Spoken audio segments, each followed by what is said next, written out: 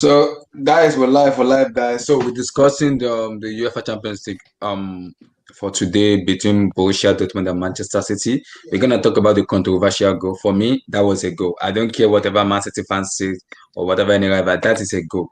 And VHL, I don't want to sign a photo. You guys. You guys should f yourself. Man City fans, f yourself. That was a goal. That was a daylight robbery for me, and I cannot accept that. And for Liverpool and Madrid, that was a daylight. For me, that was a pimp slap. It's like beating someone from their yard. That was bad. That was real bad. I just can't. I can't believe what happened, but it's what it is. Liverpool fan that was very confident. You guys need to humble. Yeah, I know the second leg is an Anfield, but you guys need to humble and you have to give respect to Zinedine Zidane for me. It deserves some appreciation. It deserves. It's been like Liverpool fans have been like, no Ramos, no Varane. We will pimp slap, we will lubricate, we will induct Madrid. Who came out on top? Ala Madrid. So you guys have to respect Zinedine Zidane and what he has been doing. So undisputed, go for it. What's your take on the match? Firstly, Liverpool. Klopp bottled it, in my opinion, from the moment the lineup was announced, and he put this guy Keita in midfield. I knew we were screwed. He doesn't really add anything to our game, to be honest. At least every time I've seen him this year, he's been so slow, so weak on the ball. Doesn't add any kind of creativity, and their midfield just overran ours. The messed up part is that we were playing a high line, and yet we weren't pressing. So Kroos kept pinging these balls over the top. Speak about the generational talent, Thiago. Dude, he improved us. He improved us, Klaus. You have to admit. Second half we were better than first half. He did improve us, and so I don't see how this is in any way his fault. There is a reason he didn't start that game, because Klopp didn't trust him for this game. Klopp has made some serious mistakes. Okay, and how did that turn out? How did that turn out when he subs him on the 41st minute without any kind of injury reason? He subs him on the 40th minute, and there isn't even an injury. He just has to bring him on. And then you get to the second half. I thought we played all right, but then Shaqiri and Firmino, they came on too late, in my opinion. So it's going to be quite an uphill. But by the way, guys, I just want to ask you this. Which midfield is better? Xavi, Iniesta, Busquets, or Kroos, Modric, Casemiro? Toni Kroos, Modric, and Casemiro. I don't know. Xavi, Iniesta, man. I gotta go Xavi. Okay, if they win it again, Xavi, Iniesta as well. After seeing what they did, come on. Yeah, no. If they win it again, what if these three win it again, fourth time? For me, undisputed, Iniesta is more talented than everyone, but same. As a trio, they are better as a trio.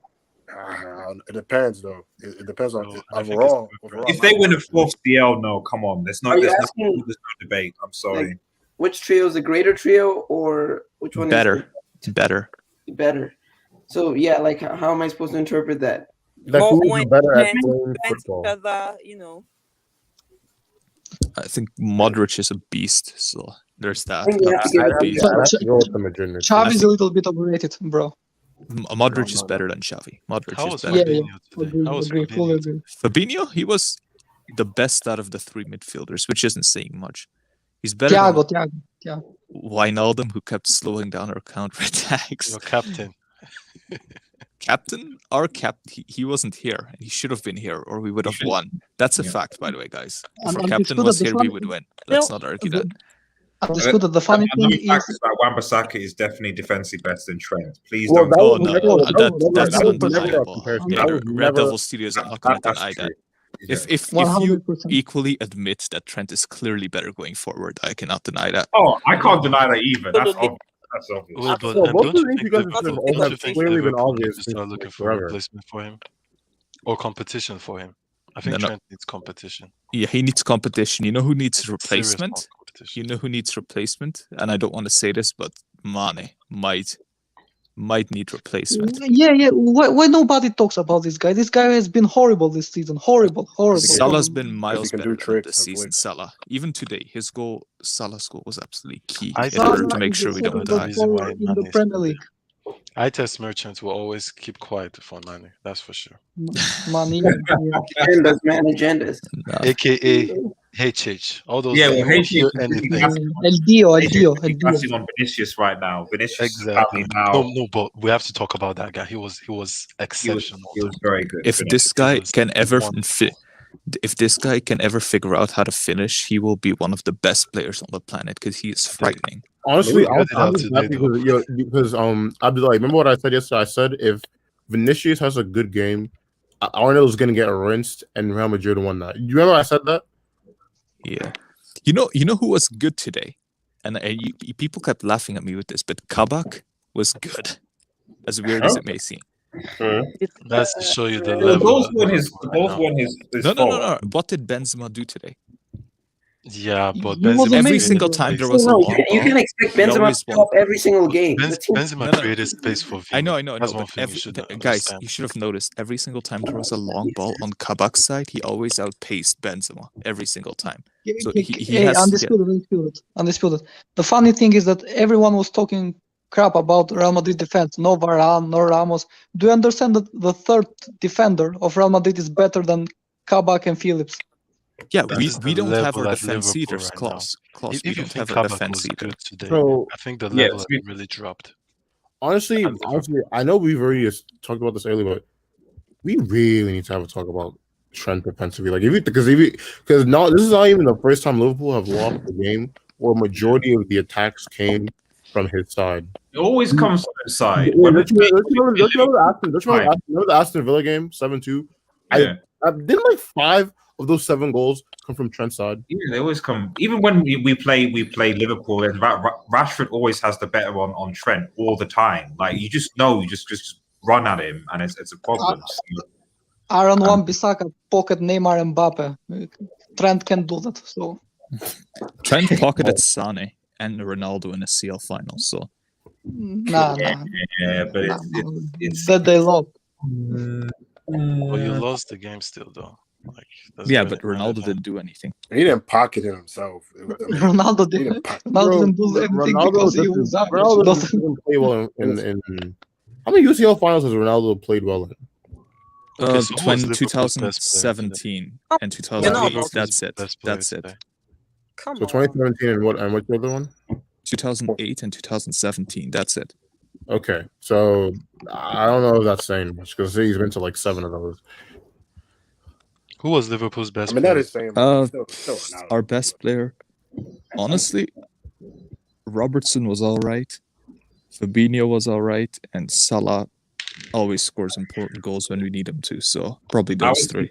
Was And the Thiago flop of the game? Thiago was Thiago. So guys, he was let me better. come to undisputed now. He was Liverpool better fans. than Keita. He was better than The Keita. generational So let me come to undisputed now. Undisputed. but- dude, I've already Who do you talked for blame like. in the? Wait, who sorry. do you blame in the match? Do you blame because I for me I should have started Jota and the Firmino together in the 4-2-3-1 formation, and Thiago and them Fabinho together. That will work very well because now you have Firmino as a number 10 or a number 9. Then Jota can be the woman number 9 and go for we can do it. But the way Madrid defend though, it was difficult for Liverpool to even get a snitch into the match. Toni Kroos, Luka Modric, and then Casemiro. Oh, there's no way you passing that. And they have a Mendy who can defend properly. I blame Klopp. I blame Klopp for starting Keita, which is a big mistake in my opinion. You know what I think about this game? I think Liverpool lost. They just gave the game to Real Madrid from the lineup. Klopp made a big mistake. I was surprised that Thiago didn't start the game. And just as someone said earlier, they were very slow, extremely slow in the first half in that midfield. Fabinho and Keita did not do a good job of spreading the ball quickly, especially when they had possession. And even when they had to recover possession, they were not quick enough, going after the ball. But if you watch the game very well, you'd have seen that things like that changed after Thiago came on. Spreading the ball, passing the ball, and making Real Madrid at least feel uncomfortable. And of course, that was how they were able to get the goal. Madrid were extremely comfortable in the first half. Extremely comfortable. Forgive me, I'm not trying to underrate his talent, but for a player like Vinicius, we see the way he plays. Yeah, he's all run and speed and dribbles and stuff, but usually he tends to panic when it gets to converting, the final ball or scoring the goal. For him to have scored 2 goals, I feel like he wasn't pressured enough. He was way too comfortable. And I feel it's a testament to how much Liverpool did not do in, haranguing him and, giving him, pressurizing him and stuff, especially in that first half. That's what I think. Liverpool just gave the game to Real Madrid. Well, so you blame Klopp for the match, or you blame the setup of the system? I blame Klopp for the match, for the lineup, the startup, and I think on the good side, he saw the mistake he made, and that was why he was, because normally, coaches will be worried about upsetting the players, taking off players in the first half, how embarrassing it would be. But for him to have made that decision to take off Keita in that first half, even with 5 minutes to the end of the first half, it showed that he realized he had made a mistake. Yeah. He realized he had made a mistake with his lineup. He knew already, so I can understand that. Last game. When was Keita's last game? Maybe last year, or when was it? I can't even remember. I can't pinpoint it when. Because it doesn't make sense. Keita's played 14 matches in the Premier League and the Champions League combined. I don't think he's played like last month, throughout of last month. And I don't know he has been injured recently. No, but how does it make sense to Klopp to bring someone who is just coming back from injury and starting him in a game? I think it's all about. I think that's what I said about Klopp. The way he trusts this player is way too much. He's over trusting this player, and I think it's gonna cost them a lot this season. Not trusting it. It's overthinking sometimes.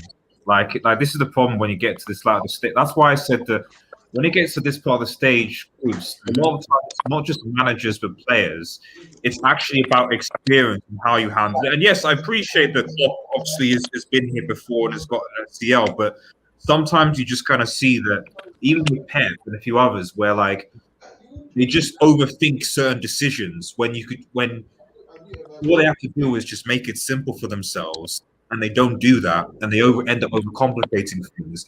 Pep even somewhat did that today to a certain extent, although it paid off in the end. Whereas with someone like Zidane, I just think Zidane has been in a situation right now so many times now that he basically played the team that we expected him to play, and he got the job done. He's not going to make any ridiculous changes. So yeah, I just think sometimes it's just panic, not used to the event. And also, I think what helps Zidane is that he doesn't really have a choice, because like half of the team is injured, so he just literally he had to play. If Zidane wins, if Madrid somehow win, like I told it before, I think we went live. If Zidane somehow wins the league and the Champions League, despite everything that's happened this season, he has to be considered one of the best managers of all time, arguably the GOAT. Because of how greatest. Fergie biological father. Hey, stop talking about Fergie. Leave Fergie out of it. Yeah. One CL with penalties. Allow it. Red, you should understand that he's saying this because you guys destroyed them in the Champions League, so it's coming from a place of hurt. From hurt. Yeah, I get. We always remember that current manager that got us that treble. The only treble. Samuel, your take on the Liverpool-Madrid matches. How bad were Liverpool? Or did they have chance in Anfield going to in the second leg? I said yesterday on the stream, I said Liverpool are a mixed bag. You never know what to expect of this team. One day they come out with a brilliant attacking performance. Another day they look like a bunch of kids playing adults. It was absolutely shambolic. The pattern of play, they were nullified.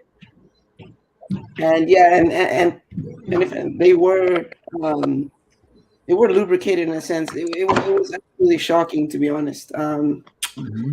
Yeah, and yeah, as for Real Madrid, you've got to appreciate Zinedine Zidane. He was obviously in an advantageous position. Varane tested positive, I think,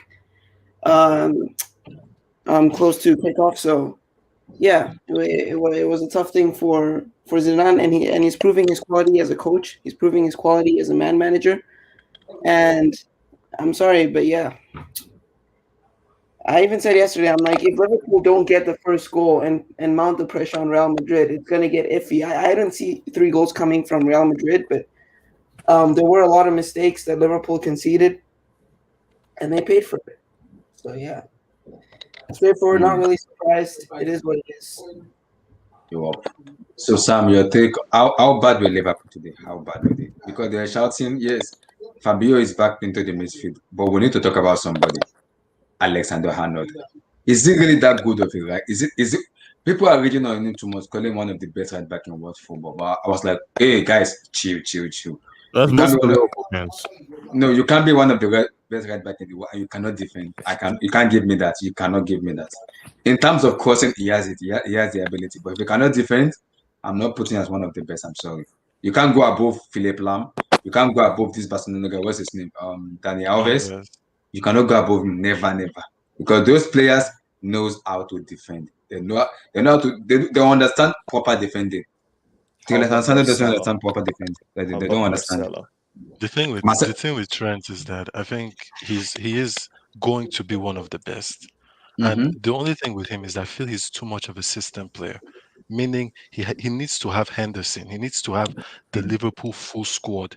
That's with Van Dijk, with Joe Gomez. If he doesn't have that, he gets exposed because those guys actually help him out, Well, that's especially because when he's a he. midfielder. I think people forget he's a center mid. He's a center mid by trade. That just played there because like Yeah, finding but out as a everything. right back, he's not bad if he has the right cover. I know, but that's what I'm saying. That's Yeah. why he doesn't have that. That's why he just can't naturally do it on his own because he's not a And technically a natural another right thing back. that is the problem is he doesn't have the pace that Mm-hmm. a right back should kind of have if he's going to bump forward like that. So I think that also affects him. But I can't say he's not a bad. I can't say he's not a good player, and I feel he's going to be one of the best because Yeah, if of you look course. at his age and everything, we have to be fair. This guy, what he's done for Liverpool, is You know what's funny, yeah? it's crazy. The fact that you're still talking about future tense, you're talking about he will still be. This is the guy that has, some people will say he has already been. I mean, his peak he has already played at his peak. In quotes, I'm putting that in parentheses, because he has literally played brilliant football, not just over one season, over at least 3 consecutive seasons. He has won the Premier League, has won the Champions League, and if we're still talking about what he can be, I think it's a testament to how much how talented he is. And I think this season is just a bad season for him. No, he's getting Just affected by the injuries for sure. The fact yeah, that they don't have exactly. the full squad because if it's Liverpool's full squad, Henderson will actually sometimes directs him. Oh, sometimes tells him, "Oh, go forward now," or "Don't go forward." You understand all those little things that maybe we as football fans we don't see. All those things, it matters a lot, and he's not having that right now. Even Van Dijk or Joe Gomez telling me, "Okay, now it's time to go forward," or "Trent, stay." All those little things, he doesn't have that now because let's be real, who's gonna tell him that? Is it Kabak? I don't even think Kabak can really speak But English I like think that. if we say that, that means we are taking away his own individual knowledge or intelligence about the game, and I think that may be a little bit unfair to him. No. I Let's feel be real. like He's he's just having a 21. bad He's season, just 21. like Mane, just like every other player at Liverpool. You get? I don't think it's down to him not being able to make decisions or to know the right thing to do, or not. That's not just being the only No, thing. it's I not think even he's just decisions. having a poor Reading of season. the game. He's still very young. Let's not forget he's 21 or 22. So I don't expect him to have all those things locked down. So at his age, I think he should still be listening to instructions and in a way still be on the because even I listened to Gary Neville and he was saying that when he was playing alongside Steve Bruce, that Steve Bruce was always telling him, "Oh, now it's time to go." Like he's still very young too. So I don't think it like takes anything After three away from him. years, after playing at the top, at the very, very top for 3 years, having three very good seasons consecutively, you don't think he's matured enough to be able to make those decisions on his own? But let's be real. What is 3 years compared to a whole football career? No. I mean, 3 years is baby. It's like because 1 year. sometimes Like it's not it's just nothing. about the age, the player's age. Remember, sometimes they talk about, look at Haaland, for example. The guy is young by age, but the way he plays better than so many other more experienced players. So my point basically is Trent Alexander-Arnold is a fine player. He has the knowledge. That is what I think. I feel like what's happening this season is just a bad season that's happening to him in his career. Just like other Liverpool players. I don't think it's down to him not knowing the right decisions to make or when to move or when to pass. He's just having a bad season. Yeah, I get, Players and at the top. it's your opinion at the end, and Yeah, I fair actually enough. respect that Wilton, for sure. you're a witch. I swear. What the hell is this? Look at this. Shut up, dude. You look like a 12 years old. Come on, bro. Wilton's a reverse psychology mission, man. I never Reverse understood this kind of psychology. reverse psychology, bro. Reverse It's like psychology. Let's be real, it's working. You It's working sick for person, Wilton, man. so he you has want to. Sick person, man. You sick It's person. working. Guys, you I want did a not know. magical force. Guys, I don't know when Victor become HH second. He used this For weird Abdullah, is juju. it You're sick, working? man. Abdullah, This is is it working? Wilton, you're I used sick, it as man. well. To be fair. I Sick said person. Look at chat. Not too bad. At the I've end, also it's put working Chelsea for him. players as well. It's working But for it's him, so stupid. he has to continue it. Oh, But sorry. yeah, Can I quickly ask Offside a question? yeah. Offside I'm all still there. ears. Just Yeah. quick thing. Where were you with yesterday when regarding West Brom and Chelsea? I just didn't know where you were and like what your thoughts on what happened against West Brom. I was at work, so I didn't watch that game. But specifically Okay. Offside, I can't hear you. Yeah, can you hear me? I can hear you Shut now. up, Porto. Shut Okay, up, Porto. so in all honesty and thankfully, I didn't see all of the game. But from the beats I saw at the time I started watching, Chelsea was leading. Subsequently, what I felt happened was I think the international break affected the squad. Coupled with the fact that the manager tried to rest certain players ahead of the Champions League game, and Jorginho didn't have the best of games, to be honest.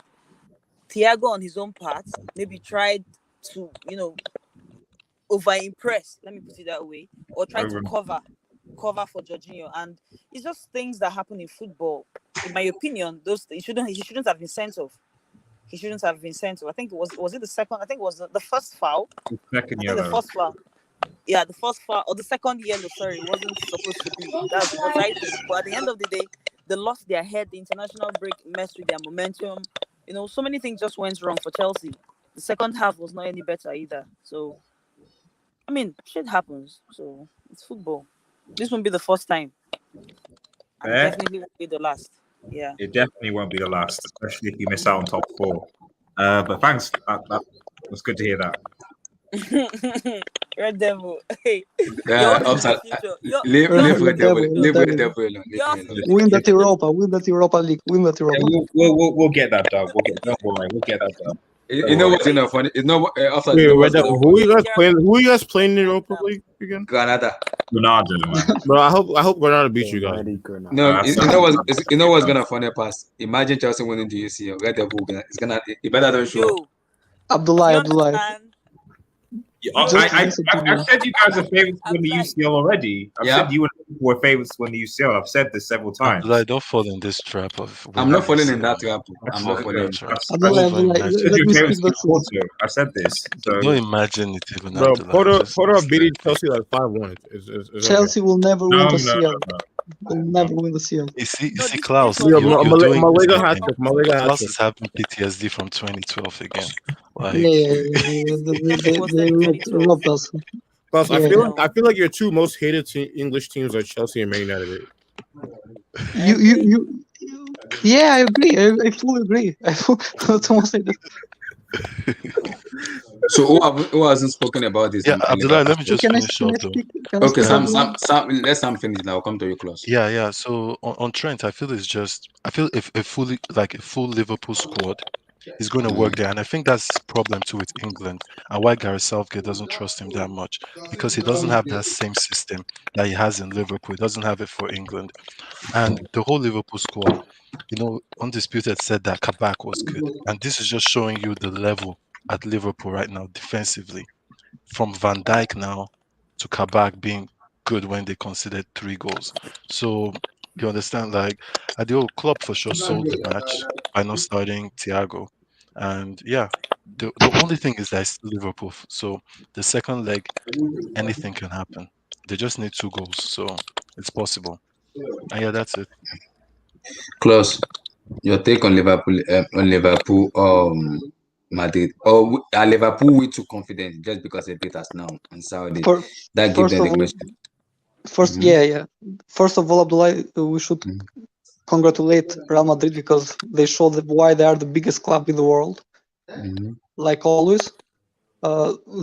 Yeah, Liverpool fans got they just beat Arsenal and think Arsenal is in 10. This is Champions League, big boy football. It's not Premier League, it's Champions League, big boy football. So anyway, outstanding performance from the trio, the midfield trio, Casemiro, Modric, and Kroos. And guys, let's be honest. Is Kroos one of the most underrated players in the world? He won the treble with Bayern Munich. He won the World Cup next in 2014. Then he joined Real Madrid, won 3 CL in a row, and has played critical part in all these competitions. So just mention to me a bad game of Kroos. Never happened. Another thing, what should I say? Liago La Encantara. Because people told me, Abdullah, that this guy won us the Champions League. This Liago La Encantara. So, anyway.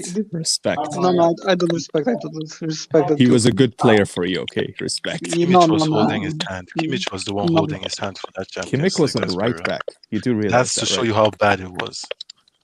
That doesn't even make any sense. That literally doesn't make any sense. Continue. Yeah, thank you, Abdullah. I think this tie it's over. Bye-bye to Liverpool. There is no chance Liverpool will come back.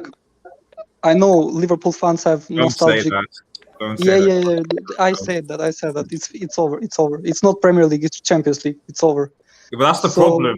Liverpool in the Champions League do this. That's the issue. So they've got a history of. Not this Liverpool. What do you I repeat, Red Devil. What happened to Camp Nou will not happen in Madrid. What I will say is that Madrid's a bit stronger mentally than Barcelona in this competition. Well, that too, and also, I mean, the biggest difference is, well, I mean, Liverpool actually played well when they lost 3-0, as opposed to whatever the hell it was. I mean, what happened in 2005? And that was a strong landslide. Well, okay, well, I mean, that one, but that team was, Red Devil. that team was playing out of their limits to begin with. Does Stevie G still play for Liverpool? Who? No. Stevie G. G. No, it doesn't. No. They have Thiago now, don't they? So people need to give that guy the dub. So you think it's over, right? Yeah, for me, Abdullah, it's over. It's not even a question. Liverpool should go for the forfeit rule. So. Also, can we talk about how bad Alisson has been? Let me come to everybody. Then we'll talk about. Klaus, we are not talk about Mane. I want to talk about so many things that happened this match. Then your take on this match. Is Klopp at fault? Is Liverpool fans way too much confidence the way they've been playing recently? Because I know you want to win, but to underestimate Real Madrid, that's bad. You cannot underestimate Real Madrid, especially in the UCL. No, that's bad. So go for it. Well, I didn't watch the game. I was watching Mancity and Dortmund. So, but from what I heard was that Liverpool didn't have the best of games. They practically got lubricated. Vinicius Junior sent Arnold back to England. Vinicius Junior was amazing. Listen, I never rated that Trent Alexander-Arnold guy. Like, I never rated him. No, this is just hindsight bias. Hey, listen, you Liverpool fans say that he's generational, so, and he's nowhere near that. So, well, he's the best right back of this generation. No, not like as in born within his age range from 1995 to 2000. Rhys James. I mean, ever since Kimmich moved to midfield, I would say Trent's been the best in his age range. Like right back or full back? Right back. If you want to be a right back, you must know how to defend an outside. No, I mean, as a right back, Wan-Bissaka is better than Trent. That's standard, So, but as a full back, yeah, I'll give it to Trent. No. I agree. I will agree with Red Devil. Continue. Oh yeah. Yeah, I think that Real has one foot in the final. No, not in the final. The semi-final. Nah, the semifinal. My bad. They have one foot in the semifinal. I think Liverpool getting that away goal was quite crucial. Whether they do, make a comeback, I kind of doubt it. But you never know in Champions League. So, but I guess a good win by Real. I think Fair enough. you guys seem to be forgetting what Liverpool did against who was it? Barcelona, yeah. Barcelona, was it last season, 2 seasons ago? But offside. Madrid are different than Remember, Barcelona. it's the same Madrid squad. are different. I mean, Madrid are different than no, Barcelona. it's not the Barcelona of now. That was Barcelona of what, 2 years ago? Yes, I know. Yeah, so But look at this Madrid team. we just never know. Madrid has They a got the away mentality. goal. They have mentality in them. You can't underrate them at all. You cannot. Yeah, but they're also beating. Also, that Their mentality, They can. Yeah. they're not invincible. Offside. They No, can be no. beaten. They Also, can be that beaten. Barcelona team was relying on one man. Was literally a one man system. Yeah, fully agree. Like, One thing, Abdullah, if Real Madrid wins the CL, this will show how great that Madrid team was that won three CL in a row. That means that Ronaldo, Yes, it's a that's little what bit I was overrated. gonna say. It's a little bit Bro, overrated. relax. Speed It's- will not no, no, no. take It to was the bank. Yeah. Ronaldo was Relax. carried by his supporting cast for years. No. It's true. What has this guy done since he left? I mean, What has CR7 with Juve round of 16 max. what has this guy done since he left Modric and Cruz for Bentancur and Rabiot? Bro, Madrid Um, lost 4-1 Ajax. he Stop did a capping. couple of stepovers. Against Porto? Yeah, those were good stepovers. To be fair, Let me come to your take on the Liverpool Madrid. Who was to blame? Are we kind of underrating Trent Alexander-Arnold, or does he need to improve his game? I mean, well, let me start with the game first. And I'll delve into the Ronaldo nonsense. But let me start with the game. As far as the game is concerned, I mean, Liverpool were absolutely awful. They absolutely got dominant in the midfield. And I feel like that's why he started Keita, because he was thinking Keita was going to press high, but they didn't press anyway. So he had no pressing in the midfield. He had no control, somebody to control the ball. So they were absolutely awful in the first half. No attempts on goal. As far as but at the same time though, even though Real Madrid dominated, they still don't. Whenever they still don't really create clear cut chances. Like they create chances, but they don't really create chances where it's they should be a goal. Most of the goals Madrid score from opposition mistakes or counter attacks, from what I see in La Liga and the Champions League. So I mean, Liverpool still have a chance, but I don't think they'll come back because I don't think Liverpool are the same Liverpool of old. That's what I think. As far as Trent, I mean, he's what he is. He's a 20. How old is he? 21, 22? 22. I mean, it is what it is. I mean, he's a young right back. I mean, with Danny Alves right back, he was a 22. I mean, he still has room to grow. He was at Sevilla. So, I mean, he's gonna get better. But now let me delve into let's cool down now with this. Yes, let's give Real Madrid credit, but let's stop the nonsense. Let's cool down a little bit. Yes, they beat Atalanta, and yes, they beat Liverpool. But it's not like it's not the teams they beat. Liverpool is not in a good state, and it's Atalanta. Let's not act like if they they didn't need Ronaldo. That's taking it too far. He wasn't carried. That's when it gets too far. No, but because people has told me that Ronaldo won the CL for Real Madrid. I didn't say Never happened. I mean, yeah, The team was top to bottom the best. You know what? The team got carried. Oh, sorry. Yeah, you can continue. Continue. No, what I'm saying is, though, of course, he didn't win the Champions League, bro. But you can't say he got carried. He didn't get carried. It's a team. He was one of the main reasons. If you take away his goals, bro, they don't win. They don't win the Champions League. It wasn't just the midfield. There's games. There are a bunch of games where Real Madrid's midfield struggled, and his goals won them the game. That's my thing. The same team. Abdullah, could you mute your mic, please? Yeah, it's a little bit loud. What happened? Just the background noise. Oh, okay. Well, I'm just saying this same Real Madrid team lost it without him 4-1 to Ajax at home. So, and that's Modric and Kroos are playing in that midfield. So, I'm just saying, let's relax a little bit. Let's just relax a little bit. That's all I'm saying. See what you mean. You know what's funny? Red Devil Studios. You mentioned 2005, right? it's quite funny how nobody will. You want to talk about degree of difficulty, and the guy in my avatar, carrying a team to Champions my League God. glory. I mean, they cheated, so there's that. But Guys, No. I digress. Let's continue. I don't want to. Yeah, I don't want Dobby to Alonso, relax. Yeah, Premier Dobby League digress. first. Yeah, So Dobby guys, Alonso, Claus, relax. I'm right. I want to Yeah, talk go about. school I want to tax. talk Go about school something. tax. Gerald with I want to talk Premier about League something. first. Is Guys, another thing that we like need to talk about it. Go relax. go because school tax. Is We need to all. talk about this man here, Sadio Mane. Actually, How wait, poor has been Sadio Mane this year for Liverpool? he's been It's not horrendous. been, He has been it's not been horrendous. the Sadio Mane of last year we know, of last 2 years we know. What has gone on for Sadio Mane? Undisputed. What's going on? I think it's might be time to cash in, as sad as it may seem. Yes. Thank you. he's gonna be 29 in 3 days. Yes, and his pace is clearly declined. His Yep. ability to shield the ball has declined. He's not dribbling past players anymore like he used to. And I'm thinking, like, if someone like PSG comes in with 80 million, I think we should cash in. And I'm just probably why we'll should play. PSG buy that Wow. dude? Wow. Yeah. Wow. That's you don't think that's a PSG. knee-jerk reaction? No. That's This isn't knee-jerk. This is remember- based on all season. This isn't just based on this game. Come on, Based He has on been all he's horrendous. seasons. having a bad So- season. But can The you whole squad- can you this- judge a this- player this- on one this- season? This is But the literally thing the is, same. The thing Go on, is, go on. when he's 29 and he's reliant on pace, and he's reliant on dribbling, and you can see it visibly declining. But I'm let's be thinking- realistic. It's goal scoring that is the problem right now. It's not really the dribbling.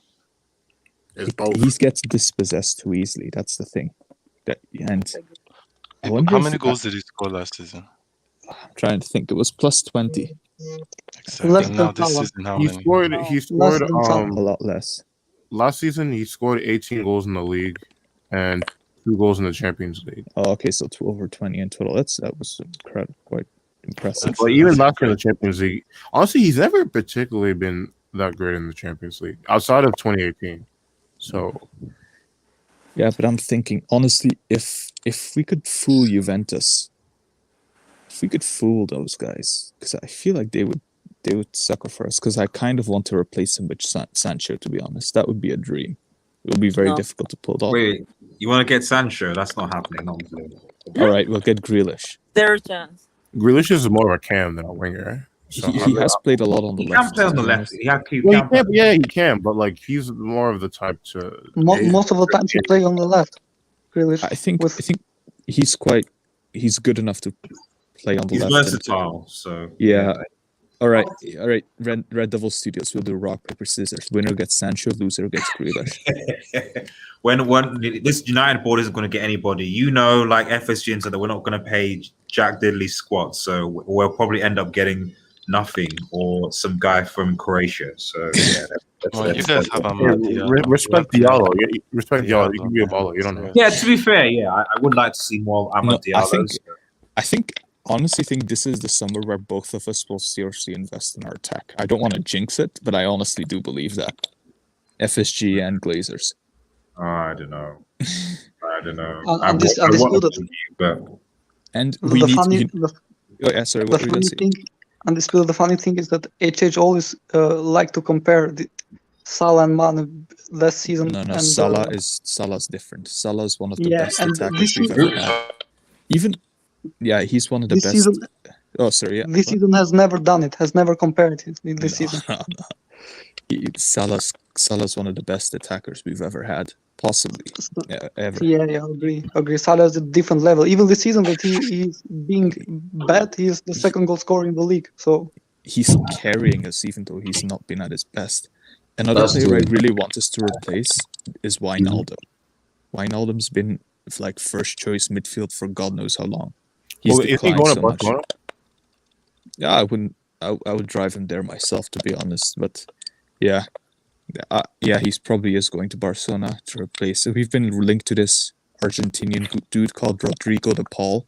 I'm not going to pretend like I know that much about him, other than the fact that he starts for Argentina and he plays in Syria. Yeah, I We'll think he see. plays Udinese, right? Yeah, and people say he's quite good. Like at least the Syria fans that I talked to, they say he's like top 3 in the league, mid-central midfielder. So we'll see. undisputed. You should sell Let me that come to to Red Devil. that, Red Devil. that This guy, Bobby man, Firmino. How bad has it been this season? Or is it because of club system or the way the season has been overall? Talk to me about LDO, Sadio Mane.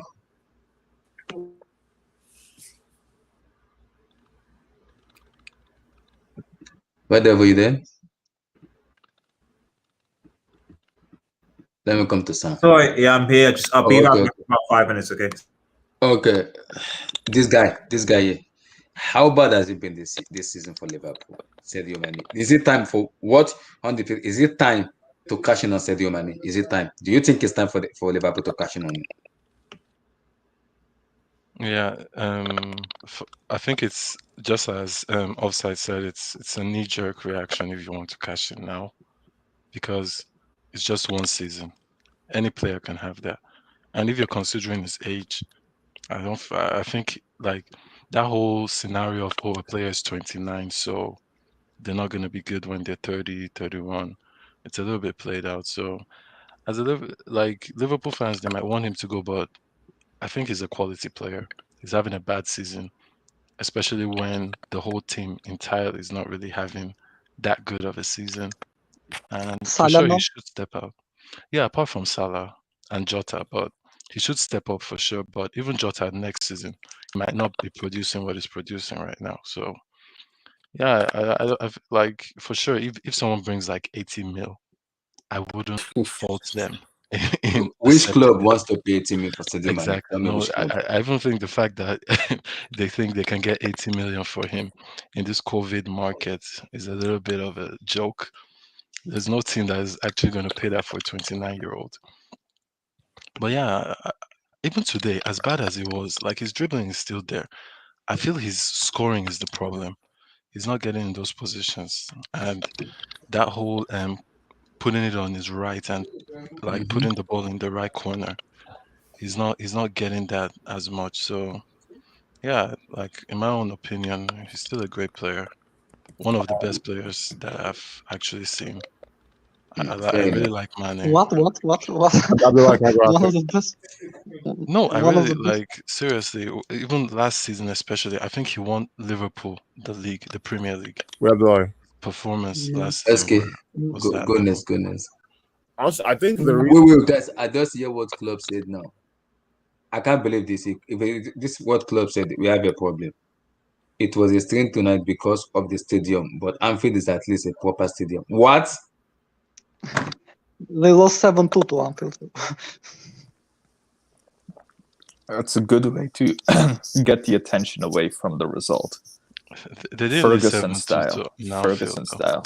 Are you telling me because of the stadium you lose 3-1 to Madrid? What? What is club smoking? No, but let's be real. That stadium is a little bit awkward. Let's not joke. No. It's an awkward stadium. Is club gonna tell me because of the stadium now they lost the match because of the stadium, the Stefano Stadium? That was the reason they lost. That's a dumbass excuse. A dumbass excuse for But a Abdullah, when manager you of his look at that experience. stadium, Abdullah, when you look at that stadium, how does it look to you? Sunday The stadium looks awkward. Seriously. Like, I don't know if it's too small or it just looks like a training ground. Doesn't even really look like a stadium. But yeah, it's not a reason for them losing though. But why when they asked him about the result, why did they bring out the stadium? Why? He needs to protect his players. So yeah, it's taking attention away from the result. And even letting them still have that motivation that okay, they can still come back. So it's mind game tactics. Yeah, but I will say that stadium it looks weird. Like it doesn't look like a stadium. And it looks very small. I don't get it. Fair enough. So who has spoken about Sadio Mane? I've not spoken. I've not said. Oh, I've not. Wait, I haven't gone yet. Let me go to SK first. SK. So I think I actually kind of agree with Sam a little bit. I think like his overall general play hasn't been that different. I think what it is I think that Mane has been growing more frustrated with that.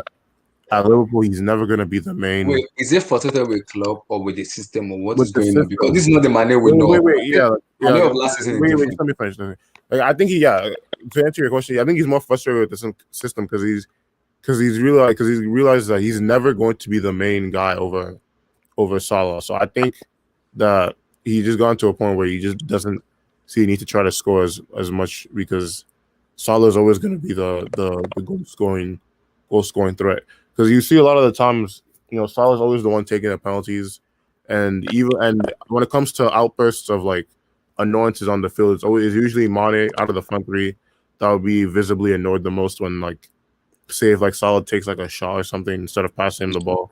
So I think that's just manifested itself and has gone worse this season, and that's why he's performing this poorly in terms of goal scoring output. Fair enough. Chimere, go for it. I still have stuff to say though about. Oh, I'll come to your side. Let me come to Chimere. I'll come to you. No, he can go first. Okay. Outside, go. So, do you think Liverpool fans are too over? Like they want to say Sadio Mane? Reacting. Is he They're just reacting. overreacting? Yes, because Yeah, we know how good of a player Sadio Mane is. We know. Oh, Is yes. it overall the season bad overall season, or just judging club system needs to change a little bit to fit into other players? So two things. I think it's a combination of both. Yeah. First of all, I think it's a little bit disrespectful. Coming from coming from Liverpool fans, from a guy that has been very selfless. With them for the past couple of seasons. He has been at his best for the past couple of seasons, and this is just one season that he's having a downtime. I don't think it's fair to just want to ship him off. Talking about the age, he's 29, and so we've seen players that hit top form at 29. His talent and dedication is not in question. Now, the aspects of the team, I think I've always continued to say that Liverpool have made a huge mistake. They've really failed to, rejuvenate the squad. They've really failed to. This has basically been the bulk of the same squad for the past 3 years, 4 years, going to 4 years now, that have been doing, everything with the signs and wonders, competing, almost winning the Champions League, winning the Premier League. They've not really, brought in much competition into the side. And I think a competition that can challenge him for his sport is something that he actually needs at this point. It seems like every game he knows is going to start. Klopp is too trusting of his old guard. Those guys that delivered for him, even when they are not performing, he's not ready to drop them, bring in other players. And I think that's part of what's costing them. Mane he doesn't seem motivated. That extra motivation, knowing you have to fight for something, the Africa Cup of Nations coming up maybe next year, and then you have to play. You get me? So I think that is something that's affecting his game. He needs something of like a fresh start or a new motivation. I don't think that has to come in a different club. I think Liverpool is a good place for him to do that. But between himself, the bad season the whole squad is having, and Klopp's insistence on playing him, starting him every game, I think all those things are playing the part in his poor performance and output. Fair enough.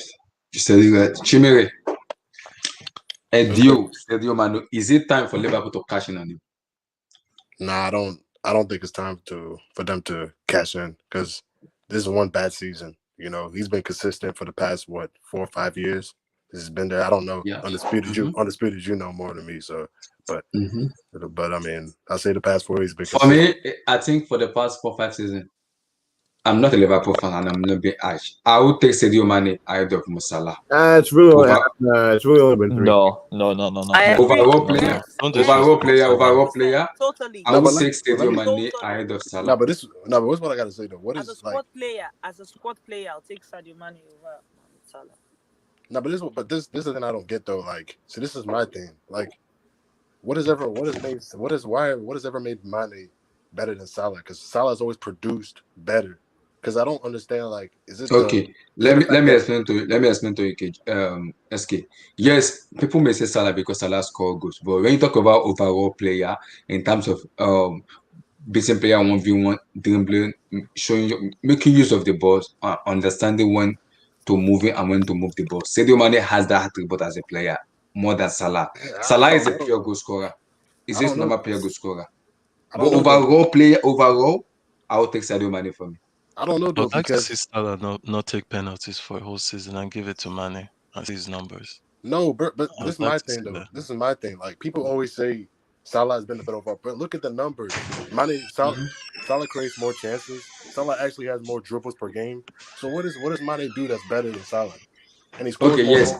goals. SK, you are right. We have to, when we compare, people say Ronaldo of United and Ronaldo of Madrid. The difference between Ronaldo of United is he dribble a lot, he beat players a lot. But Ronaldo of Madrid is more of a pure goal scorer than a dribbler. That's the difference between Sadio Mane and Salah. Salah is more of a pure goal scorer, but Sadio Mane is overall better player than him in terms of No, dribbling, he's not. He's beating not. players 1v1. None of No, the But no, stats. no, Sadio no. Mane He's has not. that attribute. None of this numbers show that though. Exactly. Salah contributes more chances. He creates more chances. He actually has more dribbles per game than Mane. So I think there's an agenda on Salah actually. People really That's it. downplay. Even some Liverpool fans want him to leave. If they lose a game, they start blaming Salah for some weird reason. Because Salah I don't improves know. Liverpool. That's the thing. I'm telling you, take Salah out for a season and let Mane be the main guy. And I'm telling you, Liverpool won't even get top 4. How much you want to bet? That's true. You're right. 75 or 80% of their goals has come from Salah. So I agree. He's a greater player for Liverpool than Steven Gerrard even because he won the Champions League No, and Premier League no, for no, them. no, no, no, no, no. That's too far. Okay, no, I want to respond to that. Abdullahi, let me respond to that. That's not it. That's not it, bro. No, no, no. Premier Steven League and Gerrard- Champions League. No. Okay. Steven Gerrard's 2005 Champions League is the greatest dud from any player in Champions League history since 1992. Individual effort. Name me a greater individual effort than Steven Gerrard in 2005. Any Champions League season by anyone. Don't name me any Messi or Ronaldo Champions League campaigns because they always had world-class teams around them. What about Premier League? Okay, but there's no Liverpool have never been as good as I've never been a good all-around team as well as they've been this year. Though. You haven't answered my question, by the way. Name me a greater dud than Gerrard in 2005 Champions League. Yeah, but you're calling. I'm saying overall, what Salah has done for Liverpool overall. So he's won more League trophies. and That's Champions that's League. your I want argument. to ask you this. Right? In 17, before Van Dijk came, were Liverpool looking like they were getting shots for the league title? No. And Salah was still scoring like 20 goals high in that first half of the season. Yeah. And they were like fourth or fifth. Here's the thing. Liverpool's Premier League win and Champions League win came on the back of a great unit. Salah was really important. Salah and Van Dijk were the two most important players, but it was a great team. Gerrard was a one-man army. You're just going to discount the slip that happened against Chelsea. It's one mistake, though. It's one mistake. He played here for 20 years. Salah's missed chances. You guys had the Premier League in your hands, and your captain, your greatest player, slipped. He's not our greatest player. First of all, he's not our greatest player. That's one of the reasons I don't rate John Terry that much highly, because John Terry, when it mattered, he slipped. So it's opinion, and it's your club at the end. Wait, so you don't rate him as a defender because he's a great defender, but do you know? I actually believe if John Terry was playing for Chelsea at the 2012 final, I felt we would have lost it. I was happy when he got the red card. I mean, he wasn't in his peak. FYI, Scholes is better than Gerrard, just as an aside. Anyway, continue. Facts. Gerrard slipped when it mattered. I'm not saying that he's not a great player. Gerrard was a Ronaldinho away from winning a Ballon d'Or. Guys, I digress. Continue. Frank Lampard. Continue. Oh yeah, Lampard actually finished. Steven Gerrard, Lampard. I don't want to go into that debate. We're not gonna start that debate. But anyway, so we were talking. What the hell were we talking about? You called Salah greater than Gerrard. No, I didn't call him that. No, that was Sam. I did that. So continue. So what going forward now? What do you think about Liverpool entirely? Salah, Mane, Firmino? Because I've been listening to some Liverpool fans. They've been saying they want Salah to go, they want Mane to go, they want to replace him with Mbappe, Sancho. I was like, hey, guys, chill. Honestly, I think that Liverpool, what Liverpool need to do is they need to try to move away from relying on one system all the time. Because when you do that and then it doesn't work, it's very hard to be successful. Like pretty much when Van Dijk went down, he's such a linchpin in their system that it was like, well, like they're definitely not going to win the league. And I think that And I think that Klopp has been a little bit of a philosophy merchant in the same way that Pep has been, just a different type of philosophy. And I think that the biggest problem with philosophy merchants is that when their philosophy is not working, they don't have a backup of any kind. So I think that the best way to mitigate that is to get players that are more like naturally on the higher, just naturally now of naturally higher quality. If that makes sense. But I guess the question would be like where exactly, like where would they It's not upgrade? easy to find, man. I'm not saying it's easy to find, but it's kind of necessary. Like No, no, what- let me put this undisputed. If Klopp left Liverpool, I don't see Liverpool ever challenging Man City with the same squad. Whereas if Pep left Man City, whether I can see Man City still challenging Liverpool. because they're backed by billionaire. I'm not saying. Whereas me and Red Devil Studios, we have American leeches, so it's a little bit harder to do that. But I don't know. I get that. I'm not saying it's like your club's fault. I'm not saying like it's the manager's fault. But I'm saying you can have to get to that point because those are the teams that win Champions League. It's very rare that you see teams that it's always about the guys that are individually brilliant on a very, very consistent basis. Mm-hmm. So it's like, and that's just how how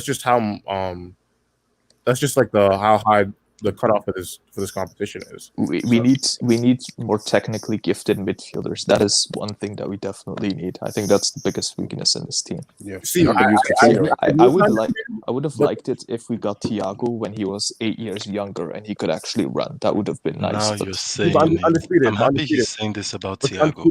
here's the thing.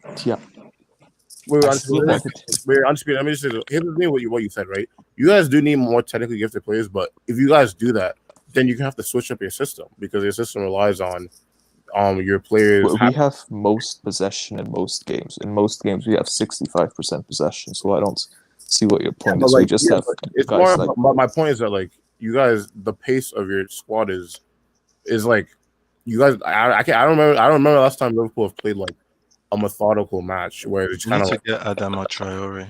That's the thing. Someone like that, though, yeah. To compete with Mane. Nah. Traore hasn't even been good.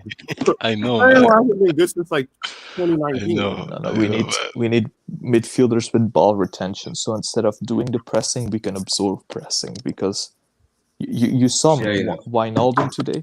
Wijnaldum, he made me want to punch Wijnaldum today made me want to punch my own screen. He had at the end 87th, 88th minute. I don't know if you guys remember.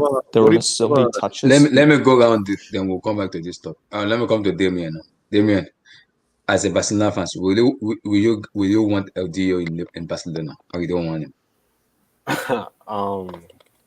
And even if you want LDO, who will you give Liverpool? Just say hypothetically, a transfer between Liverpool and Barcelona. Who would you give? I'll take Griezmann. Yeah. I mean, yeah. They can have Griezmann if they want. I mean, I would take him, I guess. I feel like he can suit us, I guess, better than Griezmann. Yeah, I'll take him, even though he hasn't been, quite good this season. I feel like, in a better, in a different environment, I feel like he'll start showing his real quality. Can we have the Oos? No. Come on, man. Not the Oos, man. The Oos is in form of his life, so let him enjoy his life there. He's in form right now. Remember when Dembele was better than Mbappe for like 5 minutes? Yeah. It was the best 5 minutes of my life. Continue. Yeah, so I mean, I feel like what has gone wrong with Mane, in my opinion, is just that I feel like the team is just. I feel like it had its peak already, and it's just time to leave the team. Do you think Jurgen Klopp's system is hindering? Do you think Jurgen Klopp's system is hindering Salah and Mane? Because if you look at the way they play, yeah, they score goals, but they have not been this prolific enough. Unlike last season, when they will beat him 5-0, 4-0, 3-0, and you are done. Especially in Anfield, how dominant they are. I don't think Even we're. Alisson Becker himself also lose suspect. So what's going on in that team? Is it about mentality or they're not just good enough as a team? I just feel like they're just burnt out, after all of that, pressing, all that work rate that, Klopp has obviously put them through, for the last like two plus seasons. It's just been I feel like it's starting to put a toll on the team right now. So that's just my opinion on. I think there's something else. I think he was the one that lost his dad. Yes. Yeah. Yeah. So I think that's, and he wasn't, unfortunately couldn't make it to his dad's burial, and his dad passed on in very very painful circumstance. So I think it may also be affecting him, psychologically, coupled with how badly the team has been this season. I just feel like Klopp should drop some of these players. Just drop them, do something different. Damian may not exactly be the best second choice, but at this point, the first choice isn't at his best. Look at I think it was the third goal they conceded. They could have done better, by his quality. I feel Klopp should be dropping some of these players and giving other people, opportunity to compete. Like But, who? but let's be real, Nico Williams and all these other guys, it would be 6-0 today if those guys played.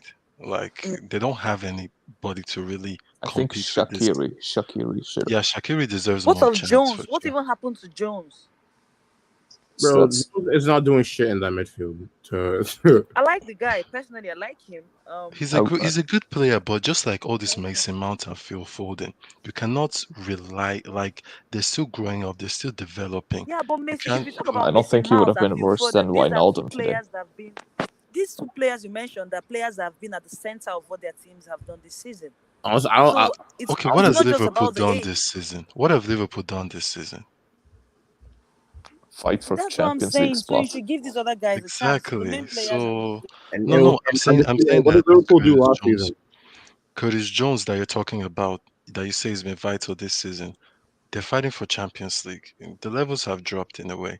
So if you don't have a Henderson, you don't have Van Dijk, you don't have all these guys that actually maybe if they're playing too much, then you could maybe put in the people you're putting now.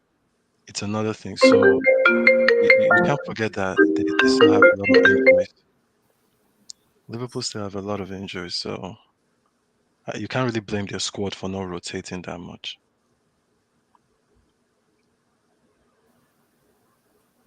Fair enough, fair enough. What have we spoken about LDU? I think everyone has. Okay. There's What a are the question. guys saying? There's a Question to question. the panel. Does club have any attacking player other than cross and pressing? Undisputed. You can No, answer this. Any other attacking player other than cross and I think pressing? I'm I not think sure. it means like plan or like tactic. I think Jota.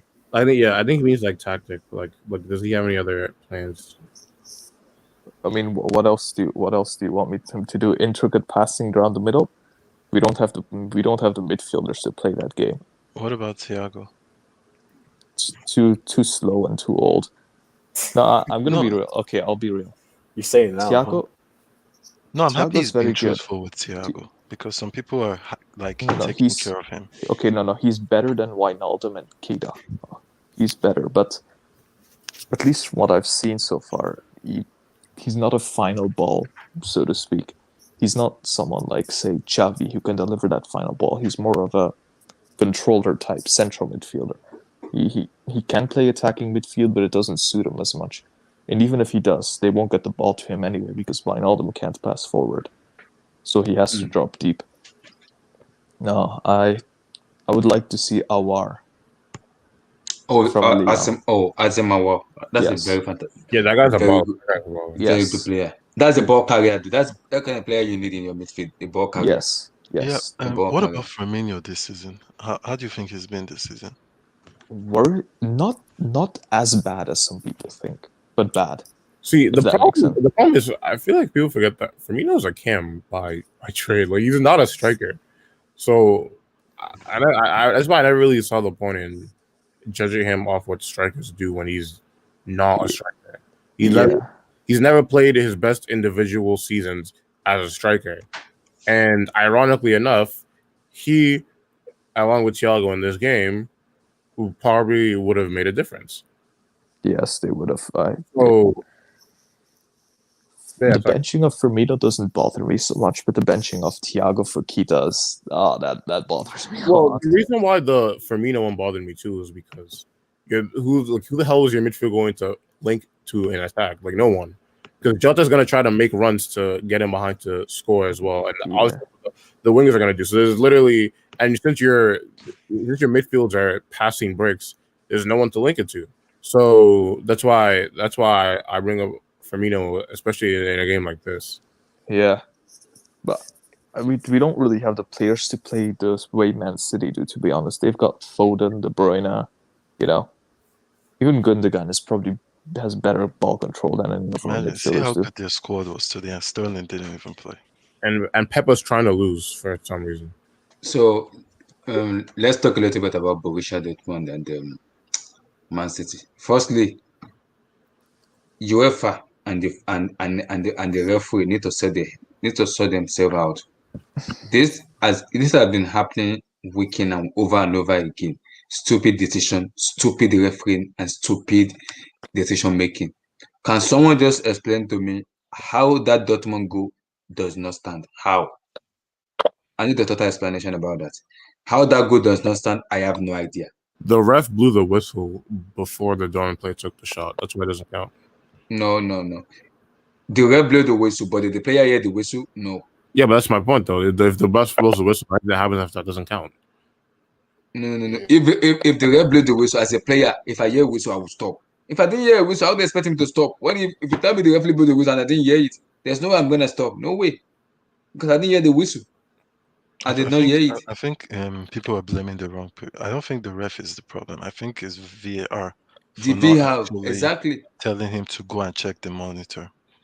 I think they were the ones who actually, because I think if they allowed him to check the monitor. He checked the monitor for the penalties. Why didn't he check the monitor for the goals? Because you can't blame a referee for not seeing that. You can't blame a referee for not seeing that. Once the moment he blew the whistle, there's no more play to be had. The only reason he went to go check the monitor was to see who the foul was, if there was a foul or not. Yeah, there was a foul on Ederson Moraes, but it wasn't a foul. It was Ederson Moraes that fouled himself. I'm saying the moment he blew the whistle, they were never gonna get a goal. The only thing they could have probably maybe gone was a free kick if they decided that Ederson fouled the Bellingham. That's what I'm trying to say. Is that the moment he blows that whistle, it doesn't really matter what Bellingham does. That goal is not gonna stand. But you know the funny thing though, something like this has happened before. I think in the Premier League. And with the Lewis Dunk. It happened in the Premier League, and the VAR called the referee back. He called the referee and then back. They gave the goal, and then they gave a goal because they didn't count that goal either, Sam.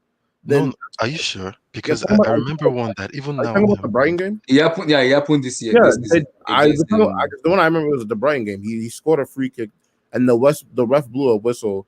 He shot it, and then the ref blew a whistle again. No. That one is different. That wasn't this. No, the one that happened. I think it was against Sheffield United. Yes, exactly. You're right. Sheffield United, Man United. And even a lot of coaches started telling their players that even if they blow the whistle, still score. Keep going because VAR is gonna check it. Because VAR might check it and they might actually say it was a goal. So it has happened. But the thing again is that they change the rules almost every month. So you never know. Maybe they've changed. We don't know exactly. We don't know what's going on with this kind of IFAB rules and them UEFA rules. They change the rules almost every month. But they couldn't check the. They couldn't check the. That's something I don't even understand. How can you be changing the rules of a? You're not allowed to check VAR for when that blows the whistle. I don't understand because for me, they show the replay over and over again. They keep saying it. Ederson Moraes was the one who fouled Bellingham. Bellingham didn't even touch. Bellingham only touched the ball and he scored the ball. And they asked me, he said I did not hear the whistle. He asked me, he said I did not even hear the whistle because their job as a player is to keep playing until the VAR come in and step in. VAR for me, that is the job of the VAR. They need to step in and tell the referee, come check the monitor, come see what's going on. We are not sure, so that's why we're giving you the chance. They're not allowed to. but They they're are not allowed to allowed do to. that. Like once the They ref, are allowed in the Premier League. It's once the done. ref, I've seen it done in the Yeah, Premier but League. the Premier Call the League, referee. yeah, but the Premier League and the Champions League don't officiate the same way. I know, yeah, but this is the top, an European top. No, but the Premier League, I think it was last season that they introduced that the pitch side monitor, but it's only on three conditions, on 3 occasions: penalties, red card, and specific goal incident. Like it must be. It must Mhm. be not just if it's not a red card, potential red card incident, they're not going to use the side monitor. If it's not a goal, they're not going to use it. If it's not what's the other one? Red card, goal, and I've forgotten the third one. So there are specific situations where Mhm. they are supposed to clear cut situations where they're supposed Yeah. to. But then again, So as Abdullahi said, the VAR has to be the one to invite them, to use the pitch side monitors. And in most cases, when they use the pitch side monitors, they tend to, overturn the decision. Mhm. So do you think Man City were lucky today to get away with that? And what chances are you guys giving Borussia Dortmund in the second leg in Signal Iduna Park? Let me come to offside now. What chances are you giving them, or were Man City lucky today after watching the First of all, match? I didn't watch. I mean, I could only watch one game. I didn't watch the Mhm. bulk of the game. But the thing is, for me, for Man City have gotten the result. They played at home. Mhm. Pep, of course, is an experienced manager. This is a quarterfinal. I expect him to Mhm. get to the semi-final. The most surprising thing for me was actually City stopping Haaland from scoring the goal. Yeah, he assisted, but then being able to stop him from scoring the goal. I think he saw a one-on-one with Ruben Diaz. For me, he should have chipped the goalkeeper instead of placing this for me. I'm happy you guys are Exactly. seeing So he's human. He's not a Mhm. robot. He's human. I know. I know. it's like you've been waiting to say that. So I think being able to stop him, maybe it's a big against his head. It was like, okay, Almighty Man City, Almighty Pep Guardiola side. So that may have played the part because we know Haaland, we know how efficient he can be and how clinical he can be in front of goal. In the second leg, they may win, but I don't see Man City not qualifying for the next round. I don't see that at all. I don't see that happening.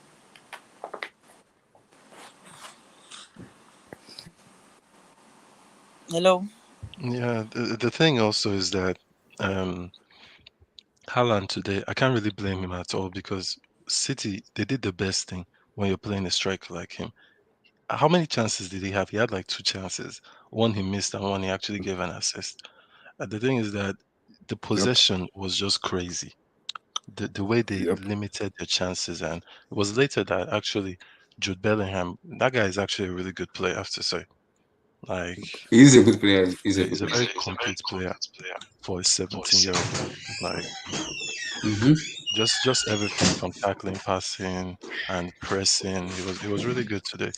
But yeah, like Haaland, for me, I think I'm one of his greatest critics because like unlike other people that feel he's the finished article, I still feel he needs to develop and Yes. he has a lot of things to learn. But for this game on its own, quite right, he missed that one chance, but for sure they should have created more. And I think if they had someone like Sancho instead of that other guy that they had, I don't know his name. What's his guy they Um. had? Some random youngster. Yeah, that guy. You could just see that he was out of his depth. Like Yeah, because he's a good player. he only played four. He's only played 4 matches in the season. Exactly. Like I can't blame the guy. And another person that disappointed a little bit, but he's still a baby, is Gio Reyna. I expected a little bit more from him when he came out, but he couldn't really do anything. But if the Sancho was there for sure, they could have. So, what I chances feel are you Haaland guys would have. giving them? What chances are you guys Haaland would have giving scored. Dortmund in the If second leg? Pep, if Pep tries whatever nonsense he was trying to do today, Mm-hmm. because honestly, for the first 10, 15 minutes, they Wait, were. wait. Eski, we're hearing the background at the back. I don't think that's me. I think someone is watching this. Hello? For sure, someone is watching.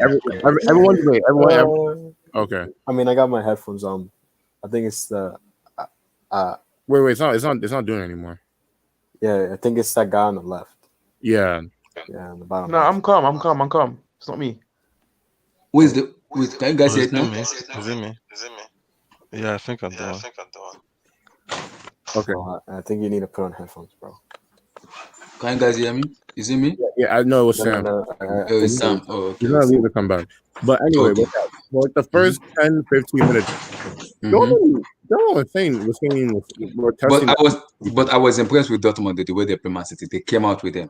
I was impressed. Exactly. That's what I'm saying. And I'm saying that Man City played it exactly into their hands, and it wasn't until like, I mean, if you look at what happened in this game, it took Emery a stupid Emre pass by Can. Emery Can to get their first goal, and the second goal. I mean, I was watching the Liverpool match towards the end, so I didn't really. But I just felt like they scored In the 98th minute. 98th exactly. minute. So it took a mistake and a last minute goal to eat by a Dortmund team that almost conceded 3 goals to Sevilla. So I think that if they try this, hearing a back. Wait, I'm hearing a background. What's going on? Everybody, mute your mic, everybody. Let me see. Is it for me? Wait. Actually, yeah. So also, let's just do like this. So everyone just mutes their one person talk at a time. But yeah, I think that if Pep tries this again, then I think Dortmund have a chance. But if Man City just play the way they normally do, and then I think they should go through no problem. So who is giving Dortmund a chance? Who? Yeah, Dortmund do have a chance though. They get Sancho back. Sancho's the key for them. They don't have no outballs. Let's be real. They need an outball. They need an outball, or if they have no Sancho, I don't think they're going through. City are too strong for them. But we have to get the. Hello? Is it still echoing? I think it's actually Abdullahi. I think it's Abdullahi that's echoing, man. No. Oh no, it's not. No, yeah, I think it's. Oh, wait, what? Bro, what's going on here? Yo, guys. Is it me? Let me come in and come out. No. It's not you because it's all of us. Because you were. Wait, you know what? Everybody's let Asap, the guy next to me, like on my right. Can you mute yours? Let me see. Okay, is this still echoing? No, it's not. No, it's good now. It's good now. So it's your mic. Oh, I think yeah. Siberia mic. Dortmund are getting destroyed. Let's be real here. So let's be real. Let's be real. Are you giving Dortmund chance or no? Am I giving who a chance? Borussia Dortmund. Everyone's mic except Osman. One at a time. Who's first? Yeah. Hello. Can you hear me now? Osman is going. Yeah, we can hear you after speak. Okay. Yeah, we can hear you. We can hear you speak. I'll give Dortmund a chance. I'll give them a chance. A very slim chance. Just because of Haaland. They're missing some of their key players. They're missing Sancho. Sancho, I don't think he'll be available for the next game, even though he's expected to return middle of this month. But I don't think he'll be ready for the second leg. Fit to start. And of course, Man City is Man City. I expect them to go through, even if they don't win. But I expect them to do enough to go through when they return to Germany. So yeah. But after that, how impressive were you with Borussia Dortmund today? Playing like that at the Etihad, not even at home. I didn't see the game, as I said. I could only watch one game. I could only watch the Madrid game. But I for a couple of minutes I switched, from one game to the other. And what I saw was mostly, for the most part of it, was mostly, City bossing the game. So I can't really say much on that. Okay, let me throw this question to you now. NASA, Park, you are my people. I will repeat it again. I said the same thing yesterday. Pep Guardiola must not get knocked out in the quarterfinal of the UEFA Champions League. If that happens, NASA, Park, True City fans, you are my guy. You guys are my people. You be my real people. Pep Guardiola and Manchester City must not get knocked out in the UEFA Champions League. If that happens, I've been leaning to Pep Guardiola a lot. People has been talking to me a lot about being calming down about Pep Guardiola, and I was like, okay, I will chill about Pep Guardiola. He must not get knocked out against Borussia Dortmund. I repeat again, Borussia Dortmund. If he get knocked out, it won't go well. We need the Pep Guardiola's team. We need the team for Pep Guardiola. It won't go Test well. tube babies. They are test tube babies for real. If he get knocked out I mean, by Borussia Dortmund, Respect Dortmund, guys. No, but Yeah. let's be real. They have a You guys gotta show midfielder that is respect for 17. Dortmund. They have a midfielder that is 17 years old. He was born in 2003. Come on. Come on. Come on. Damn, born in the 2000s. But Dortmund don't have no chance without Sancho, man. Let Chimere go next. Chimere, go. Dortmund. And my question to you now is, Chimere, is, like I said, I do it on Pep. Like I said, I double Pep Guardiola to lose against Dortmund in the second leg. It's Signal Iduna Park. If that happens, I want to have a left team. It's been long since I have a left team. It's been like since last year since I have a left team. I want to have another left team again. So go for it. I'm gonna have a chance. Yeah, they have a chance because it's just 2-1. You know, I mean, to be honest, this is how I expected the game to go. I thought City would think they would win by a big margin because if you guys win City, you know, City what they do is they try to score a goal quick, and what they do is they try to just play defense through possession. They try to just control the ball the whole game. Really, like how many chances they really not much. Like, so the thing with City is not a team that blows teams away like 4 or 5-0. They're not that kind of team. And not that kind of team that's gonna beat you like 5 or 6-0. So they will always have a chance because City is not gonna score like that even the second leg. And Pep's team has always had a weakness. If you score against them first and you put them under pressure, that's when they crumble. Look at his history and everything they lost. When Real Madrid had a 1-0 lead against Bayern Munich, that's a prime Bayern Munich. What happened in the second leg? Then when MSN took a lead into the first from the first leg, look what happened. Atletico Madrid, when they had a lead, look what happened. The next year against Monaco, they even had a lead and crumbled. Then the next year, Liverpool had a lead, they crumbled. Tottenham had a 1-0 lead without Harry Kane, that crumbled. Even Lyon last year. So people keep looking. People keep, I'm telling you, a team like Dortmund can knock out Man City. They have the players they have an attack to do it. Because I keep saying that when has Pep ever shut down a player that's a good attacking player? Even Dortmund today, they were playing people like Bellingham. You see, like I said, Man City is the favorite to win it. I want to have a Pep Guardiola team. I want to have that team. I've been leaning on Pep Guardiola a lot. I have been leaning a lot about people call him the GOAT. People call him they call this team the favorite. Like I said again, I quadruple Pep Guardiola to lose against Borussia Dortmund. That's what I'm saying. I double dare him to do it. Continue. If Dortmund, like I said on AJ Shank, and I said this yesterday, I would have played. Sancho would have been playing both legs. I said I would have picked to win the tie outright because look at Man City, like teams they've lost to. Because I don't ever think this City team is as good as the teams that that came before. And maybe last year they're better than last year, but not the two teams before. But not the 2 teams before. And who did they lose to?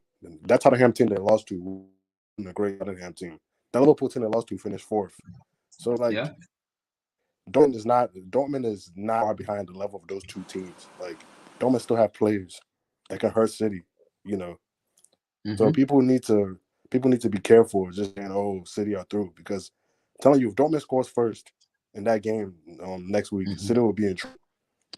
Just don't be surprised if City loses second leg 2-1 or 3-1. I'm just saying. If Dortmund Wait. If Dortmund win 2-0, they qualified, right?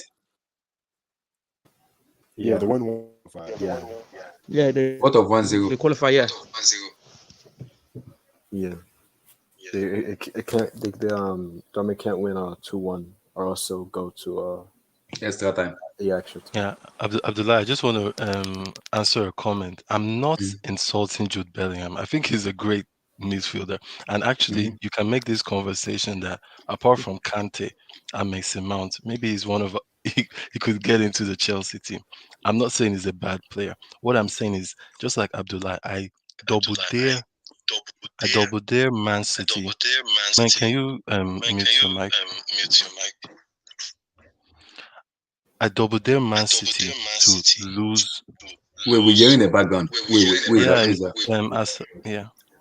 Okay, I double dare Man City to lose to a boy who was born 2003. That's what I'm saying. With the midfielders they have. Sam. People call Pep Guardiola the GOAT. I'm saying it right now. I don't want to see. I have ranted on Pep Guardiola for a very long time. I don't want to do it again. I'm respecting him now. That's why I'm saying I am double daring him to lose against Borussia Dortmund. Man City fans have been saying I disrespect Guardiola. And now it's their time to show it. Naxa and Park and True City fans, I'm saying it right now. I quadruple Pep Guardiola to lose against Borussia Dortmund. I'm saying it again. It should lose against Borussia Dortmund. Then we're gonna have a long discussion about Pep Guardiola himself as a manager. At this moment, I don't want to talk about Pep Guardiola because he better don't lose next week. He better don't do. No, he's not. He's not going to lose. I believe he's not going to lose because you got to think of it this way: they're going away, so Dortmund have to not only score, but they have to make sure they don't concede. So I don't see that happening in both terms. Maybe if they were the away team in the second leg, that could have happened.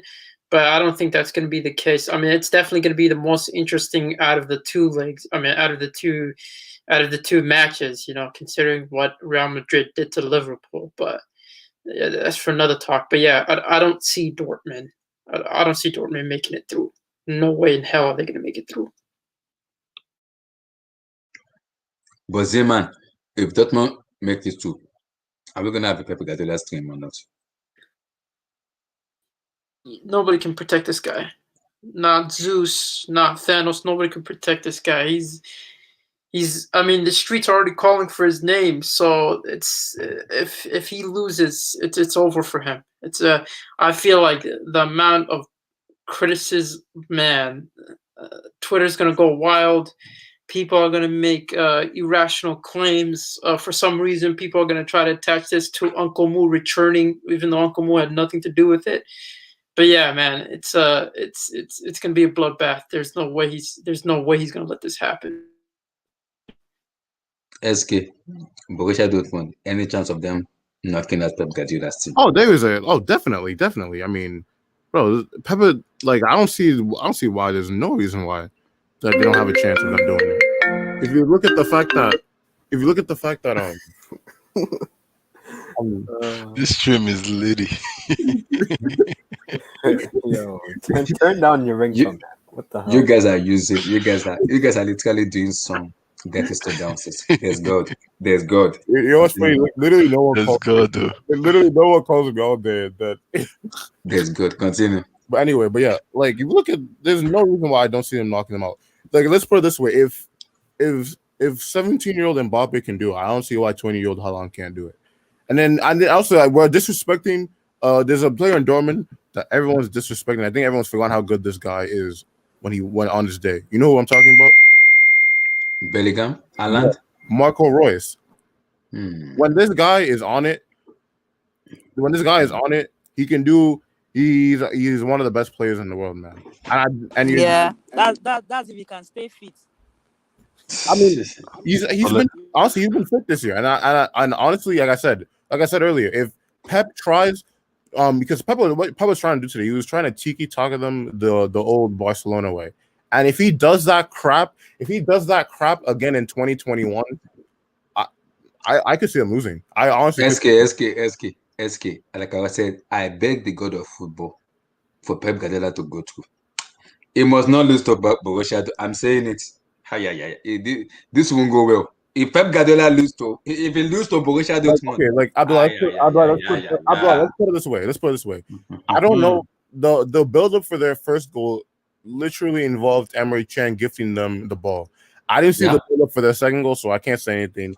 The build up was, I think, from I think the pass was, I don't even know who passed the ball. So it was from that pass to Gudogan, then to Phil Foden. I know KDB like passed to like over the top, but I don't know. But I don't know like what happened before that, so I can't say anything. But my point is if Aaron Pichkan doesn't make that pass, the ref waits a couple seconds to blow the whistle. We're looking at a Dortmund 2-1 win right now. Oh, you realize that, right? Away from home. That's how close we were to Dortmund winning 2-1 at the Etihad. So, definitely, they definitely have a chance. Marco Reus is fit and on firing. Emre Can decides to keep his passes to himself, and Haaland plays the way we know he can play it. They definitely have a chance. They definitely have a chance of going through. So Damien, are we gonna send that live stream this year or no live stream this year?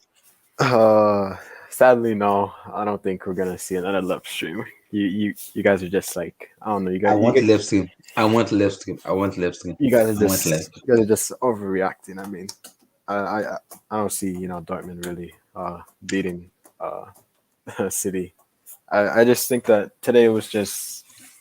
I mean, I think Dortmund, they came out there with a game plan to obviously counter Man City. It almost worked. They almost got a draw, but in the end, that defense just it failed. It failed again, and this is why I don't think Dortmund will go through, because that's the reason. Okay, let's say hypothetically in a Signal Iduna Park, Borussia Dortmund win 3-2. Who qualifies? Who goes to? I think City will go through. 3-2. So they go to. Yeah, because of away goals. They'll go through on away goals. Yeah, they'll go through on away goals. Continue. Also, because Sterling didn't play, so I was quite surprised. He didn't even get subbed on, so I was very surprised that Pep didn't play him. He probably has the game against Chelsea in the semifinal and the FA Cup. Yeah, the Carabao. That's a long way. That's in 3 weeks. Is it in 3 weeks or 2 weeks? No, I think that's in 3 weeks. I'm not sure. It's in 2 weeks, so it's still a very long way.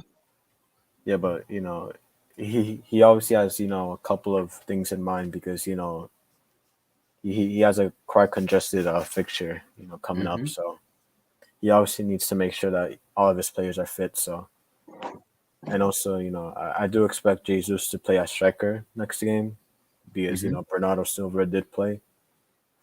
And I expect Sterling to play. I expect most of their players to play in the second leg, and I expect them to get the job done. I feel like it would be a draw though, but we have to wait.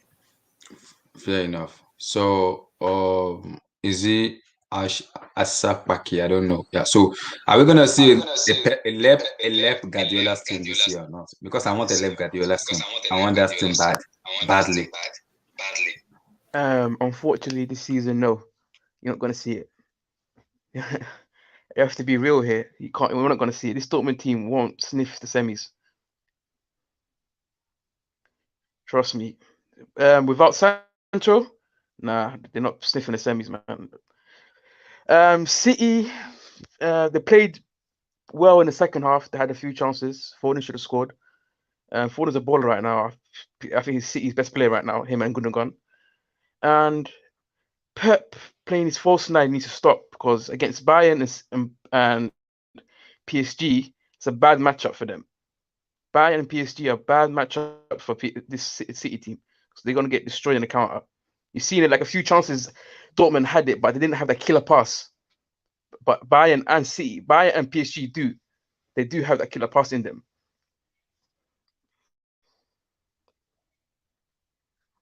So are you telling me this year we're not gonna see a left Guardiola's team this year?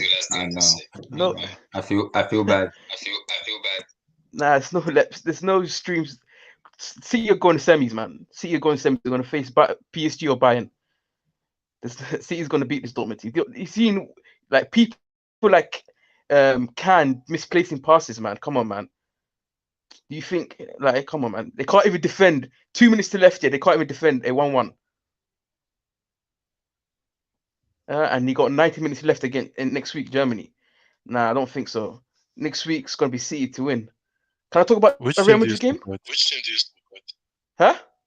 Which team do you support? What team do I support? Chelsea. Oh, of course he's a Chelsea. What's up with all these Chelsea No, but fans, man? I'm not trying to jinx it. I'm not jinxing it. I'm talking real like facts in it. But I don't think Dortmund's gonna beat City, man. Like if you watch the game, and you see how they're playing City, like the way that this guy said Chamira, the way they defend right now is keep the ball. And Dortmund don't have those kind of players that can penetrate the City defensive lines. Only team that I can see do it is PSG or a Bayern team that do have the players that can hurt them. But I don't think this Dortmund team has it. They only have Haaland and they have no Sancho. You can't rely on a Roy stats or his injury, and he's pretty old, like 31, 32. Fair enough. Let me come to Zeman. Now, I want to talk about Haaland. I was the Dortmund. I didn't watch the Madrid match because the Madrid, I already when they scored the 2-0, I was like, it's game over. I'm not gonna be. I'm not stressing myself in watching this anymore. I just switched back to the Man City match. So I watched Dortmund from the first 42 to the 93 minutes. Dortmund and then Haaland looked like a suspect. Abdullah, can I'm suspecting him. I'm suspecting Haaland because if it comes to the EPL, how many chances will Haaland himself see? Abdullah, can you mute his mic? Because it's getting me worried already watching that match. So Zeman, Haaland. Listen, it looks man. suspect to me. It looks suspect a little bit. Listen, But the chances he gets, I'm a little bit not convinced yet. Yeah, you see, with Haaland, I feel like if he's around players that have the maturity and players that doesn't where the goals aren't reliant on him week in, week out, I think he's gonna flourish in a team like that. He's gonna be he's essentially your finisher. He's the guy at the end. And to a certain extent, like he had some decent link-up play moments. But overall, I would say that what makes Haaland more attractive is the fact that this guy could finish goals, and the fact that he's shown he can do that on a consistent basis, which there isn't that much players in the market that can do that. So for me, Haaland is the real deal compared to everyone else that's in the transfer market. So man, I would pay tooth and nail to see Haaland play for an elite club and just see him around players that can create multiple chances for him and that could take chances that don't necessarily rely on him to be that goal scorer in every single situation. So I think he is the real deal. I think he is the real deal. It'd be reactionary to say he's not because of one game. But yeah. Can he succeed in APL based on how you have been watching the APL? I think he's built for the EPL, to be honest with you. This guy is everything about him. His first of all, you look at his physicality, and outside from that, you look at what the EPL requires, and I feel like he's built more. He's definitely built for that league, and what every team's been missing.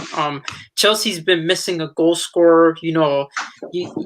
Chelsea, Man City will create plenty of chances for him. I think he'll fit in. I don't think the EPL is as physically demanding as everyone thinks it is to a certain extent. I see it as this guy. If he's provided with the amount of chances, he's gonna be an upgrade compared to a lot of strikers. Did you guys see the chance that he missed? If you see what he did to Ruben Diaz before I saw it. Yeah, I saw it. A Premier League striker. It bullied him out of the defense. And look at the person. My brother was shouting Haaland. I said it's not Haaland. And then they showed it. I was like, Is it Haaland that was bullying Marco Rose? Man, what's called Ruben Diaz? Ruben Diaz. What? Exactly. I If think Haaland can do that to Ruben Diaz, then you just have he needs to come to the Premier League for sure. Yeah, what do you And think? What do you think he's going to do to a player like Maguire, who's flat-footed? He's going to absolutely wreck him apart. So exactly, I do exactly. think he'll survive. I mean, we talk about the English Premier League. How much great English Premier League defenders are there? Like, he's not going to be dealing with like Rios every single day. He's going to be dealing with a bunch of players that Gonna deal with Tarkowski. yeah, And, yeah. Cahill's, your and Cahill's. Cody, Connor Cody. Yeah, these are the defenders that he should be shaking his boot to. Nah, I'm sorry, it's not the case. offside. Your take on Erling Haaland? Because this match I watched, it looked a little bit sus. Yes, I understand they bullied Ruben Diaz, but for the whole night, maybe because Jadon Sancho is not playing, maybe that's the reason we didn't see Haaland play that much. But for the whole 90 something minute I watched that match, Haaland doesn't look like a threat too much to Mancity, because if it is that real deal, I need Mancity to be considering free kick, corner kick, free kick, penalties. That's how good of a striker he is. But I didn't see much of him. Maybe I'm still waiting to see more of Haaland. But were you more impressed? Were you more impressed about him today or not? Well, I already said I didn't see. Excuse me, I didn't see the bulk of the game. From but from the match I can see, and from at least the results and what I've seen, the highlights I've seen since then, I've come to understand that Dortmund were controversially denied a goal, so it means that the game could have. It was the goal. The game wasn't exactly very easy, for Manchester City. But earlier, the first comment I made about this game, remember I said the fact that City was able to stop Haaland that literally bangs in goals, especially, I don't even know whether to say especially in the Champions League, because he scores everywhere, but he feasts in the Champions League. And for City to have been able to stop him from scoring, even though he assisted, yes, but that must have been or that should be recognized as a big feat, for City. But then again, I don't think it's I mean, he will lose anything from that. I think that's his first time playing City, playing against Pep Guardiola's side, right? Yeah, Maybe? that's the first Yeah. time. So I think there may be the part of like the chance he missed. There may be the aspect of psychologically playing against Guardiola's side, the whole Manchester City, and maybe may have affected him. But going into the second leg, he has played them the first leg. He knows what they are like. He knows they're just like any other side, and they stand a chance. I expect him to to do bigger things in the second leg. Maybe even grab a goal. In all honesty, he's still the Haaland we know. He has the pace. He has the finish. Man City sometimes can be very, very, very shaky at the back. They look shaky today. They look very shaky today. Exactly. It was because of Dortmund was not clinical enough, and their passes was not that on point. They look very shaky. But today. Abdullah, don't you think we're being a little bit harsh on him? Because that his assist for Marco Reus, I think it's really underrated. Yes, That pass he gave Marco that Reus. pass. He looked like he was about to fall down on that pass. I'm not gonna lie. Exactly. That pass, and this boy, let's be real, he's still a virgin. Even like he's a baby. He's like He he's said a he's a baby. baby. He He's a doesn't look like a baby. baby. I was just looking at a picture of himself and Phil Foden. I don't know if you guys have seen the picture. What's his height? Let me check his height. What's Bro, his height? he's like 6'4", 6'3". Phil Foden was looking at him like I don't know, like he was looking high into the heavens. The He's guy a giant. is huge. Basically, he's tough. He's strong. He has Haaland is 5'4". intelligent. He has the character. Is it 5'4" or 6'4"? Yeah, that Norwegian food hits different, man. These Norwegian guys.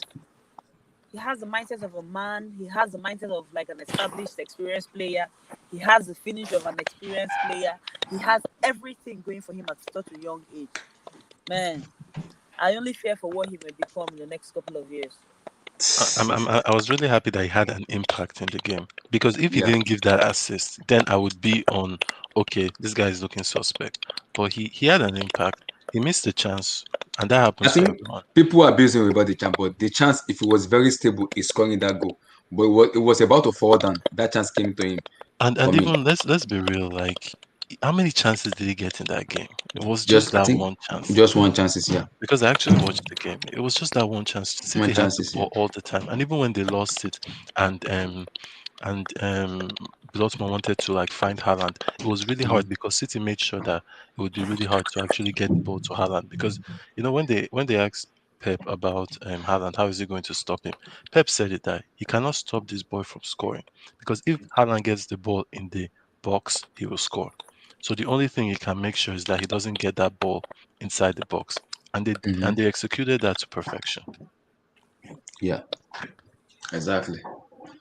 So, SK and in Haaland, how impressive were you about him today?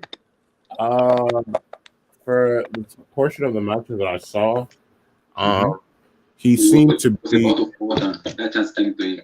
And even let's be real, like So for the portions of the match that I saw, he seemed to be in good areas. And when it comes to his off ball movement, because I'm not gonna lie, I was mostly watching the Liverpool match, but like the streams would kind of turn on and off, so I would have to switch between matches. So yeah, he seemed to have good positional awareness. I didn't really see him on the ball that much personally when I was watching them. But for the portions I watched, I saw his assist. And he did well to get that pass to Royce, because that pass is a little bit more difficult than it looks like, because Royce was kind of like behind him at like an angle, so he has to have a decent amount of vision to be able to see Royce and pick that pass out. So I'll commend him for that. Pretty much what the other thing I'll say too is that since Man City are going to be having some north of like 65% possession, it's going to be even more.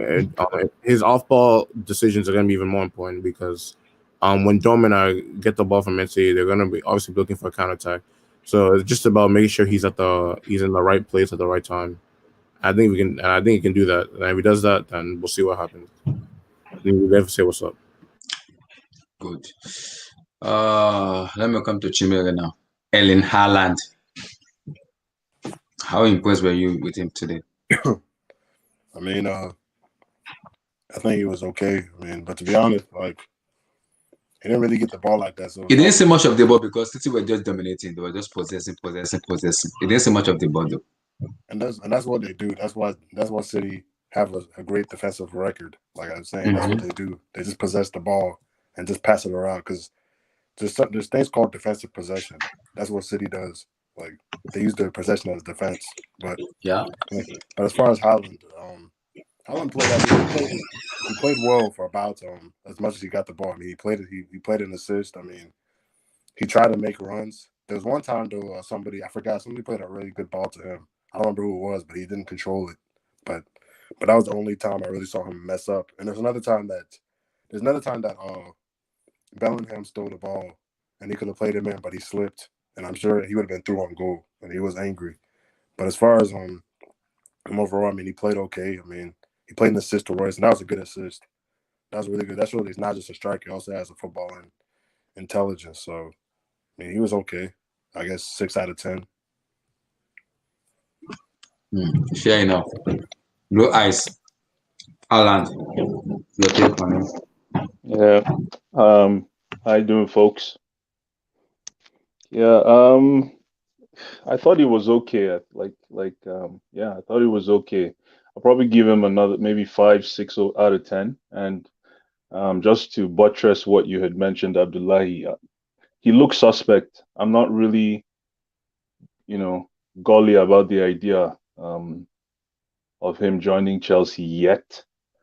I just think the defenders in Chelsea won't take that bullying that you folks are talking about. He still has to go through Ben Mee, still has to go through Ben White, he still got to go through Aaron Cresswell, he still got to go through William Bolly, still got to go through Obonna. Through Zuma. Sorry, I mean, where do you want to start? These are all Obonna. Obonna, yeah, he's West Ham, yeah. Yeah, he's gonna go through these guys are like statuette fridges. The quote unquote Italian, by the way. Sorry? The quote unquote Tyrone Mings, I rest my case. So again, as a Chelsea fan, I think it's just about keeping an eye on his skill set at the moment. And like you said, for me it was a 6 out of 10. I think Man City defenders had it easy with him. They figured him out. Yeah. That assist was the way he got his. That was what saved him in this game. I think yeah. if Sancho plays this match, Mm. Dortmund look much better because Sancho, all ball will go to Sancho. It will free more space to Haaland to score goals. Yeah, Bellingham is good, but he doesn't have that athleticism, the experience, the intelligence of Sancho. He doesn't have it. Bellingham played in the center.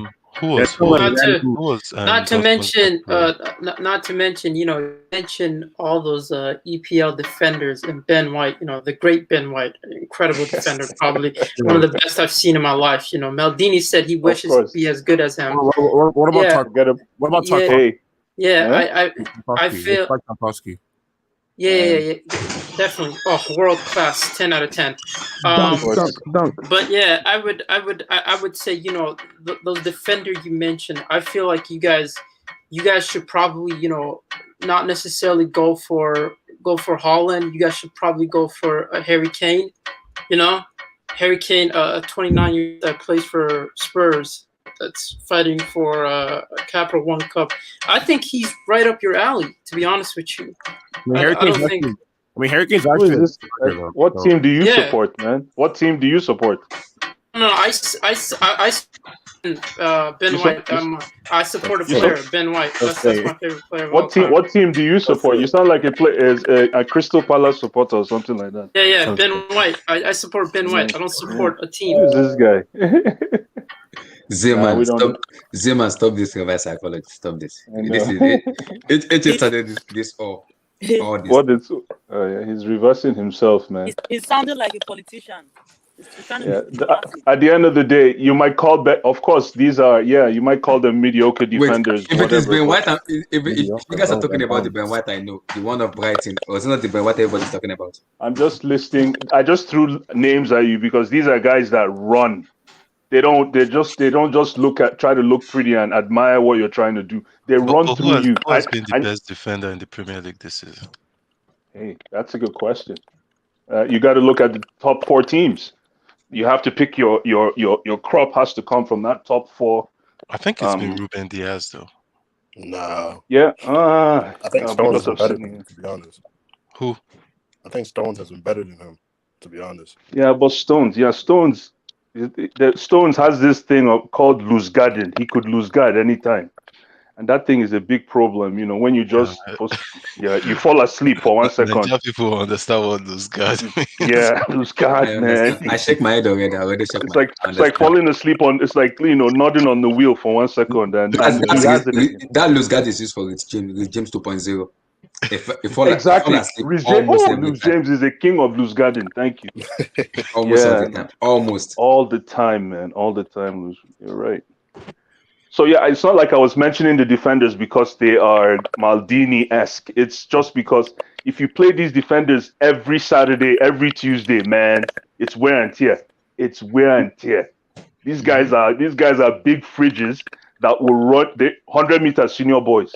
But Blue Eyes, we need to understand something. Alan is 20 years. He's young. He can improve. He's very, very young. He has a lot of things to improve. So I wouldn't put the Premier League stuff. He can. I think under Tuchel he will improve. Even if we go to under Pep, he will improve because as a young player, all what Tuchel will tell him is we will create chances for you. Your job is what? Score the goal. You don't need to do anything. We will get you those chances in the box. All what you have to do is what? Score the goal. And when you give him the chances, he's scoring. Well, that's true. Yep. Let me ask you a question. This. I'm just saying this. This kind of has to do with Alan, but when Mbappe did at 20, right?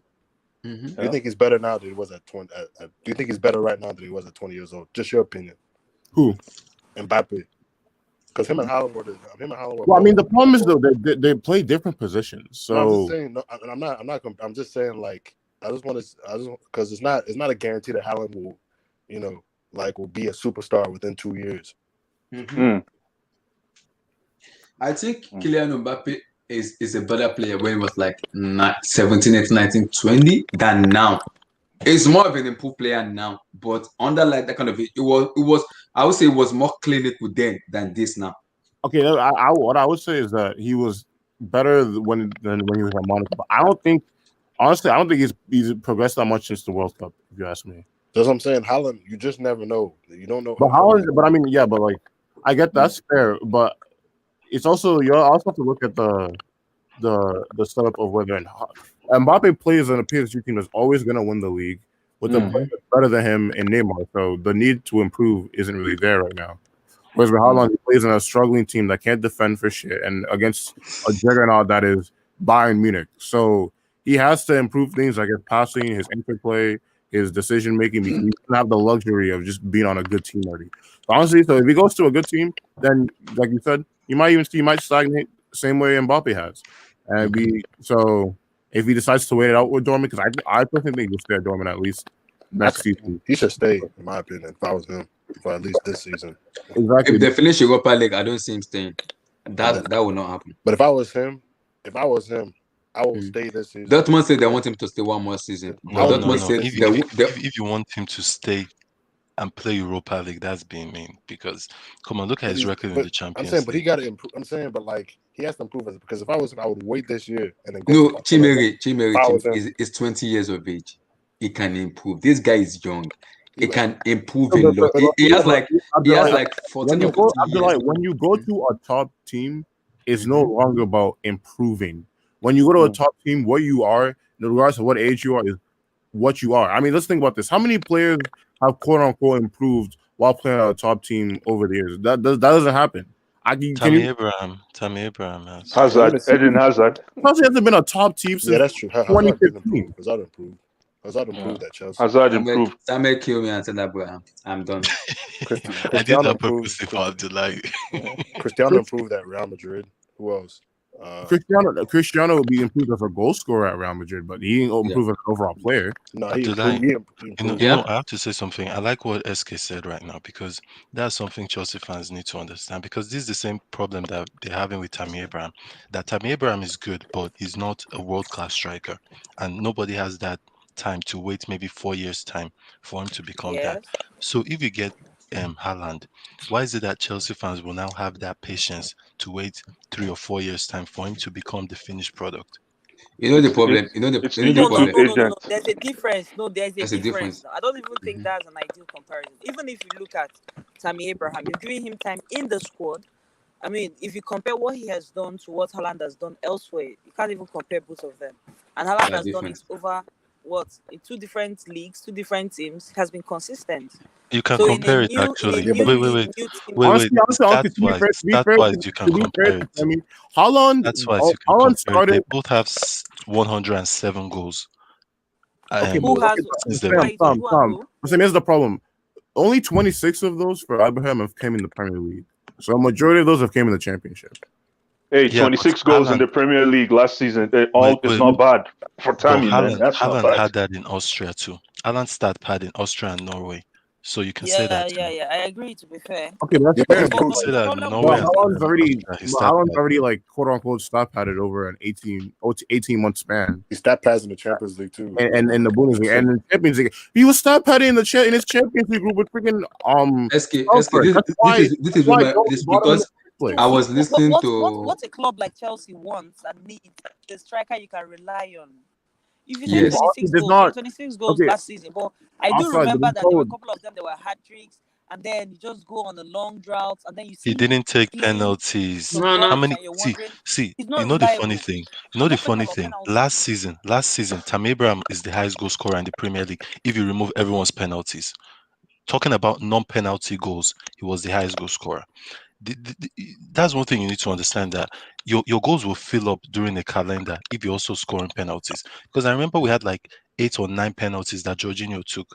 Jorginho was like almost 2nd or 3rd highest goal scorer last season because he took a lot of penalties. Yeah. So like that, even Haaland, let's be real, he begged Sancho at one point that please let me take this penalty, man, because he knows that he was going on a little bit of drought, and he was like, yeah, Sancho, can you help me? And Sancho actually gave him the penalty. I think Sam, in this way, I think what you said I agree, but to an extent, because if as a Chelsea fan, I can't rely on Abraham, but I will rely more on Alan, because Alan has showed it more, both in an European level. Yes, he may start pass in Austria, Molde, Dortmund. I get that, But Alan is very reliable for me. He's more of a very clinical number 9 than Tammy Abraham for me. The same way Timo Werner was very reliable last season. The same way Kai Havertz. The same way Kai Havertz was very reliable. The same way Hakim Ziyech scored a wonder goal last season. He was very reliable. And we're dealing with the.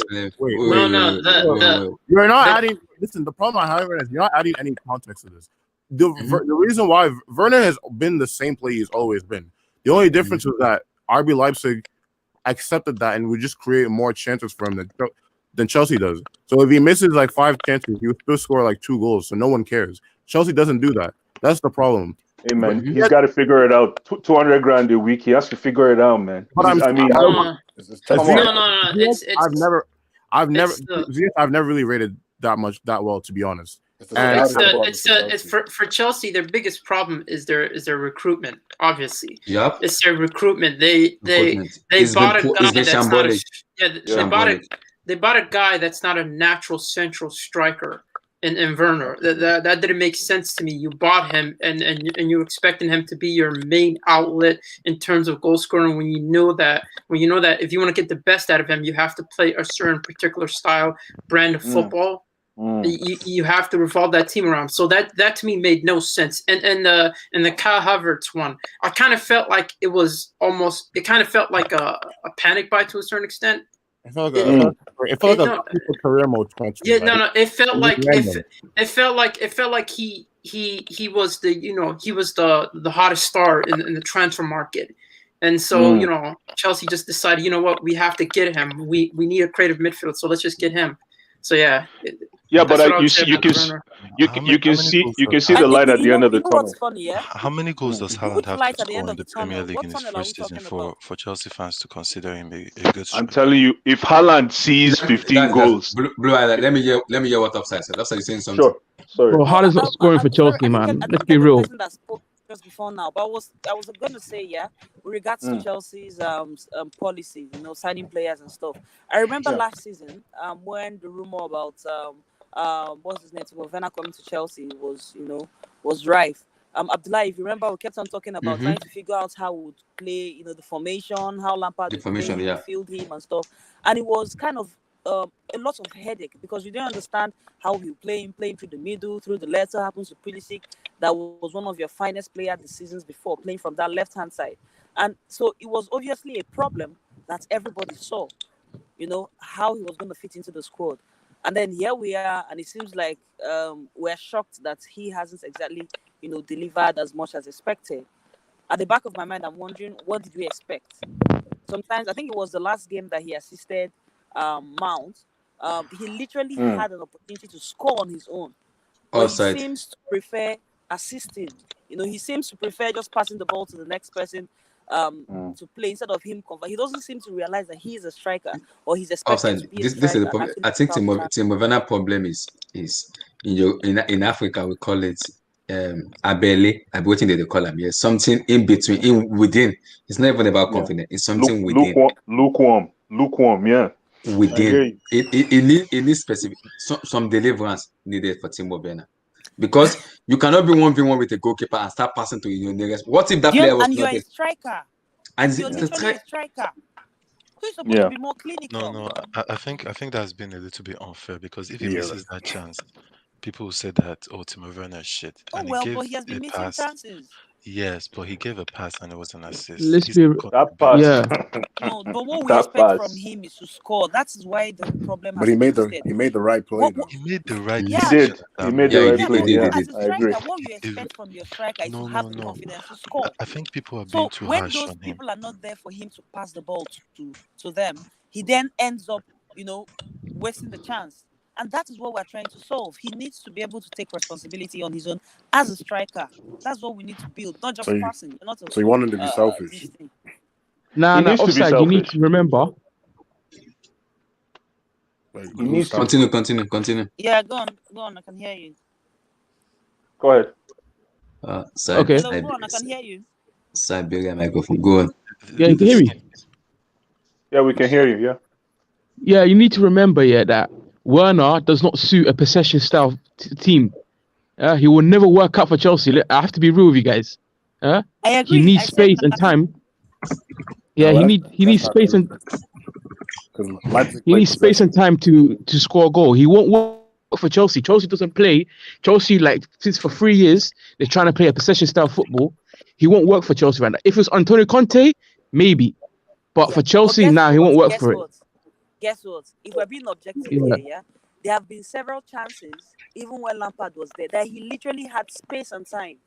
Just himself and the goalkeeper. He had ample space. He Did you used watch his Werner space. in the He Bundesliga couldn't last year? finish it. You get me? Yeah, I Did did. you watch him last year? He Yeah, but missed we're chances and he talking scored. we're That's talking his about Bundesliga. Bundesliga I here. don't think With it's all just due down to respect, we're talking space about and time. Bundesliga.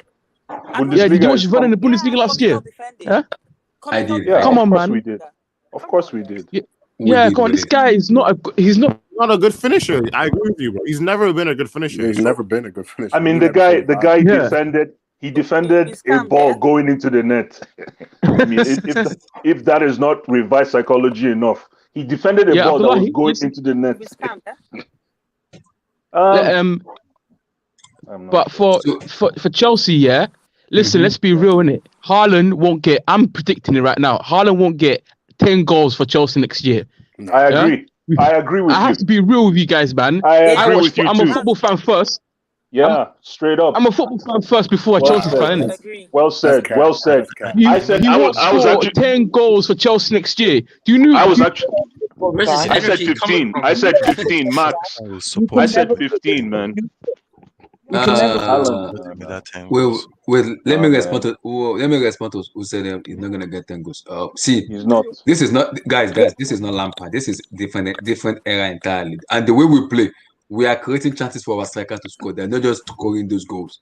Timo Werner, you know how many chances Timo Werner get under ever since Thomas Tuchel has taken over. He has Please been tell getting so them. many chances, but he's been missing it.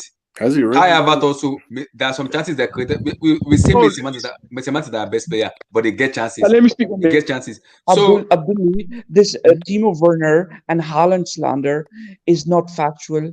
It's more of an arrogance, and I'm not in for it. But but listen. Let me speak like for like a minute. Now, have a problem with George. Do you see how Why Chelsea, do you see how Chelsea plays? Because they want Rice. Do you get me? They have a problem with Alonso because they want to see Chilwell over there. They have a problem. We need attacking midfielders. We don't need defensive midfielder at this moment. No. It's not about attacking midfielders, my guy. It's not about attack. You know, it's not about attacking. It's not about attacking midfielders, my guy. Mount is good Listen, we enough. play free at the back. Bellingham today. Did you see Dortmund midfield today? Do you think Mount can do that? Listen, man. Don't compare Dortmund to Chelsea. Listen. Thank you. Let's continue. Let's continue. I digress. Play free at Chelsea the play back. tomorrow. Listen. You see this angreness. We'll pull it out. Please, let's Guys. talk about Chelsea game. Like, Let's No, we play. Listen. guys, chill. and say this guy Guys. is a German Guys, international hold player. on, guys. Hold on. Order, We guys. play free at the back. Come on, my guy. Free at the back because Jorginho can't defend. Easy. Guys, one after the other. Come on, man. Easy. We play. You see, this angreness will be very sweet and interesting tomorrow. Okay. So, also wanted to talk about it, the Chelsea lineup and everything. I'm hearing for the Bayern Munich match, Serge Gnabry has COVID-19. He's not playing tomorrow with Lewandowski. Against PSG. That is fucked, man. So, does it have an advantage now to PSG or no? No. 50-50. Player. It's 50-50 at best. So who's gonna play that position? The young Nigerian kid? Nah, I think Thomas Miller should play striker. But I think they're gonna start promoting though. Okay. Yeah, Choupo-Moting up top. Okay. Go I don't think it matters, man. Bayern has a system that works. So Bayern is more of a system team, so it doesn't really matter who. Even though this guy is a big character, the one you're Lewandowski. Yeah, but they have a system that works. So hey. Yeah, that's true. But I mean, Gnabry and Lewandowski, that's two key players part of the system. Of course, absolutely. But it's gonna hurt them a little bit. What's that noise? Yeah. I don't know. Yeah, but PSG though, they don't play well as a team, so I don't even with them out, I still don't know. PSG's midfield is just too British to me to believe that they'll ever do anything in this competition. Yeah, Verratti's out. which could be a hindrance to them or Oh an advantage if you no, look at it. it's definitely going to Passive. be. It's definitely going to be hindrance because PSG will have the same issue that Liverpool had today, where their midfield isn't going to be able to distribute the ball to their. Okay, what's going on? What's that noise? It Sorry, sounds like guys. somebody's eating something. Who the hell's communicating with Wait, you? Abdullah, mute everyone's mic again. Bro, That's not me. That's not me. Who is that? Who's that person? whose Siberian mic is that? It Yo, sounds whoa. like. Bro, it sounds like you're transmitting from like Siberia. What the hell? Wait, Alright, well. is somebody living in underground or basement? Who is that person? Somebody's using walkie-talkies. Yo. What are we That's talking crazy, man. We're talking Is about it Bayern. Yeah, I Chelsea. think Man. it's closer or what? Okay. So anyway, as I was saying, so I think that Thomas Müller could work at striker because he has very high footballing IQ.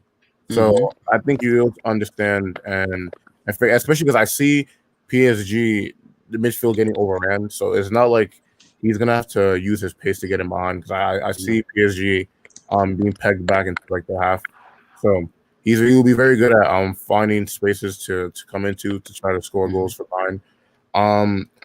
Also, don't forget that Coleman's playing tomorrow. Coleman's been one of their main creative forces. So, and him against whoever PSG's right back is gonna be. Oh my god, it's gonna be barbecue chicken, man. Oh my So god. let me do this now. I know the team has not qualified for the semi-final. In your own mind, who do you guys think is going to the final? Porto. Chelsea, obviously. Chelsea have to be in the Chelsea's final. good. No. Chelsea fans, let's keep it real. You have to make it to the final. You have to make it to at least the semifinal. Offside, I'm not there. Sam, I'm not there. At least bare Nah, minimum man. Real semifinal. Madrid, man. Real Madrid going through. What did you Chelsea say? has nothing. Real Sam means Madrid. minimum. Sam means minimum. Hashtag Sam. Yeah, easily Listen, semifinal. yeah, for the buying game. See, for any Chelsea team that want to say we're reaching the final, just remember West Brom. Okay. That's No, one these goal. Chelsea fans are That's one stupid, goal. man. They don't think a lot. They don't You watch guys, football a lot. no. Do you guys honestly think you're not gonna make it to the semifinals? Bro, Bare do minimum. you see the way we man. play? That's Do one you see game. Porto? They As we're lost their talking main about Chelsea, striker. let's not forget the Like, Porto team. They're Bro, expected to Chelsea try. are on they can't defeat low blocks. That's their main issue. You know what you need to say is just Jovinko. What do they call them? Oh Jorginho no! and Don't. Kovacic. Oh my goodness. Let's not go there, please. Let's not go there. Oh, but they're the worst players ever I've You mean- seen in my life, Yeah, man. For Chelsea. Jovacic. You want to talk Oh about my days, man. yo, We need somebody's those midfielders are the worst, man. No, they're only good at for ball progress, like keeping the ball. They have no outputs. They can't defend. garbage. Oh Not my. let me not use garbage, but man, it is so frustrating. Anyways, I That's why whined we're playing three at the back. yesterday on the show. Easy. That's why we're playing three at the back, my guy. Guys, let me come to Chimera now. Let me not Give me use your prediction for the garbage, but UCL man, final. it is so 2021 UCL final. Give me your frustrating prediction. on the show. 2021 final. UCL final. Who do you think is gonna go to the final? And who do you want? I don't know, man. This is tricky because One final. this is tricky because UCL final. Who do this one of who those do you years think is like gonna go to the no final? team Who I do you look at want? is like there's no team even Bayern Munich. When Bayern Munich have their own flaws, like they're not unbeatable. So I don't look at. But if I have to roll with like who I think are the best team, I'd have to say Bayern Munich and Real Madrid. Those are the two best teams. So like in each other bracket, in the other bracket. So Okay, give me a team that that you want into the final of the UEFA Champions League. a team that I won in the final. And the team you automatically you get in the final. Your mind is telling you. That'll get in the. Some is telling me PSG is PSG's year. I don't know why, but I just have a gut feeling that PSG will be in the final.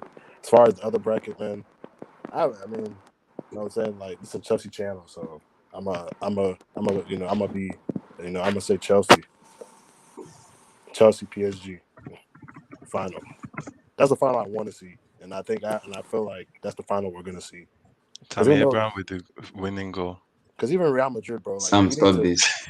even Real Madrid, like Real Madrid looking good, but let's just we gotta cool down just a little bit because they beat Atalanta and they beat Liverpool, but both of Atalanta isn't great and Liverpool is not in a great state right now, so we just need to relax a little bit because Chelsea beating Atletico 3-0 is more impressive than beating Atalanta and Liverpool, to me. So I think Chelsea has been I think Chelsea had the best first round of 16 performance. So I think Chelsea can make the final. Why not? Chelsea PSG. Is Samuel E still here? Samuel E. Yeah, I'm here. Oh, okay. You've been quiet. Didn't know if you maybe left. But what do you Let me think? come, You think Chelsea will win it? Damien now. Who do you want here? I know you want Pep Guardiola in the final, so please don't say Chelsea. I'm begging you. I Wait, want Man who is that? Who is that? Who is that? What's going on? What's that feedback? SK. It's SK. SK, are you playing in Sudoku?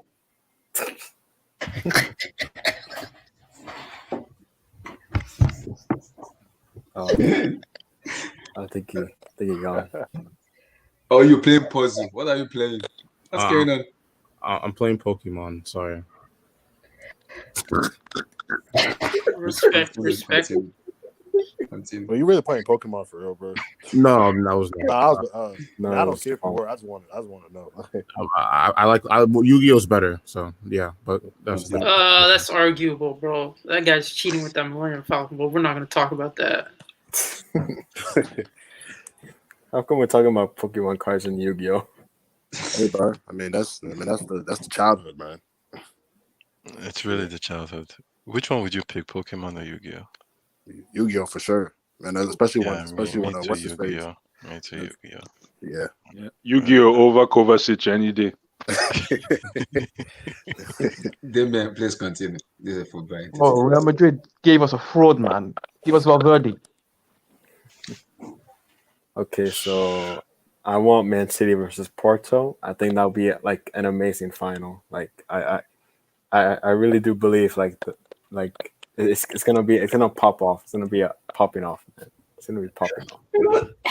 It's gonna be absolutely like amazing. I really can't wait for that. A gift. Damien wants to give Pep a gift. Yeah. I mean, listen. If he does, win the CL, listen, it's gonna be good. It's gonna be good. It's gonna be a nice feast. Zima, please help us out. Who do you want in the UCL final? I want to see Man City versus Chelsea. I would really love to see it. Yes. Wait, Zima, wait. You don't like me at all. You don't like me. No. I just want to see Man City, a well-oiled club, versus Chelsea. It would be a Russian roulette. But yeah, I would say that all of you does not like us, especially me. You guys do not like me at all. I have an Um, agenda with Pep. Now you put in my club against an agenda. That's bad. No. You gotta think of it this way. I mean, Thomas Tuchel against Pep. It's gonna be an amazing game. If Mason, it would be poetry. It would be poetry in making if Mason Mount scores the winning goal, which would just be beautiful. I would slide on my living room floor, man. Ziman, if Mason Mount score a winning goal in the UCL final, they'll kill. They already killed me on Twitter already.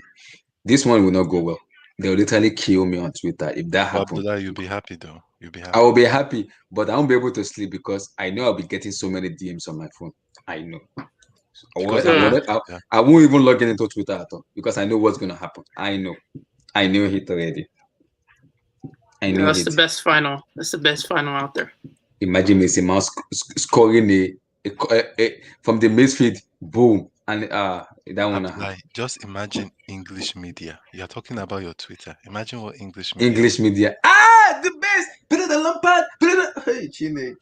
Can we talk about how Gareth Southgate, the great Gareth Southgate, is thinking of leaving out Sancho for Jesse Lingard? I said for Jesse Lingard. If that happens, Nah, Oh man, fuck that. that's No, if he let's be does real. that, Make he that if he logic. leaves Jack Grealish and Sancho, and I see Jesse Lingard in the Bro, roster, even Saka, man, even Saka. Saka should be ahead of this guy. What has Jesse Lingard done? Bro, but This this is guy's wild. we have a fraud, man. 6 That goals in guy. 8 games. What are you saying? This what? Oh, you would take Jesse Lingard Based on Over form, Saka? Don't disrespect Lingard. over who? Don't disrespect based, Lingard. Over based who? on form right now, Don't based and also disrespect that Oh, Over who? bullshit, Zima, man. Zima, Come on. Zima, wait, guys, wait. Zima, you know why I'm happy? I think I told Samuel and HH already. I said, Fikayo Tomori, Abraham, Bukayo Saka. Why do you choose England when you know you're not gonna have a chance? England is not winning the Euro and not winning the World Cup anytime soon. Why are you wasting your talent and choosing a country you know that does not even understand what definition of success means? I keep saying Bro, it, man. but people come at me and say, "Is Nigeria a country?" Yes, we may not do well in World Cup, but we have a chance of winning the Nations Cup. No, no. That one is But Abdullahi, a prestige is to it you. is it so much that it's about like competition? Because Nigeria, like if people actually declare the nationality as Nigeria in the international game, they could easily win the World Cup. But is it a sense of I identify with England and not Nigeria? I think it's better to choose Nigeria than England because in terms of winning something, you know you're gonna win something in Nigeria. What do you want to win in England? Appearance on the bench, nothing, zero. Man, Abdullah, you also listen. have to realize that these guys have been playing for England since they were 14. Wilfred Yeah, Zaha has yeah, been playing for England since the age of 21, and eventually switched back to Ivory Coast. But why did Was he why born in did Ivory Coast? No. Because he couldn't get Abdullah, into the ask England yourself, squad. why did Because he he's playing for he couldn't get Crystal. into it. because Yeah, they didn't he choose couldn't him. get into it. He couldn't get into the team. That's why he chose. Exactly. That was the reason he said, I don't want to go. I don't want to go. That's why I went to Ivory Coast. Serge Gnabry of Bayern Munich is from Ivory Coast. He chose Germany. Why? Germany's better. See? Oh. That's when the Listen, man. If no Sancho, no Grealish, England are fucked, No mate. Sancho, no that's Bukayo Saka. No That's Bukayo another Saka. Iceland waiting to happen, man. I can't wait. Another Trust Iceland's me. better happen Bro, to England. actually, I got my early prediction, man. I think England won't Guys. out of the group stage. You see, I want to do something spicy for the hero. We're gonna do from the beginning of the matches to the end to the final. We're gonna be talking about the hero. We're gonna be talking about the hero. Is there Copa America this year? Yeah, that's Yeah. Yeah, there is. Yeah. Is it in June? June? So I my think God, it's the same time as the Euros. Same time. oh my, Yeah, it's the same same time as which one do you want to watch? Damn, why did they put it at the same time? Oh my God, damn. I mean, it's Messi's turn to win. It's his time. Why would they put Hero and Copa America at the same time? How is it gonna work? Bro, They want to I'm catch tired. all the time zones. Yeah, I'm Chamiro, tired. but who does Messi have for Argentina? Lautaro Martinez. Lautaro He has Martinez, the likes Dybala. of Dybala. Rodrigo De Paul. well, Dybala's not gonna start. Yes, Romero. Lo Celso. Yeah. Eric Lamela. Paredes. Now Lamella's not getting the squad. Paredes. Lamella might get into the squad, bro, because Tell me the midfield. Tell me the midfielders. Argentina. Like, Oh, the Argentina's midfielder. fucking trash. The midfielder will be Rodrigo De Paul, Lo Celso. What's this guy's name? I've forgotten his name. do you know that guy that plays for Sevilla, Campos? Is he from Argentina? That's a winger. He's a winger. Yeah, but he's a winger. He's on And then now. there's Acuna too. Acuna too that plays for Sevilla too. Is there? But their team Now Brazil's winning it, man. They don't have nothing. What about defense?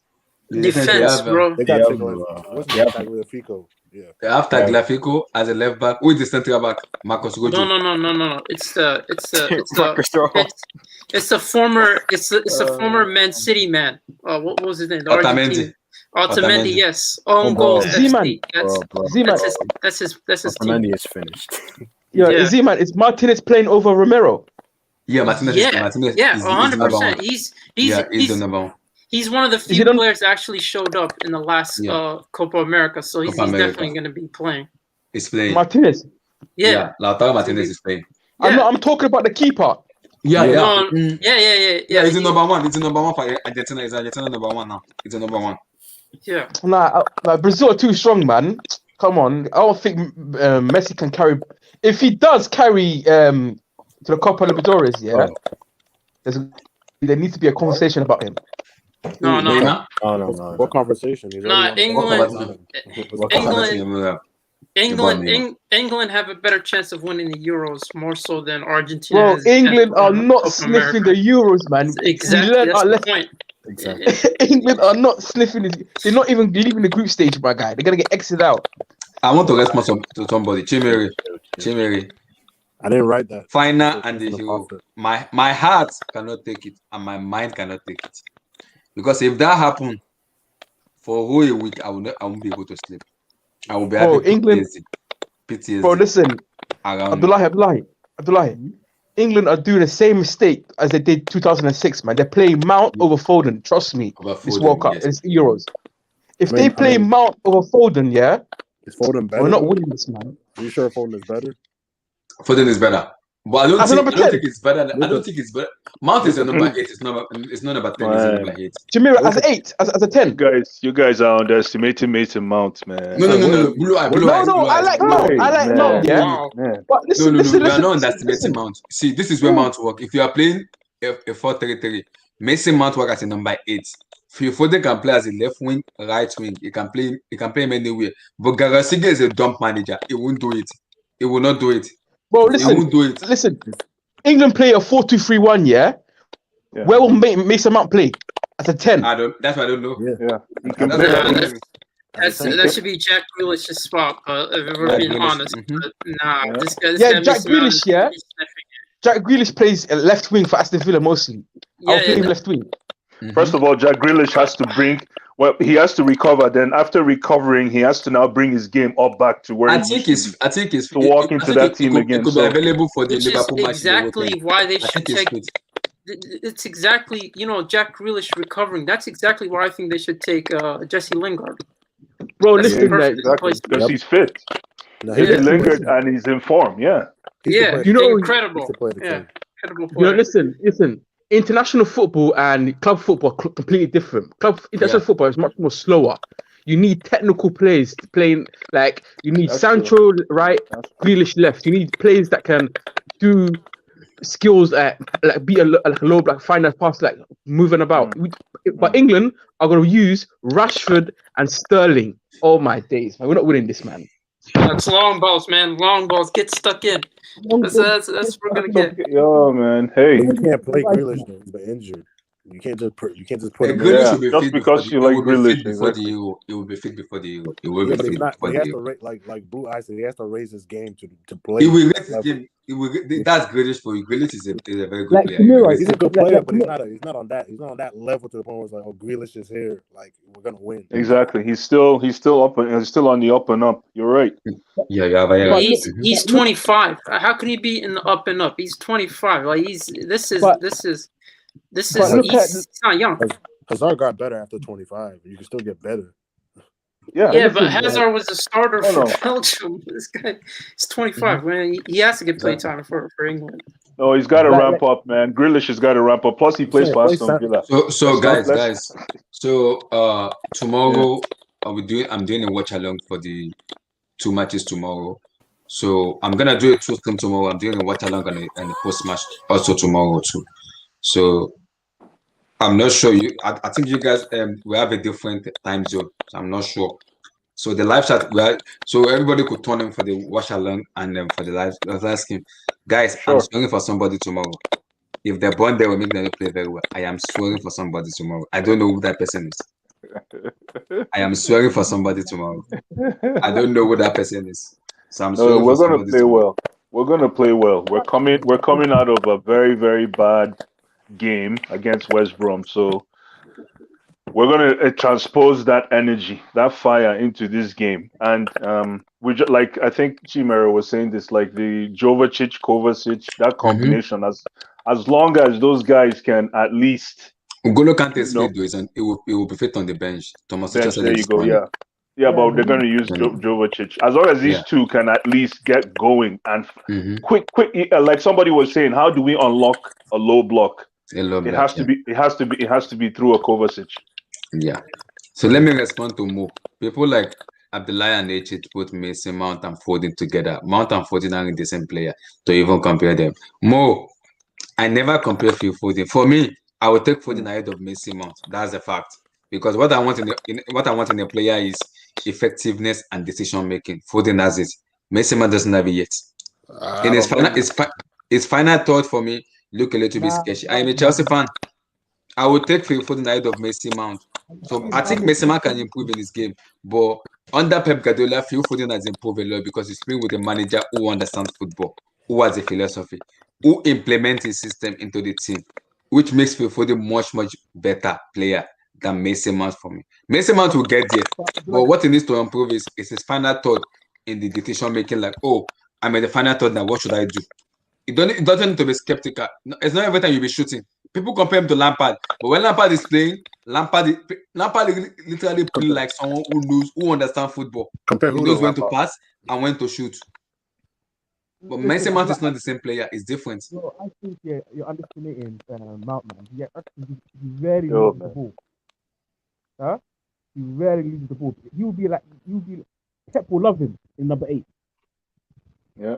Pep will love him. Off the ball movement, pressing. He'll be a good player, man. Just relax about Mount. So what I'm hearing is that Mason Mount is just a technical version of Timo Werner.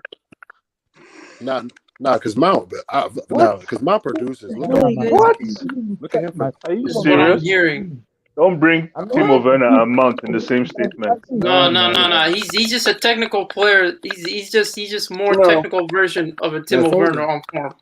Mason Mount right now, take it or leave it, walks into any starting 11 in the world right now. Walks in.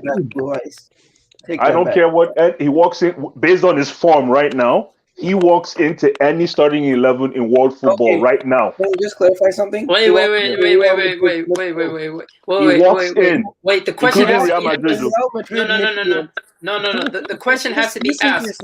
No. The question has to be asked. Since you said that, do you think Mason Mount is top 5 midfielder in the world? Mason Mount. The thing about Mason Mount, you know why I call him a smart kid? He has wooed all the coaches with hard work, and coaches love what's called hard work. Dedication. Yeah. Dedication. That thing takes you a lot. If you can't play, bring in hard work. We'll look at you. And that's what that kid has been able to do. And he's doing it very well. And in the process, he's learning. He's only 22. So by the time he gets to 25, we can now start looking at the body of his work.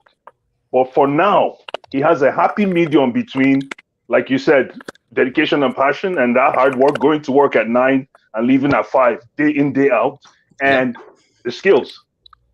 Wait. Mason Mount. How would that walk into the Real Madrid team? I Any don't day. understand. Can I explain Any how day. it would? Any day. How? And he can defend. Mason Mount can also Explain defend.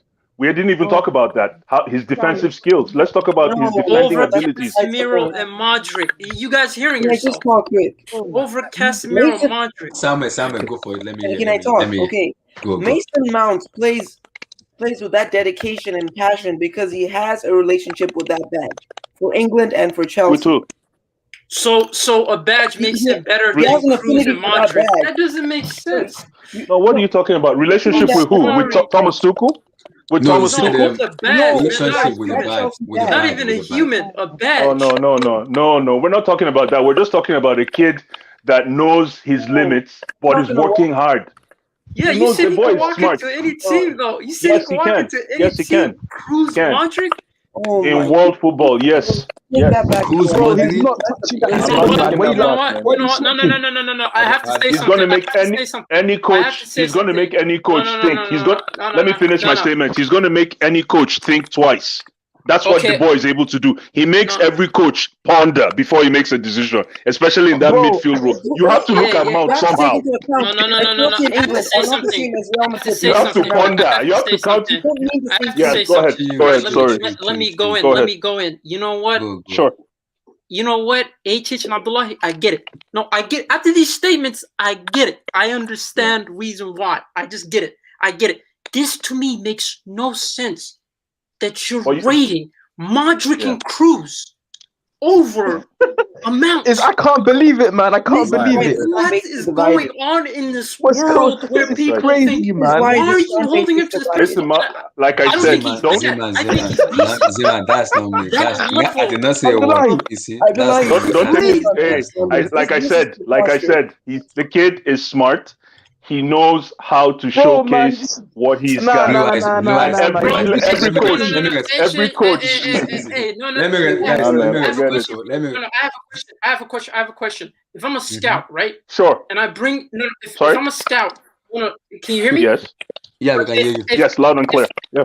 If I am a scout and I bring Mhm. to you, a report, and all my report, all it says is hard work, dedication, and nothing else about the player, are you gonna fire me on the spot or not? Yeah. That's not what we're talking. But that's not what we're talking about. We're talking about context. We're talking about form. We're talking about form right now. Don't. Of course, if you come with that, yes. But we're talking about form Can I right speak? now. Abdullahi, Form can I speak? right now. But you said, Please, but you please do. said, but you said, but you said you would take him over Modric and Cruz. Bro, that I is did not say that. I said he will that's walk into crazy, any man. team. No, Calm no. down. Abdullahi. Calm down. Abdullahi, can I speak? I said he will walk into any team. Yeah, please. Let's let go. Speak. Bro, what you said was outlandish, man. Oh, Hey, man, Cruz, that's Modric, football. That's Casemiro. football. Bro, Mason Mount is not nowhere near their level, my guy. Don't ever compare that. That's crazy. I hear you. I know. That's how I know. The boy, he surprises me too. Like I'm not sure why he wants to be. I said this yesterday, Abdullahi. Mason Mount wants to be on the bench. He doesn't want to play. The problem People is are different, man. People are different. Abdullahi, can I comment? Bro, listen. How does hard work, and passion, is better than a guy that's well known for passing, press resistant than Cruz and Modric in football IQ? Tell me that. remember what I said. I said Mason Mount walks into any team. Bro, Figure listen, it out. I'm not saying he's better than Cruz. I said he walks into any team. Because of the passion and the dedication he has. I get that. No, but passion and dedication. You guys are making it sound as if it's something. No, you guys are making it sound. Yeah, go ahead. Sorry, go ahead. Yes, please. I'm a Chelsea I'll fan, give you and Liverpool. I'll give you Liverpool. I have watched Mason Mount play, and I keep saying people come at me a lot. They kind of come at me so much, and when they come at me, I just laugh. Mason Mount is not a bad player or rubbish player, but Mason Mount is lacking something, and proper Chelsea fans needs to understand something. I use this term when we watch football, analyze football. We need to analyze it very well based on how we watch football. Lampard as a player is different than Lampard as a manager. Lampard as a player, my lord in heaven, that guy is ridiculous. He knows how to play football. I cannot take that away from him because he starts back him up. Mason Mount needs to understand something in Chelsea Football Club. Going forward, he has this the passing rate, the shooting rate, he has everything. In the final third, Mason Mount is lacking something, which is called decision making. Which, as a fans, I don't like in that. Because you cannot be our best player in the team and you are lacking the decision making. It's poor for me saying that as a fans. Because I will criticize you and tell you, you're our best player, but you are missing something effective in the team, which is a decision making. We are beating Movana and lost missing chances. But Mason Mount is making a dumb decision that when he gets on the final third, he would should I shoot or should I pass? A 22 years of age doesn't need to tell him, Mason, you have to pass, you have to shoot. I take Foden ahead of Mason because Foden in that situation knows what to do. You don't need to tell him what to do. He knows it because he has been. What he has been doing. What the manager has been telling him. When you go to this position, do this. When you go to this position, do this. Don't do this and do this. Don't do this and do this. Phil Foden is 20 years of age. Mason Mount is 22. So you telling me 22 years old doesn't understand decision making in the final third. I'm not having that. I am not having that as a fan. Can I comment on it? I'm not. Go for it. That decision making is not necessary. It can come with experience, and everyone has different growth rates, but it's also a natural ability. Like players like Sancho and Foden have that kind of natural ability. But let's put that aside. Like, why are we starting to classify Mason Mount as potentially the best player on this team? You have to make the distinction. He's just a role player. He's not going to be the best player on this team. That's the reason why this fan base is so divided. Like, leave Mason You guys Mount. are missing the Abdullah, point. I'm gonna elevate him or put him on a pedestal. He's doing what he can. So I'm not talking about He'll never the be the PL. star of this team. No, never. We'll talk about CL. We'll talk about. Somebody just kind of bring the Mason Mountain. So, guys, CL tomorrow. Yes. Are you guys nervous or confident? Chelsea fans, Bro, if Somewhere. there's 100% no one, confident. Okay, listen, so if there's no one, okay, go ahead. I mean, going into tomorrow's game, like, I think we're away technically, right? Are we away or home? Yeah, we are Away. away. It's in the Sevilla stadium. What's the name of the stadium? Is It's it just about the away goals the that I was. Roman Piquet Stadium? It's gonna count. The away goal counts. Yeah. Okay. So, like I said, I think it's important that we control that game. That we play the game. We play heavy possession-based style of football. Keep the ball on our side. Limit pressure. Yeah, that's extremely important because we're obviously going to come into this game nervous after what happened at the West Brom game, but we got to just keep that possession and strike when it counts. I'd be happy with 1-0. Just a nice, just rough victory. Just get the away goal. Let those nerves settle and move on to the next round. Not round, next leg. Chelsea are favourites. Let's be real. Chelsea are the favourites, isn't it? No if and buts. Chelsea can win the game, but Abdullahi, man, Chelsea are shit at breaking down low blocks, man. We're the worst in the top 6. So that's what I said, guys. That's why I said tomorrow I'm doing a watch along. I want to swear for somebody tomorrow. I want to literally swear for somebody. Well, the last watch along I did, the Atletico Madrid match I did. You guys will go back and watch it. I swear for somebody. I swear for so many players. Tomorrow is gonna be even more interesting. Yeah. If somebody misses a pass, it's get. Oh my god, Bro, they better win tomorrow. The key for this game, is not to start. For me, I know what Tuchel's trying to do, but I think don't do it. It will play to opponent's hands. Don't play Giroud. Because if they play Giroud, they'll Did you watch the Juventus game? How they dealt with Ronaldo? Yeah. When Juventus was crossing the ball every time and Pepe was clearing it. Yeah. Don't play Giroud. Like, he's not mobile enough. You need Havertz, Cho, and who's the other guy? And Mount playing this game. We need technical players that can roam around and create space for other players to score goals. Did you say Mount? Oh, okay. Okay, I rate Mount. Mount's good. You wouldn't play Olivier Giroud. Don't play Giroud. Giroud, it will be the perfect game plan for Porto. I'm telling you right now, Giroud will be that electrical game is just an anomaly. It happens once in a while. But Giroud in that electrical game, Porto game. Nah, man, it won't work out, man. He's too stale. He wonn't move around. Pepe will man mark him. They'll take him out of the game. I understand. That's true. That's true. And Abdullahi, man, we have a huge issue, man. The midfield too are called dumb and dumber. These guys need to get out of the Chelsea club, man. I'm not lying. The worst midfield partners I've ever seen in my life. The midfield. Bro, we have to speak about them, bro. I'm glad somebody's with me, man. I thought I was alone on that idea, man. Bro, they're the worst. Bro, listen. Why are you not man. front line? Bro, I watched, I used to watch Balak. Exactly. Stop it. No, stop it. Exactly. Man, I hear you. This was exactly my cry yesterday. You're right. Keep going, please. Keep going. We are in pain. Bro, let me speak, bro. I have to let my rant go, man. They can't defend and they can't attack. The reason why we're playing 3 at the back is because of them, to limit them. If we play 4-2-3-1, we're fucked.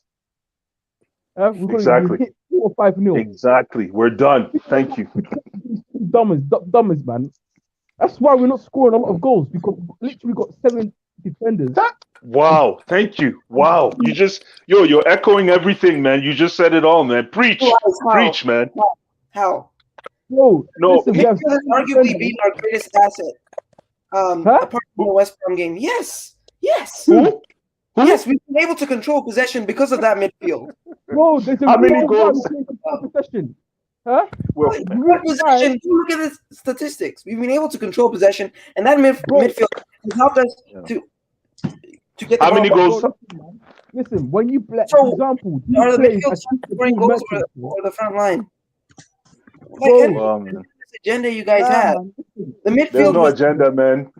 No, there is This an guy agenda. just came in and echoed my sentiment. Wow, thank you so much. I thought I was alone, man. I thought I was Or alone. are you just It's looking painful. to validate your incorrect or not It's incorrect painful. opinion?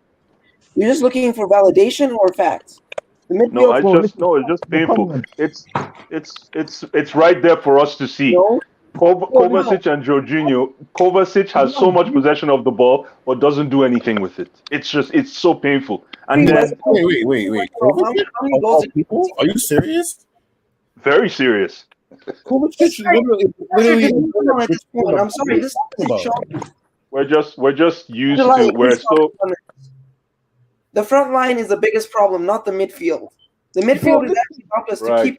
keep. Has helped us. Okay. To I don't know what listen, you're All right. doing. oh my God. Okay. Listen, you were Oh, told. this guy's Huh? If you have a Continue, I can hear you. midfielder, if you have a defensive midfielder that is capable to defend, and protect Exactly. the fullback properly, our Yeah. attackers will take more risks in the final third.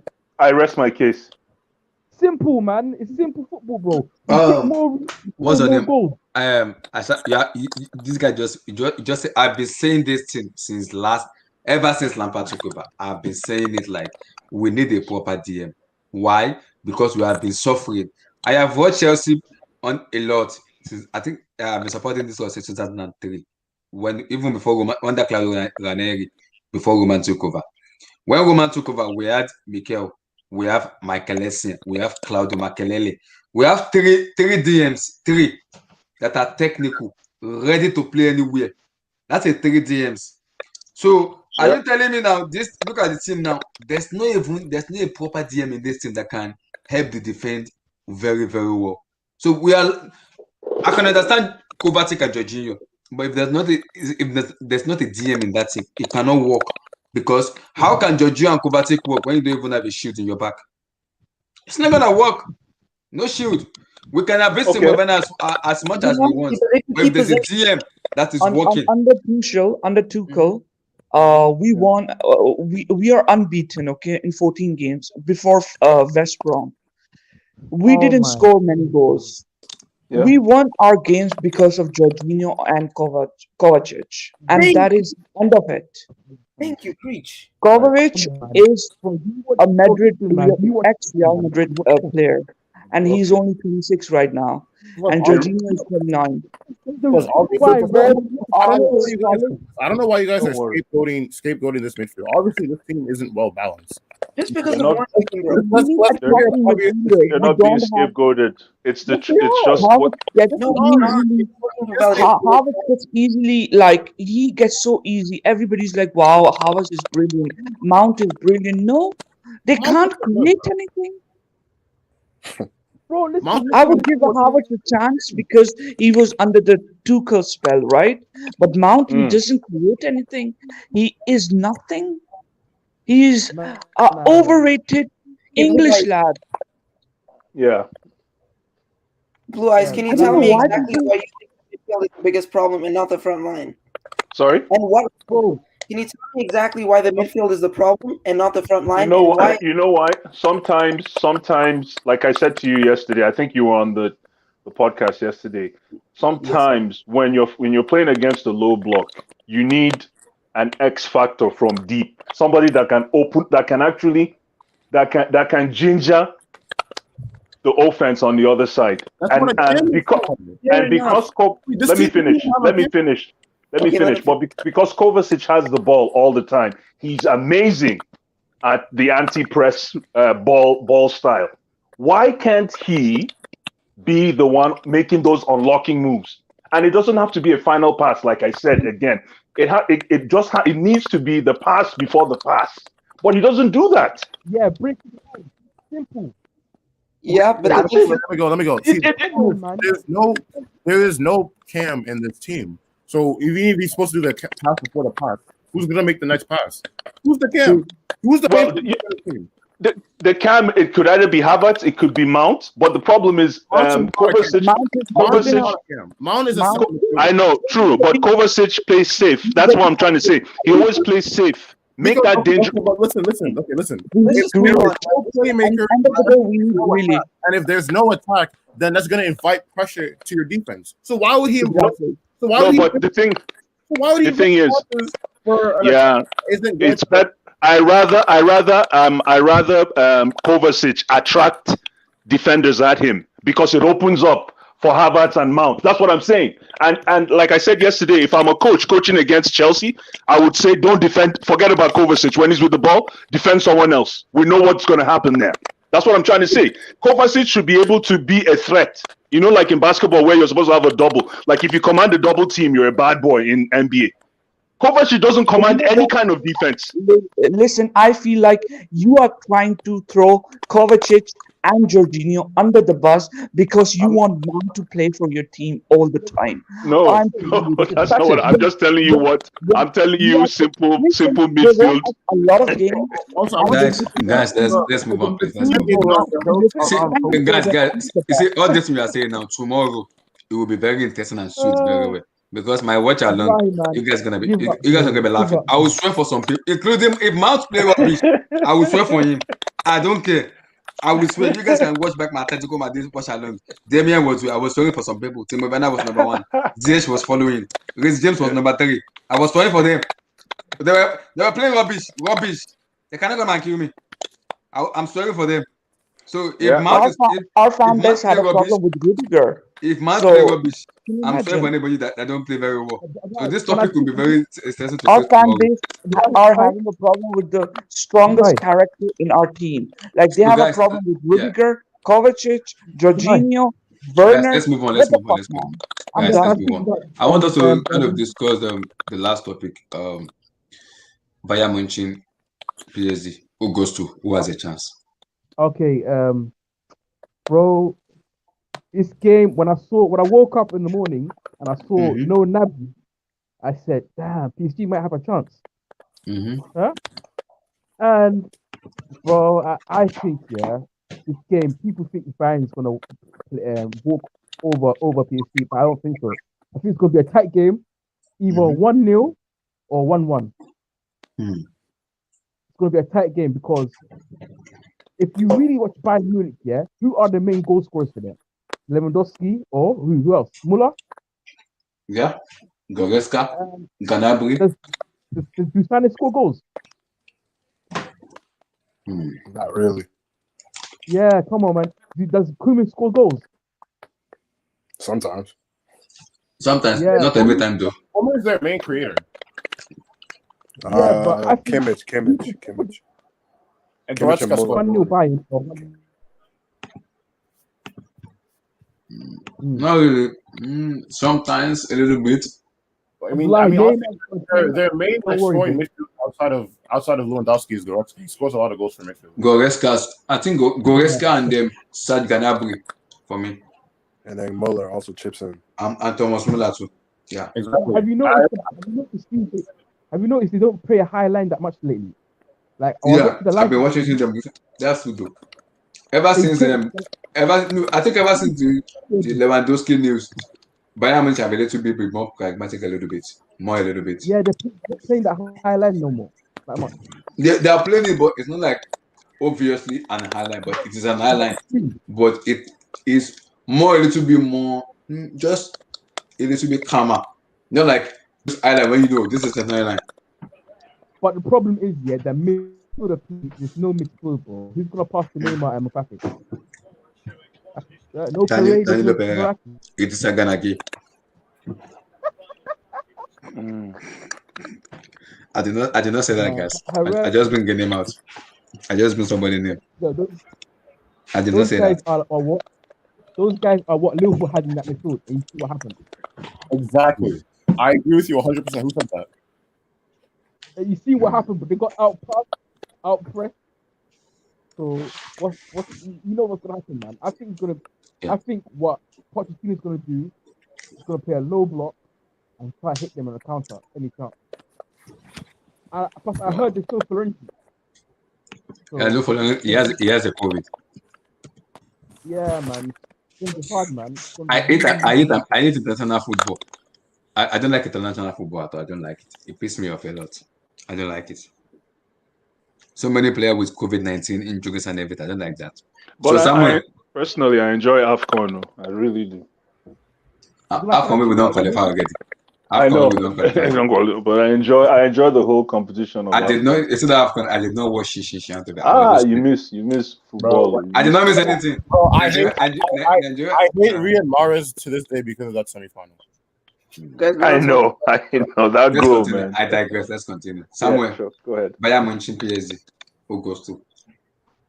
Okay, so Bayern Munich, PSG. So Gnabry's out, right? Yeah, he has Gnabry's out. COVID. Yeah, he has COVID. Lewandowski's out. Mm-hmm. No, I think Gnabry would have been really important because like that guy can score goals, right, as an inside forward, and he does contribute a fair amount. Mm-hmm. So, and yeah, PSG have like a lot of their individuals. They've got Neymar, they've got Mbappe, they've got Di Maria. So I think it actually makes it more evenly matched now. I think you've got individuals versus tactics and a team, and it's actually going to be very interesting. So I really don't know, but I think Gnabry being out just made this a lot more closer. Because now it's going to be 100%. Yeah, now it's going to be like team and tactics versus individual brilliance, you know? So let's see what prevails. So yeah, it's definitely an interesting matchup now. The key is in midfield, man. Stop the Bayern's midfield running the show. They might have a chance. Yeah, but if they allow Kimmich and Goretzka, yes, that's true. That's true. See, the problem is PSG's midfield is too flat. So like even if they somehow stop them, then what? They don't have any kind of force to do anything on their own. They got Herrera. No, I'm joking. So it's going to be sort of midfield versus. It's interesting. It definitely makes the tie a lot more evenly matched. I mean, coming into this tie, I think Bayern Munich were definitely like the heavy favorites in my opinion. But now it's just so even. You could even say it's midfield versus star attacking line. So let's see what happens. Bro, but yeah, but you seen what Cruz and Modric did to a team that is well known that presses a lot. Like that midfield, Fabinho, Keita, and Wijnaldum, they're not really passers; they're pressers. And that midfield, what PSG have, it's very similar. I think that's going to be a huge problem, man. No, I think where this match will be more interesting is I know they are missing variety. This is where I want Neymar to be important. Neymar just need to drop deep, get the ball from the midfielder, and run at Bayern Munich midfielder or their defense. It doesn't need to play on the left wing. Get out of the left wing, come into the middle and play as a number 10. Because as a number 10, you can get ball from the number 8 or from the DM and move your way past through the middle and pass or shoot. Neymar can do that. He's more of a creative player than a winger. That is going to be very important tomorrow. It's going to be the most important player tomorrow because no variety tomorrow. So who's going to be passing the ball? Neymar. I mean, how Neymar Jr. and Di Maria. If Neymar drop down to the middle of the park, I think PSG are going to lose. Honestly, I think PSG are going to lose because my problem is it's not only where the goals are going to come. It's much easier to stop Neymar that way. It's much easier to stop him if he drops to the middle of the park. Because Neymar is one of those tricky ways. Yeah. No. We say that, but Bayern Munich are able to neutralize him. If he stays in the middle where he's more of a near the attackers more so than the midfielders, then he would have an impact. But he can't stay that because I think I was the final. I think I was the final last year. It was the most kick player last year in the final. People were just kicking him. They were kicking him so I was like, wait. How many people want to kill? You guys want to kill Neymar? What's going on with him? They were just kicking him. Gnabry was kicking him. Kimmich was they were kicking and they were getting a yellow card. They were getting. That's why I said tomorrow's match. I can see a Bayern Munich player getting a red card tomorrow. Very possible because of Neymar. Very possible. What if that Bayern Munich midfield, because it's really good, you can just keep the possession and just minimize any like Neymar getting a lot of touches. and I think that's perfectly possible. So, to be honest, Bayern Munich. Bayern are like a direct team. They don't really play like the Man City possession style football. They're not gonna do that. They go at you. They don't even care who you have. They go Yeah, at when you. Neuer takes the ball out, it's straight to the wings and they go straight away. Gone. They won't keep the ball. That's why I'm telling you, They're like Bayern's will be a bad matchup for Man No, City. but honestly, I think that it's all about what they decide to do. I think like they don't have the players to do what they normally do, so they'll have to think of something different.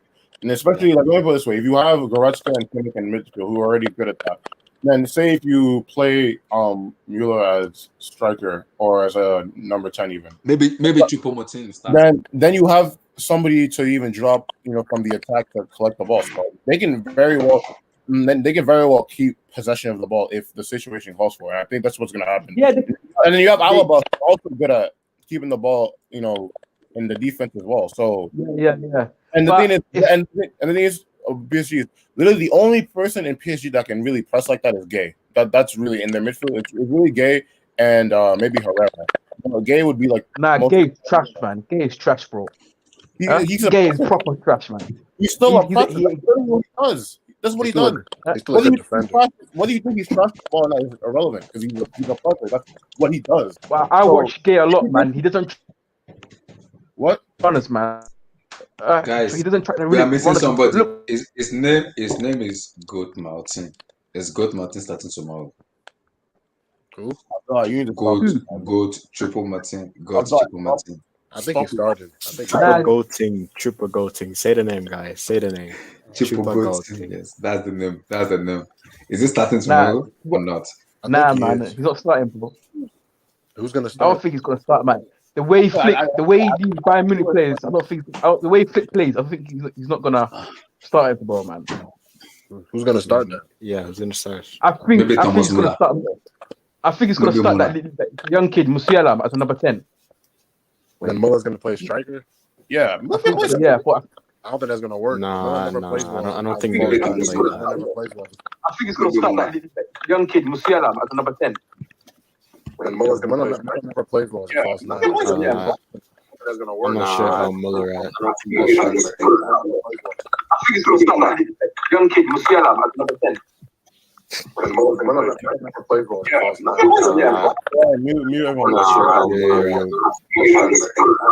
Mute your mic. Jesus. That was Samuel that was doing that. We have Siberia Mike here. What's going on? What is going on? We have a Siberia mic here. Why is everybody having a Siberia mic? It's Ahmed's goat. Look, Ahmed said my goat. Ahmed, your goat. No, Goat Martin. Oh my God, Goat Chipo Martin. Give that is wait. Is he not the Cameroonian captain? Is he the Cameroon captain? Yeah, I'm pretty sure. I think he's the captain of Cameroon. I'm very sure. Yeah, you're telling me Cameroon went from Samuel Eto'o to Choupo-Moting. Wow. Oh, goodness sake, man. Wallahi. Let me see. Let me check. I mean, Moting is Cameroon's greatest striker of all time. So yeah, of course. But he's better than Eto'o. Don't forget that. I actually fear for Bayern Munich. Moting heading that front line. No, that's not good.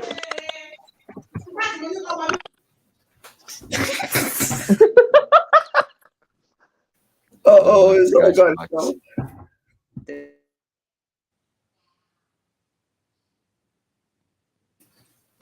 Relax, guys.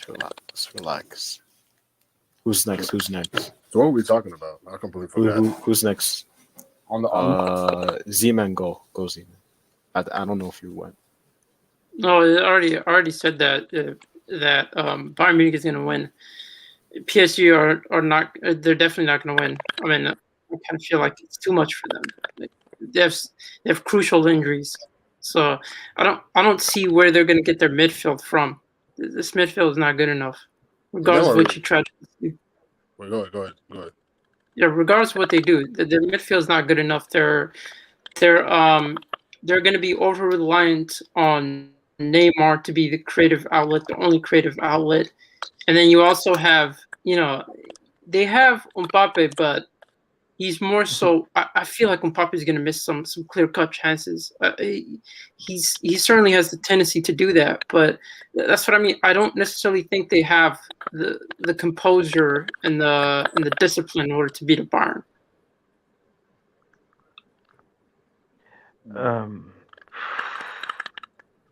So I think, guys, I just checked now. I didn't think Choupo-Moting is the captain of Cameroon because he was given a call up for the Nations Cup and the Europe and the World Cup qualifier. It did not show up. You could still be the captain. You might just not want to show up. Captain, my captain. No, he's the Cameroonian captain. I'm talking about Cameroonian captain. He's the as far as I know, the last Nations Cup, he was the captain of Cameroon, and Cameroon is the one. What happened to Douglas Costa? Diego Costa? No, Douglas Costa. What happened to him? Douglas Costa doing nothing. That's what he's doing. Absolutely nothing. Oh, Douglas Costa. I know what Douglas Costa is doing. He's the one doing is painting their shoe. Bro, Abdullah, can I speak about Liverpool game? Yeah, for like 2 minutes. Haven't spoke about them. Mm-hmm. Bro, that's what I told my friends in the group chat, that Salah, Mane, these players, they need space to score goals. They're not really technical to find space and create their own goals. And when I saw the lineup, I knew Real Madrid was going to win the game immediately. I saw Keita. We need to speak about Keita, man. That guy's been there for 4 years. I don't remember one single performance he said, wow. And Ronaldo, these players, they can't pass the ball properly. They press. What Klopp likes to do,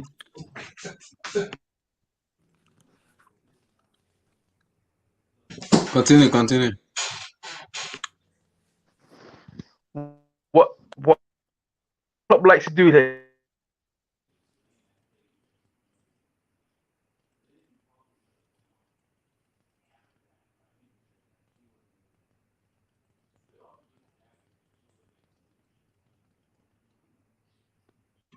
Siberia microphone. I can't hear you anymore. Can you guys hear him? Nah. No. I thought. Oh my God, I cannot hear this. Can you come in and come out? Guys, why are we having a Siberia mic recently today, especially today? Why? What's going on? Man, Abdullah, can I ask a question? Go for it, yeah. So, Bayern Munich's lineup is like no one really knows what's gonna happen. So, like, would you guys be interested in predicting the lineup on like? Okay. Lineup Someone said lineup to me on Twitter, but I'm not sure how true it is. They said the right back is Pavard, left back Afonso Davies, right back is Nicolas Soule. Sorry, the central back is David Alaba and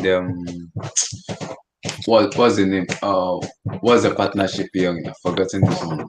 I know it's not Boateng because Boateng is injured. What's the name of this person? Oh, it's Hernandez. What are you thinking about? I think it's Hernandez. Yeah. So the midfield is Goretzka and then Kimmich, and I think Musiala, Leroy Sané, Koeman, and then Thomas Muller is what I saw on the group chat. How truthful it is, I don't know. But for PSG, I saw Kilo Kera, I saw Marquinhos, Kipembe, I saw Danilo Pereira is playing in the right back, Kilo Kera is playing in the left back. I'm seeing Marquinhos and then Kipembe. The midfield I see Idrissa Gana Gueye, Ander Herrera, and I see Juan Drexler. Is it Drexler? Yeah, Drexler. Yeah. So what I saw is Kylian Mbappe, Angel Di Maria, Neymar, and this Everton guy, Moise Kean. That's what I saw for PSG. What about Sarabia? What happened to him? I don't know. That's what I saw for PSG. He surplus the requirements. Wow, I thought he's a good player, man. That's what I saw for PSG, though. That's the lineup I saw. How true it is, I don't know, but that's the lineup I saw. Nah, there's no way Draxler can't be playing. My Draxler he's finished, man. Yeah, he can't. Draxler's not playing. He can't be playing in this match. No. Who gave the Nah, third goal to Mbappe in the PSG in the Bayern Munich Drasla against that was Bayern Munich against that's Barcelona? that was just a counter that's attack. That was just a a counter counter attack. attack, man.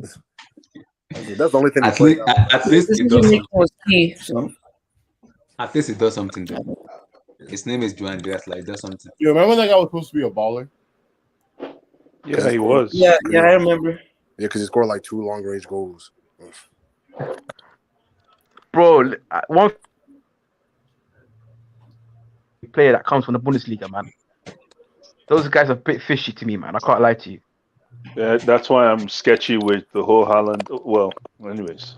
No, but No. Haaland thing. Haaland is also ball in the Champions League. So. No, you Yeah, can't Haaland's make- different case though. Haaland is He pulled the Champions League. proven, bro. No, Vern had a good record in the Champions League too. You know that.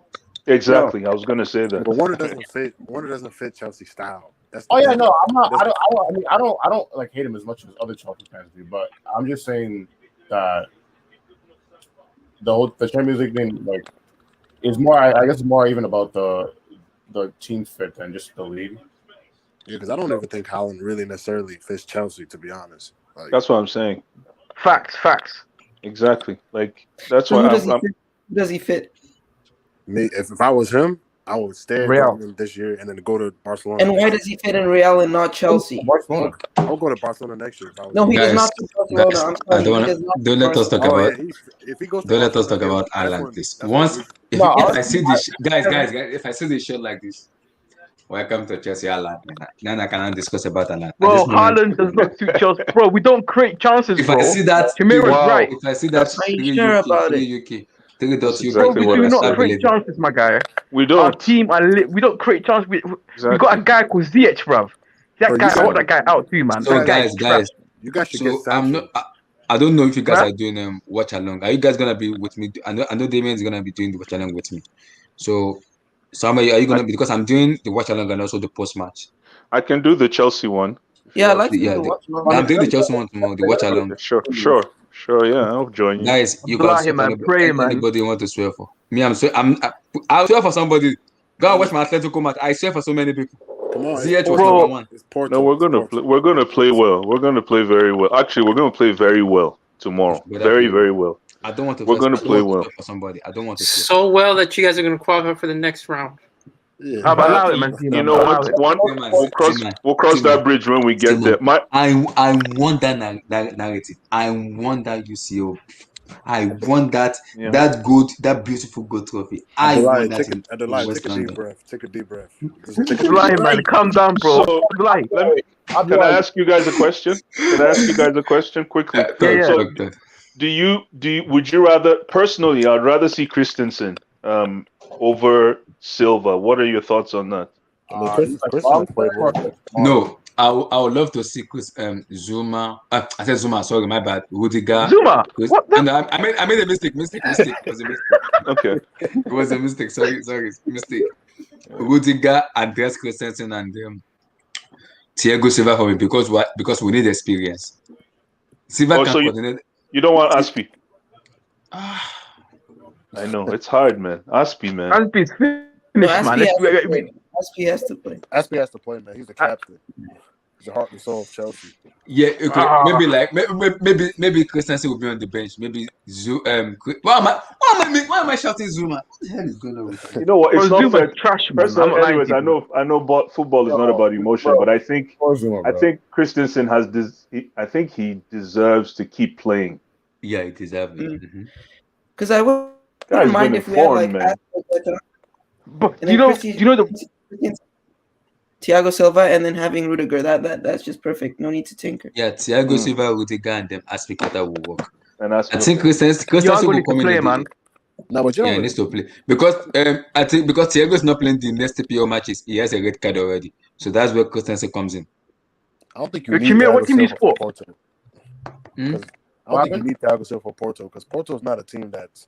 Porto's just come at you. They're not gonna come at you. So you need. You know what? You know why I'm gonna need Thiago Silva. Honestly, that's when you. That Chelsea team need an experience. They need someone that can push them. I'm afraid of if I'm seeing Marcos Alonso tomorrow and Jesus Corona, I'm having a PTSD already. I'm having a PTSD. I'm having a PTSD. Sometimes when teams back off of you, that's when you need that.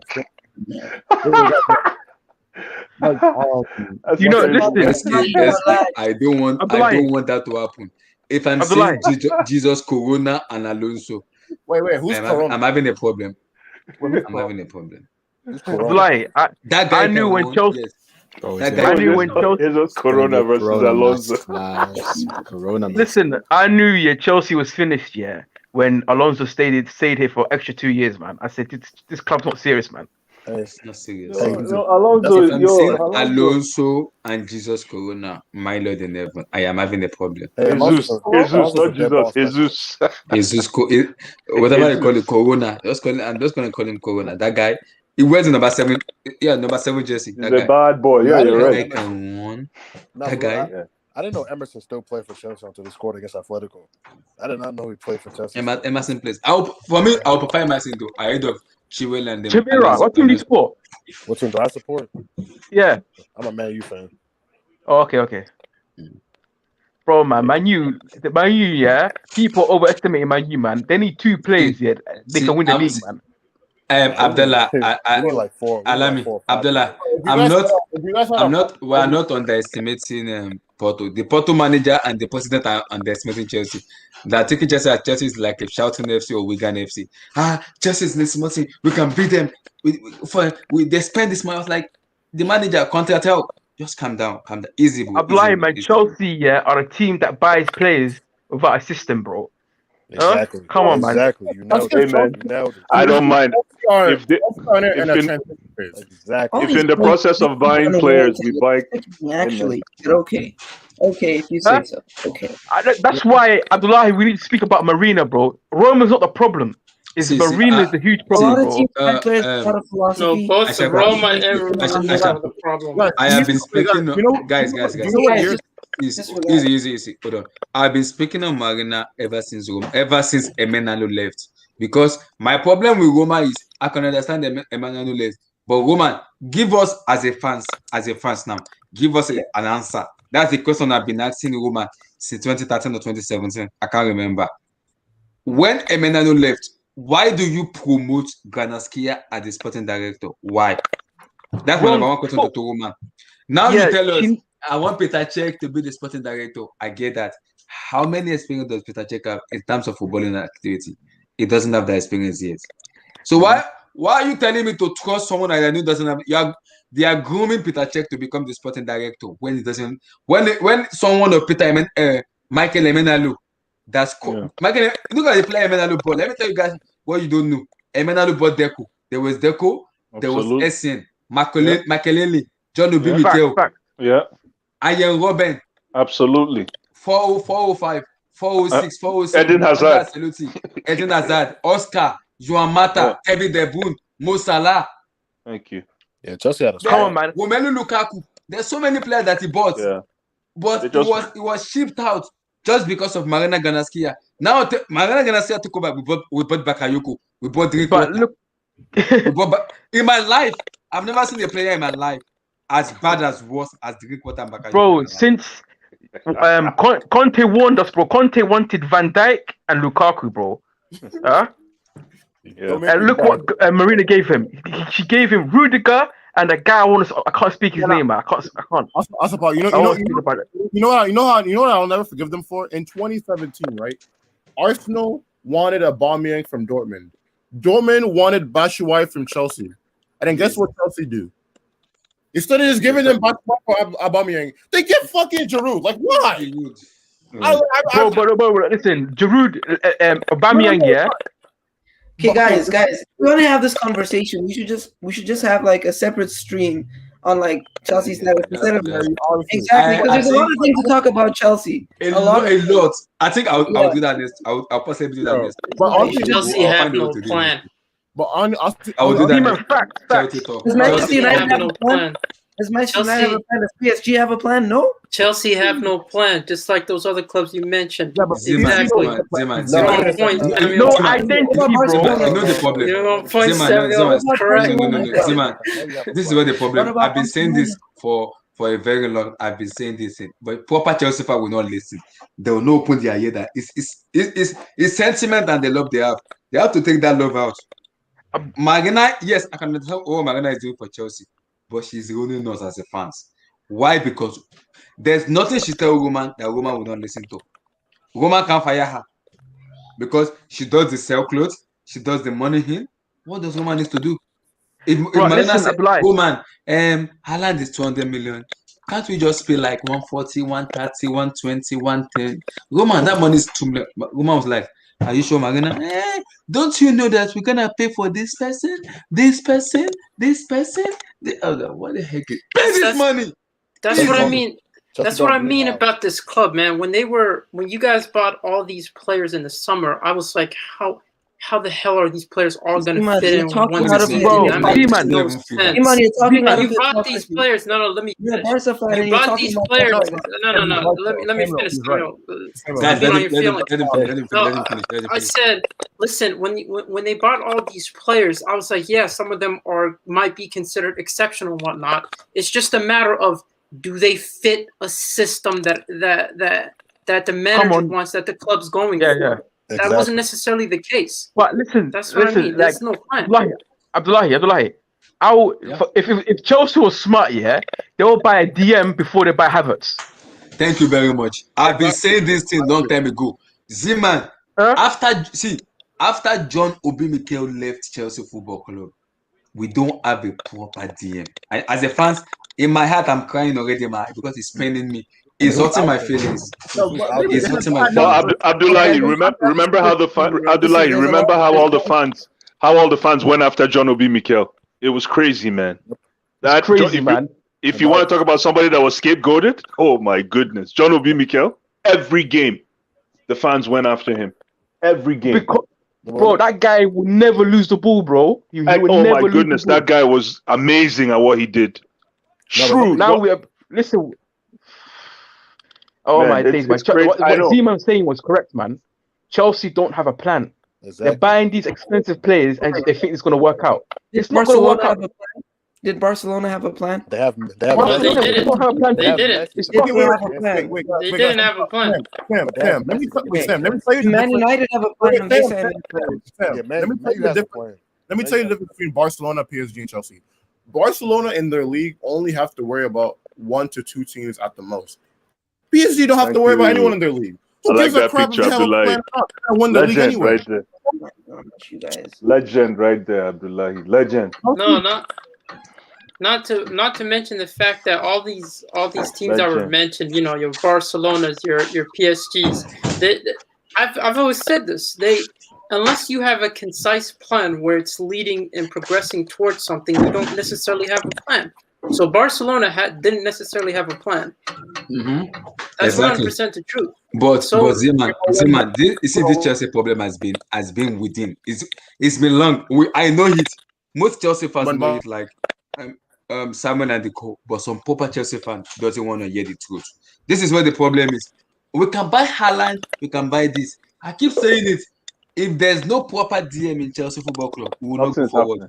No, we will not go forward. We will not go forward.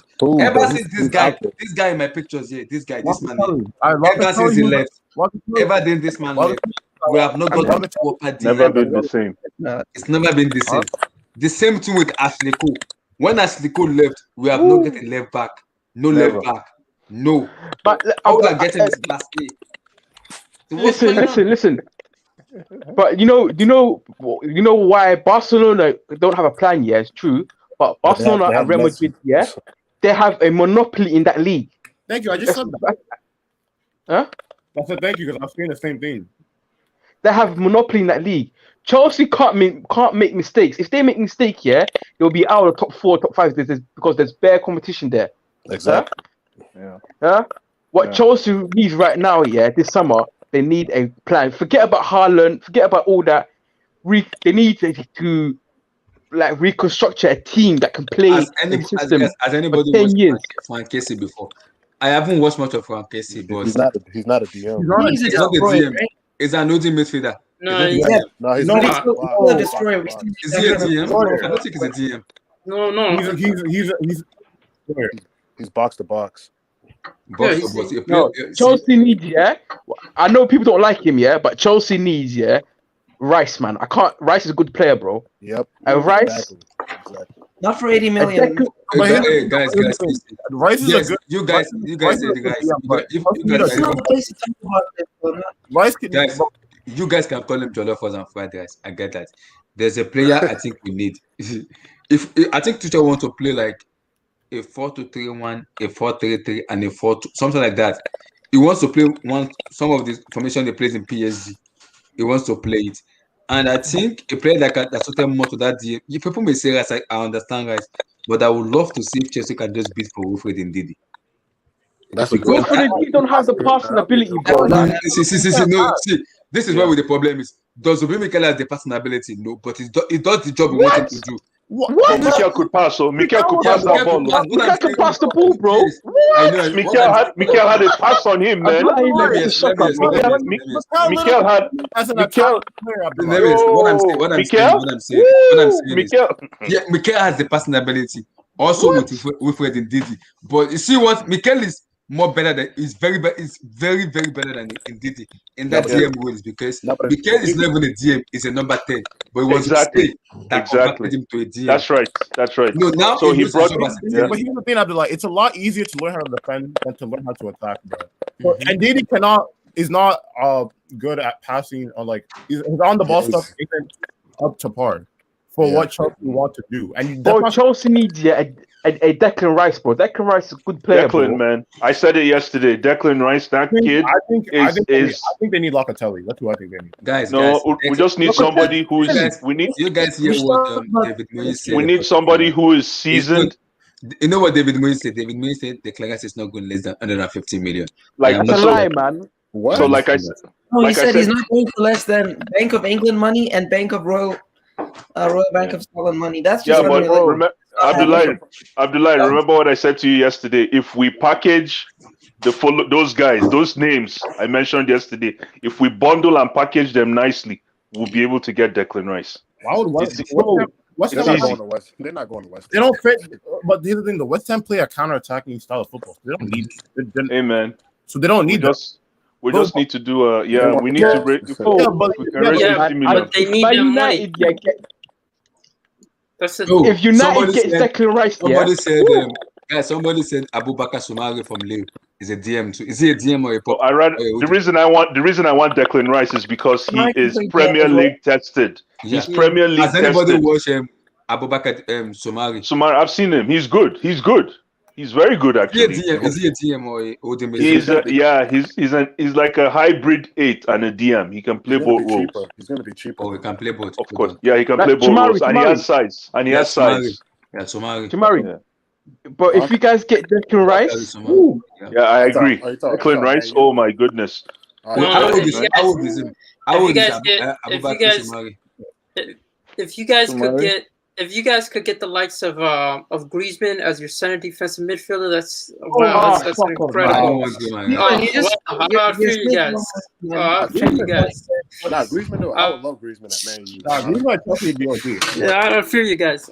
That'd be bro, man, I'm not lying to you. Yeah, if Man United get Sancho and Declan Rice and a good centre back, they can challenge for next season, bro. No, it's not even. Wait. Fine, then I ask you. I'm talking about this guy. Do you guys see this guy? Wait.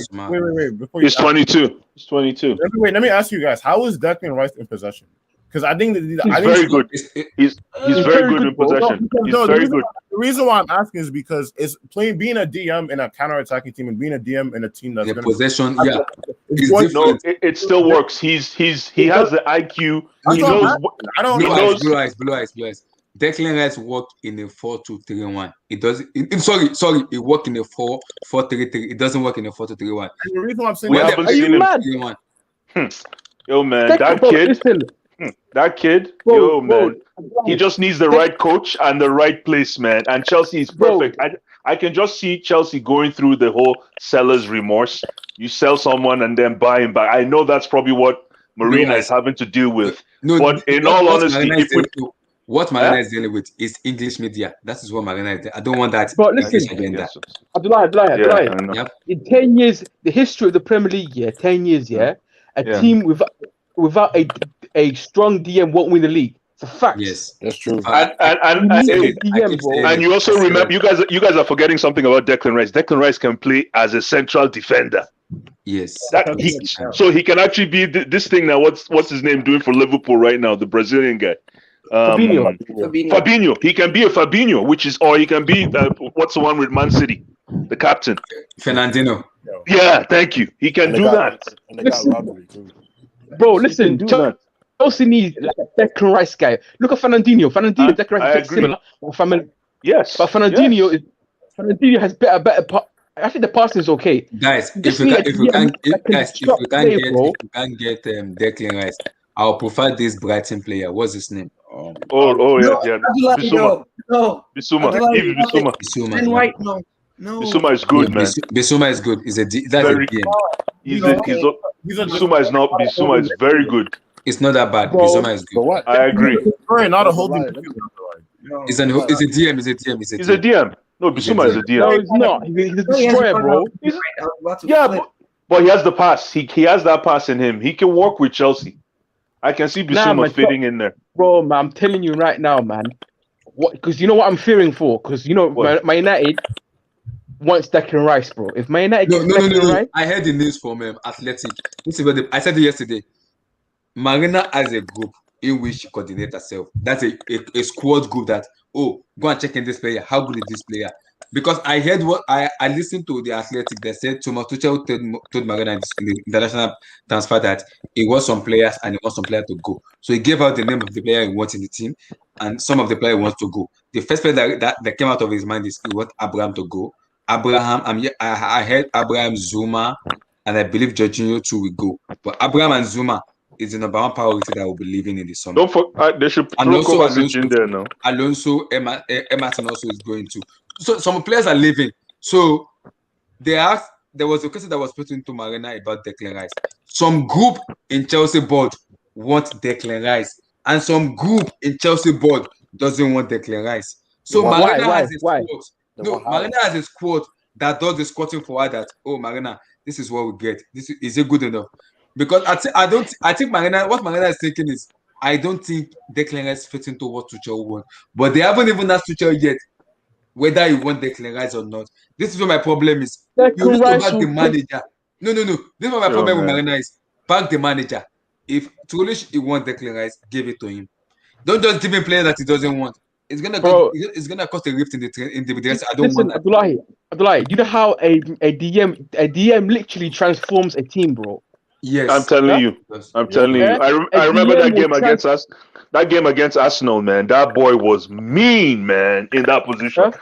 That game where they tied 3-3. But that's why I'm fearing Declan Rice going to United. If United gets Declan Rice, that's what the problem is. Guys, ever since John Obi Mikel left Chelsea, we don't have a replacement. What year did he leave? Okay. We don't have a DM replacement.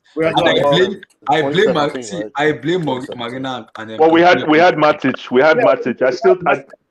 Matic was only one. He was a one-leg wonder. Everything came from the left. Yeah, he lost his legs. Yeah, he lost his. Matic is a good player, man. He just lost his legs. It's fact. So, guys, let's take out Declan Rice now. What other DM do you guys would love to see in the summer? There's a lot. If you watch the French league, there's a lot of good DMs there, man. There's one. I watch the French league. There's one guy I love most in Monaco. He played like Mikel. And what's his name? Chouameni. He plays for Monaco. It starts from T something. Chouameni. Is it Chouameni? I'm not sure. Chouameni. Yeah, it is Chouameni. Monaco always have good DMs. Monaco has a baller. Milo, they have a fantastic team. God damn.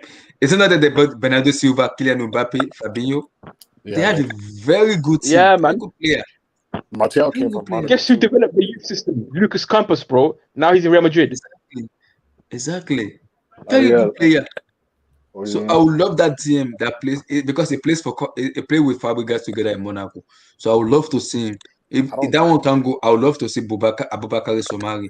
If that doesn't work, I'll probably want to see. I think if we can tell, people may not like him, but I think under Tuchel he will work with Fred Ndidi. With Ndidi will work. Nah, man. No, he's Kante, bro. He's literally Conte. He's a Kante, bro. He's a destroyer. It's not gonna work. You can't have two destroyers. I see. What I see. are GM doing? I see. I see. That's why it's Rice, man. You need Rice. You need Rice, man. It's about time. Right for me, Rice should be the priority. Rice should be the priority. I'm telling you, do whatever it takes. Get that before kid. we get Haaland, Blue eyes, we blue need eyes, to get blue a eyes. DM, bro. Blue eyes. This is what the problem Yeah. is. See, if we have a sporting director, you see this thing we will have happened last season because the sporting director will have told the board, we need this, and we need this. Marina is the one running Chelsea, not Roman. If Marina said to the board, we're not buying Declan Rice in the next 10 years, we're not buying They him. won't buy him. Yeah.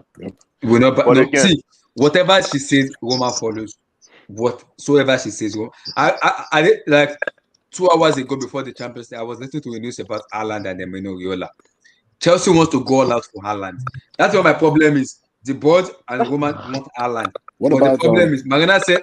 What about Benacer? What about Axel Witsel from Dortmund? See, no.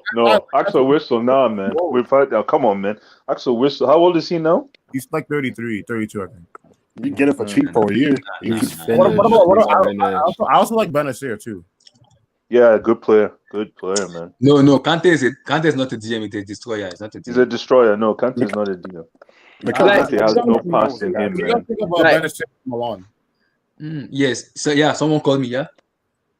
What of this guy? Is he a DM? I know he can pass this. He can pass the ball very well.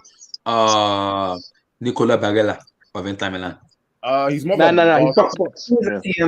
The Brozovic is Milan's. I'm pretty sure it's interesting. Oh, it's a CM. Yeah. What of this Brazilian guy that they have been shouting his name? Is it Melino or what's his name? Yeah, they said it's a DM. Who? I think he's like a DM and Pameris or what's his name? Gabriel Menino. Yeah. Listen, man, if Chelsea can get what is his name here? Declan Rice and pair it with him with Kante. Trust me, we'll score a lot of goals, man. It's curtains, man. I think. What about Brozovic? What do you guys think of Brozovic? Nah, he's old. He's too old, man. 33, 34. Yeah. I think he's coming to Man U, to be honest. Declan Rice, listen, he's 27. Jamira, Declan Rice would change our team and your team, bro. Trust me. Yeah. I'm saying, but we need more than Declan Rice, to be honest. Nah, man. I think you guys okay. Like a right winger. We need Chelsea need a DM or winger, and I'm talking about this guy.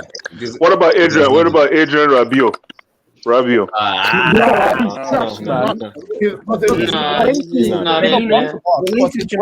His work rate is very suspect. Yeah, and he's slow tempo, bro. You can't speed up the tempo with him. He's not. Guys, He's this is good at that. Guys, is this guy a DM? You play for Lazio. Nah, he's a box to box. Milinkovic Savic is a box to box.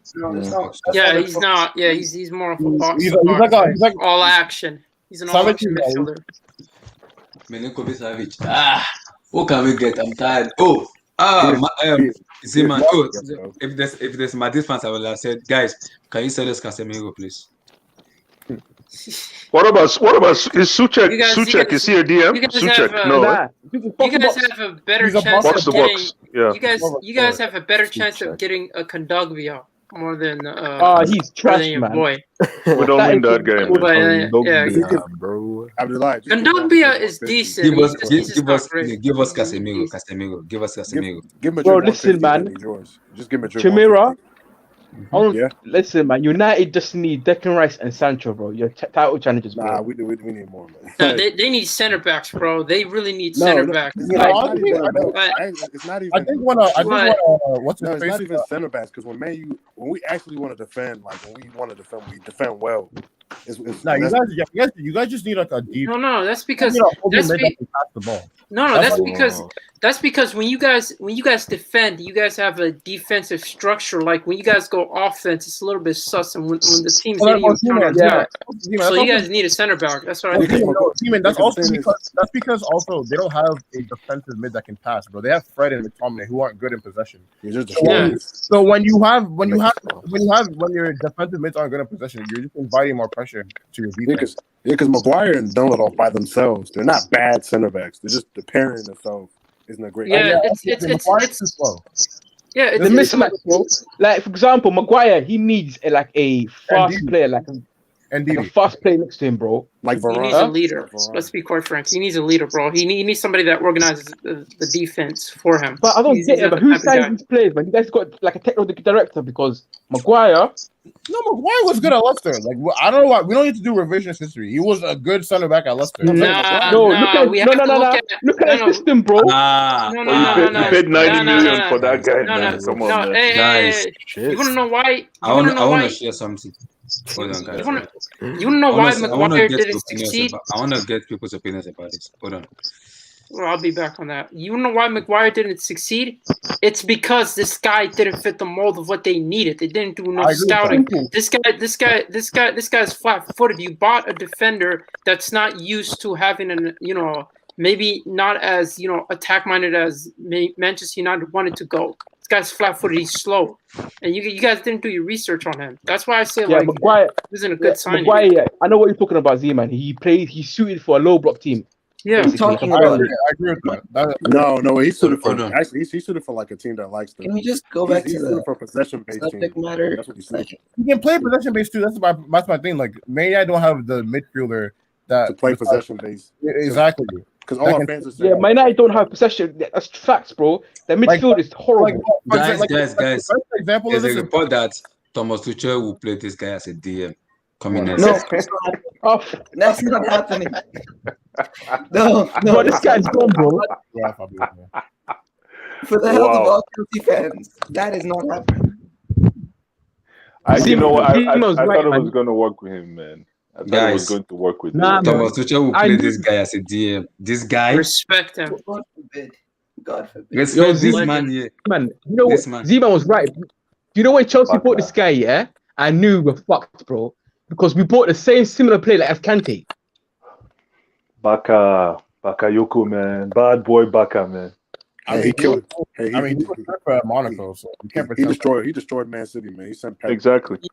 You guys bought the wrong player Did from he though, Monaco. I mean, did he really though? Monaco conceded 6 goals in that game. In that He time. We should have got Fabinho, bro. He made Pep drink that water. Coutinho. Did you say Coutinho? Straight up, Fabinho. yeah. Coutinho was a good sign. Fabinho? Oh, Fabinho. Okay, yeah, I agree with that. Nah, Fabinho, Coutinho, hands down. I thought somebody said I can't Coutinho. believe, but Liverpool. Somebody Nah, said Fabinho, bro. Declan Rice and Mason Mount are good friends off the field. They grew up together. Mount, Roman Abramovich, Declan Rice needs to call a three. What? Need to do a three-way call to win. But how much? You see, that's a sentimental type of move that would get Chelsea more trouble. Exactly. I I don't want that. I don't want that. Yes. I don't want that. Man, Chelsea won't. I don't want Listen, that. man. Chelsea's not. Listen, man. You can spend all your money that you like, yeah. But winning titles doesn't mean you can spend money, bro. Yeah, it's about philosophy and your ideas in the pitch. Ideas, and the way Hey man, I tell you now. I'll tell you. In the past 10 years, there's been a Champions League trophy in my closet or whatever. So I'm good with that, man. At least we got a Champions League out of it. Yeah, everybody here has won the Champions League except City. So except City. Yeah, so I don't mind buying the players as long as the ROI, return on investment, is there. And you can say every 10 years one Champions League. Is that good business? Maybe that's a good way to look at it. But if you're buying, if you're buying a player like Havertz that needs time and space on the ball, that's true. And you're buying Werner at the same time, it's a mismatch, bro. Does it make sense? It is. Exactly. No, you're right. You're absolutely right. It's just you're right. It's the recruiting. It's recruiting. Yeah, you understand. I'll understand Chelsea bought Havertz. Yeah, I say okay, that's a good signing. But adding Werner to it, it doesn't make sense, bro. Yeah, it's like adding fire plus water plus fire. What are you asking for? You're asking for dates. That's what I'm saying. And it's equal to you guys dates. you guys don't need a Haaland. I will go for. You know what? Guys, you know why I'm happy? Because Chelsea are ruthless. Chelsea do this stupid stuff always. When they buy a player, if it doesn't work out, they set that player out. One time, exactly. I will go for Sancho before Haaland. Because you need thank you, bro. You're literally Sancho's a creator, bro. You need someone who's gonna create a chance before you get the goal scorer. This is actually depressing. I'm not gonna lie. This is Like, what are you basing that off of? What we need here Because- is a finisher, a DM, and maybe a center back. Right wing, not the priority at the moment. Sam, what good is a finisher if no one can create chances for him? Exactly. No, we can't create chances. Exactly. No, we can't create chances. It's just one is putting them away. Bro, if you can't create chances, then what is the finisher gonna do, bro? Exactly. No, we are creating chances. Bro, Samuel. No Bro, one Samuel. creates Bro, do you watch Chelsea games, bro? Yes, I do. No one creates. Yes, I do. Guys, There's always 2-3 goals. guys, based on the report I'm hearing from the Athletic now, I just said the report. Chelsea are going for a striker and a central back, and one of the central back they are going for is Jose Koundé of Sevilla, and the striker they are going for. Now, man. I'll be honest Guys. with you guys. I'll be honest with you guys when it comes to Koundé, man. Koundé Koundé's is a ball. No, he's one A of ball-playing those central back. new type of center backs. He's one of those ball playing center backs. Defensively, he's Like kind John of Stones. he needs John a leader Stones. around him. He needs a leader around him, and you guys Thiago Silva's almost gone. So I'm wondering, like, how would that suit your team? No, That if Thiago Silva goes, they can pair him with Rudiger because Rudiger has that leadership experience with him. Nah, man, it yeah, won't work but out. Rudiger's not solid, man. When you see imagine being a center back and knowing the guy that's supposed to organize around you is getting dog shit, getting beat by random dude. So it's like that's not So that doesn't. no, that's because Chelsea wants to go for like a striker and a central back. So the striker they want to go a lot for is Haaland. So my question to you guys is: Do you see where do you guys see Haaland succeeding in Chelsea? How do you succeed? Because Chelsea said Let me go first. according to the Athletic said just are going for a central back, and the first name on the central back is Jose Koundé of Sevilla, and the striker Let is me go first, Erling innit? Haaland. Can I comment on it? Yeah, good. Let Moscow the first guy. Then you come in half time. No worries, good. Go. I go. Yeah. Bro, Abdullahi, man, just give up about Haaland, bro. Chelsea don't need Haaland, bro. Huh? If you get Haaland, yeah, who is Chelsea's main? Let me ask you a question, Abdullahi. Who is Chelsea's main creator in the team? Please tell me. We don't even have a creator. It's Mason Mount. I agree. We need Chelsea need a creator first. Either get a Cam or get a creative winger. Yeah. We don't have Listen, bro. We bought Ziyech. Yeah, I knew Ziyech gonna fail, bro. A 27-year-old in what do they call it again? Eredivisie. In the Eredivisie is gonna work out. Come on, common sense, bro. If you're so good, yeah, you bought this guy 2 years out before we bought him. Huh? That is why I said even the Atlantic even bring out the news that Chelsea are considering of doing a swap deal between. I'm hearing they want to do a swap deal, and I'm also hearing they want to do a transfer of. They want to sell Ziyech and get Sancho in. But my question is, they want to sell Ziyech. How much is they want to sell Ziyech, and how much they want to buy Sancho? Chelsea needs a centre back, like an experienced centre back. For me, yeah, I'll get Koulibaly. No. Huh? I'll get Why? Rafael Varane of Real Madrid. No. That's not the business, man. Varane's not the business. If you want Chelsea to win next year, yeah, the Premier League, yeah, you need the experience next to Rudiger or Thiago Silva next or fast player. Thiago Silva is leaving after the World Cup 2022. So I think that's what I'm telling you. I think it is what Tuchel said they want a ball playing centre back. That is why they are going for Jose Koundé. I can understand that. Koulibaly is way better than him before playing. Yeah, but that is what Tuchel wants. If it's what Tuchel wants, I am all for it because he said he wants a ball playing centre back in Jose Koundé. Koulibaly is a ball playing centre back too. I know, but do you know the owner of Napoli and ADL? We have a problem with ADL for a long time. We can't buy Koulibaly. There's 1 year contract is left, man. I think it's 1 year left. We cannot buy Koulibaly from his hand. ADL at Chelsea has a problem, especially Marina and ADL. We have a problem with that. We can't get him because for Tuchel to say he wants Jose Koundé, he knows what he's in Jose Koundé. There's a reason he said he wants Jose Koundé. So he may have his own priority of getting Jose Koundé. Nah, man, Julius Koundé, yeah. What Zima was saying, yeah, it won't work out, bro. Julius Koundé is, first of all, yeah, Premier League. He's short. He's 5'10". That's a huge issue. Bro, plays like what's that striker that plays for Burnley? What's his name? Ashley Barnes. Jakowski. Ashley Barnes. This guy. Jakowski. What the heck? Freaking about Yeah, Burnley. they will pin him down, bro. They will literally bully him.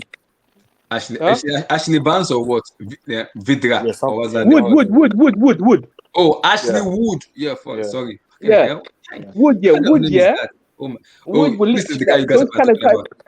Damien, is this guy good? Is he good? Because you watch Barcelona fans. I mean, like, Bro, you see what Haaland did to him, bro. Come on. Let me hear from Damien because he's a Barcelona fan. So he could know more about Kunde and Zeman too. well, I mean, the thing is about Kunde is actually he's pretty good in the air, so I don't really get like height is like I guess it's like a factor, but he's actually really good in the air and can kick balls out. He's very good at that. So I don't really get your point of like Burnley and like freaking Chris Wood and like Ashley Barnes. Like what the heck? Like freaking Brexit. Brexit. Yeah, but I don't really see like tall strikers really being a problem for Kunde. Mm-hmm. Oh, is actually good on your hair, right? Yeah. He's actually pretty good. What of his in terms of playing ball from the back is very good, like a deep line ball playing center back. Yeah. He's very good. Just Kunde. Zeman, do you agree with Damien too? That is very good on the hair too. Because I don't work that much of science. No, he is for a guy that's like 5'10". He's actually exceptional there. The only problem is he's not like again there's a scarcity in the market for players that are leaders and that can organize the back line, and I don't think he's necessarily that. So if you're expecting him to come in and make a huge difference immediately, that's not going to happen. He's only 22, so he's bound to have mistakes while he's maturing to his position. And I feel like you guys have so much young center backs to the point where this signing doesn't make sense. You guys need experience more so than anything. You have young center backs that are out on loan that are half decent. But I think Zeman, I think the problem is Tuchel himself won't use Kunde. Not Tuchel wants him. He said that is the defender I want, a ball playing center back. Then they asked me, said the first name on the list was Jus Kunde. This Jimenez of Atletico Madrid guy is his name Jimenez? Yeah, am I right? The Atletico Madrid center back.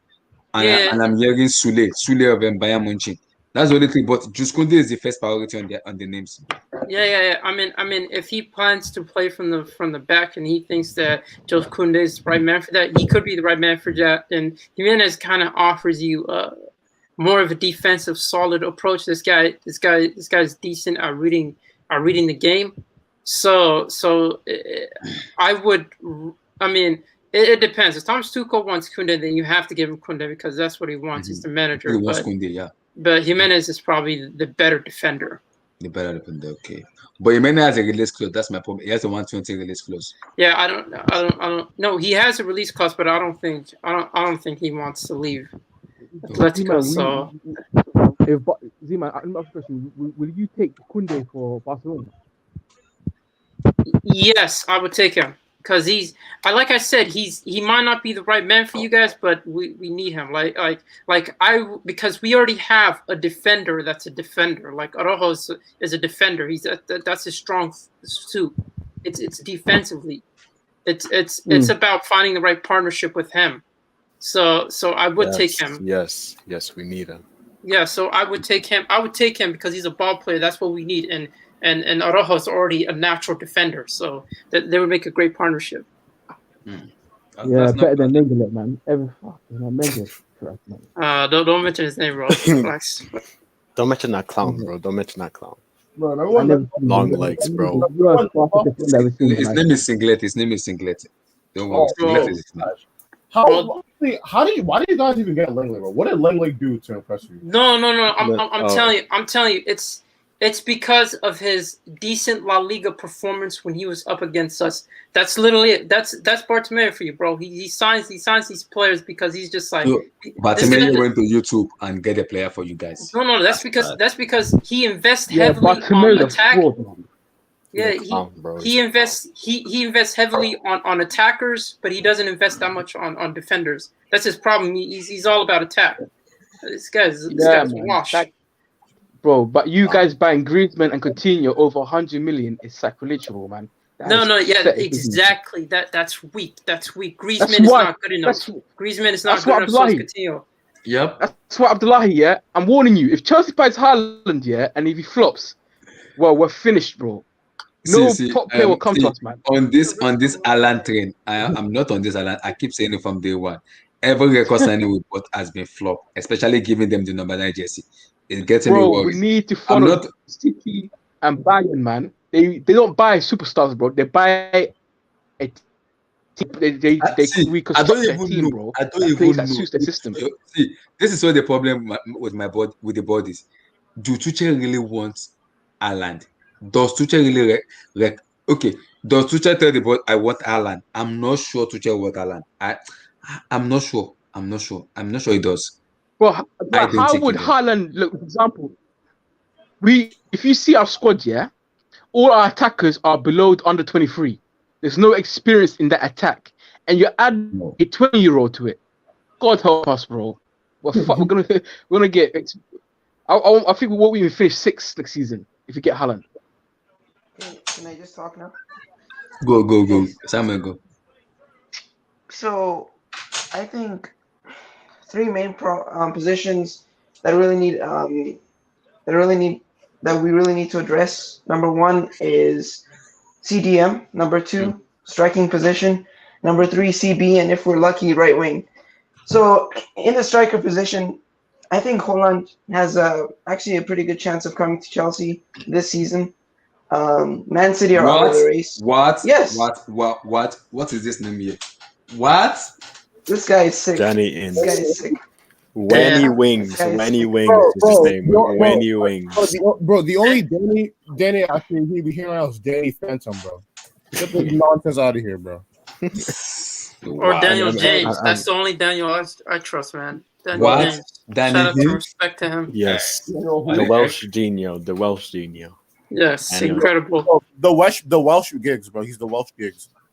He definitely is. Yeah, I was watching the Brighton game. Yeah, I do not know how man that game, bro. How do they win that game, bro? Man, Brighton. Guys, game. I don't want to talk about this. Samuel, continue.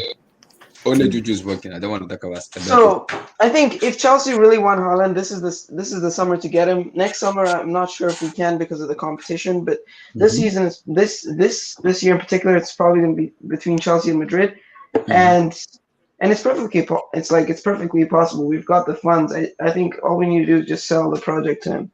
And yeah, I think Haaland as a striker would work in Listen, Chelsea. man. Shut up, bro. Shut up. Let him finish. Let Samuel finish. We need a lethal finisher. We need a lethal finisher, someone who can move intelligently and that form of awareness. Because that's what Timo Werner has. He just doesn't have that finishing ability.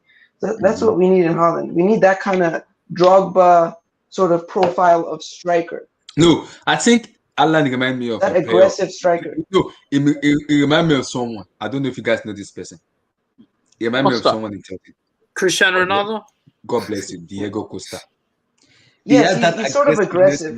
Exactly, Costa is a madman. Costa, I love Costa in Chelsea. Hi. Yes. Costa. So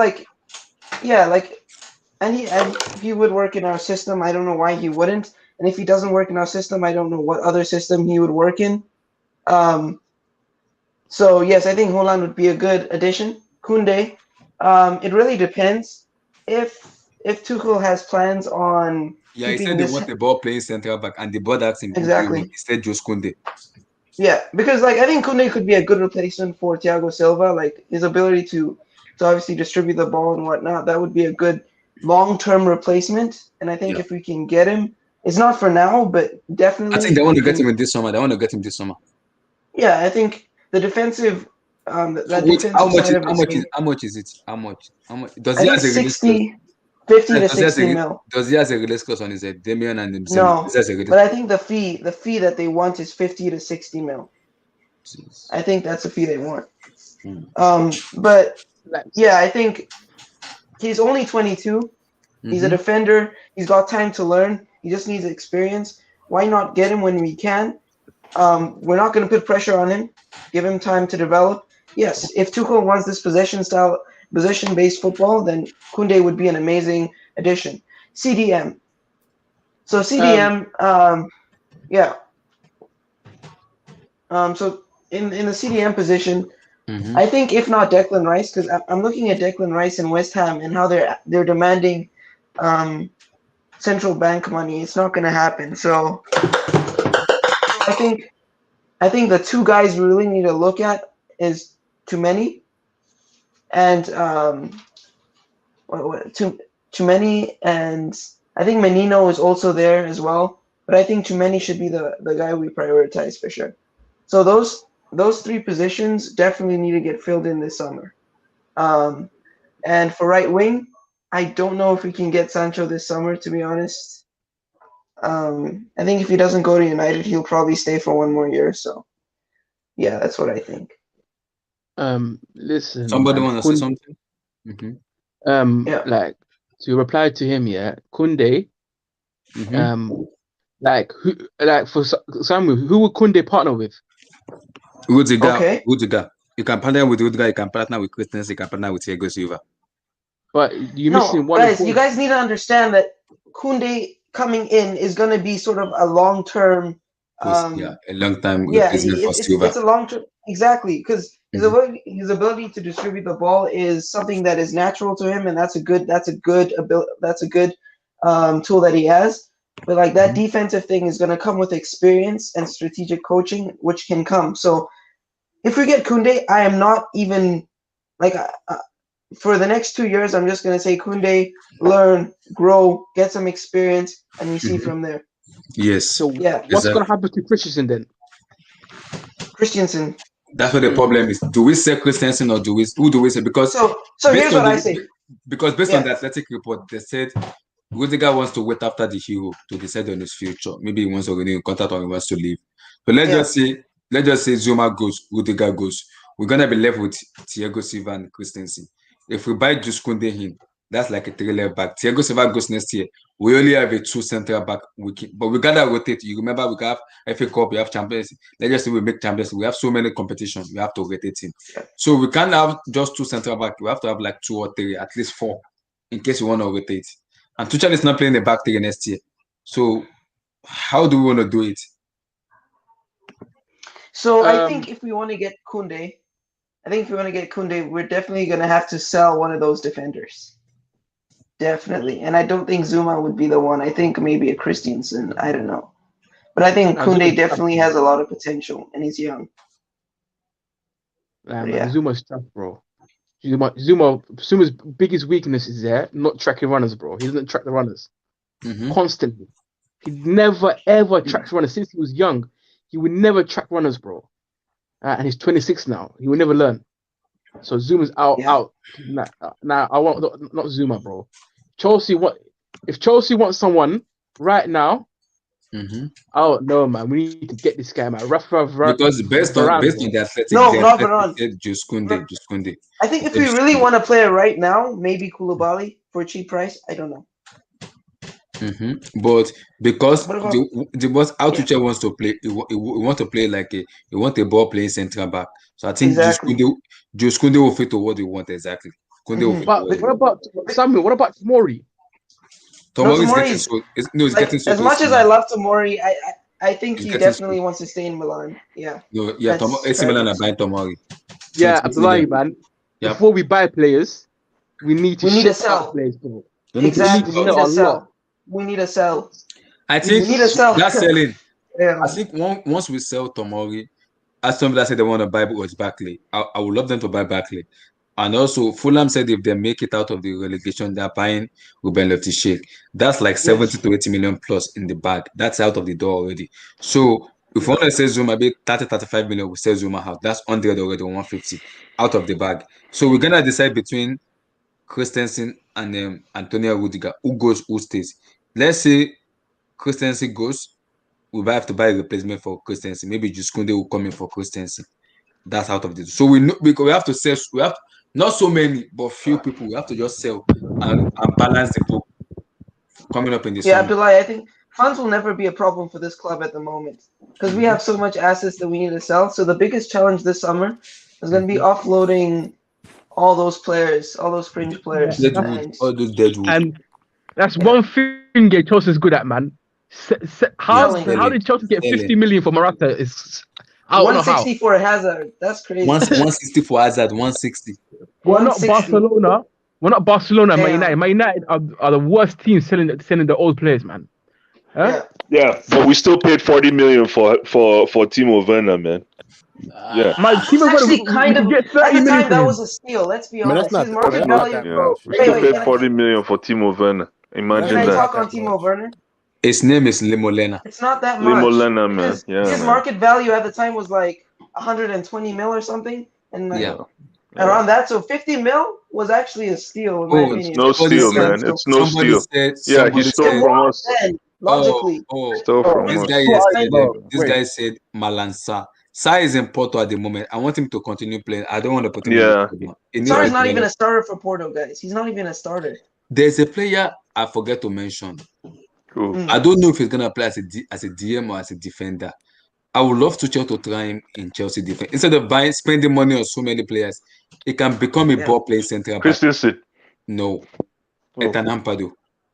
No, man. No. No. Stop, man. Stop, man. Come on, Stop no. that, man. Chelsea Bro, need- Chelsea. Yeah. Abdullahi, man. You know the timeline, bro. They want Gilmore, man. bro, as DM. Come on, man. No. I don't know, man. Not I think not this club has Ampadu, so man. much players, bro. This club has so Ampadu, much no, players. man. Bro, Man. Chelsea, yeah. One thing I like about Chelsea, yeah, I can't lie to you. The loan army. You know the reason why we have the loan? It generates 100 to 200 million a year. Of course, it's big. It's a cash cow, man. That's a cash. That's why they banned us, bro. That's why FIFA and UEFA banned us, bro, because they say, damn, these guys are making a lot of money from this. Exactly. Guys, imagine this year. Because I'm here with selling Tammy Abraham. Imagine selling Tammy Abraham and making money from Tammy Abraham.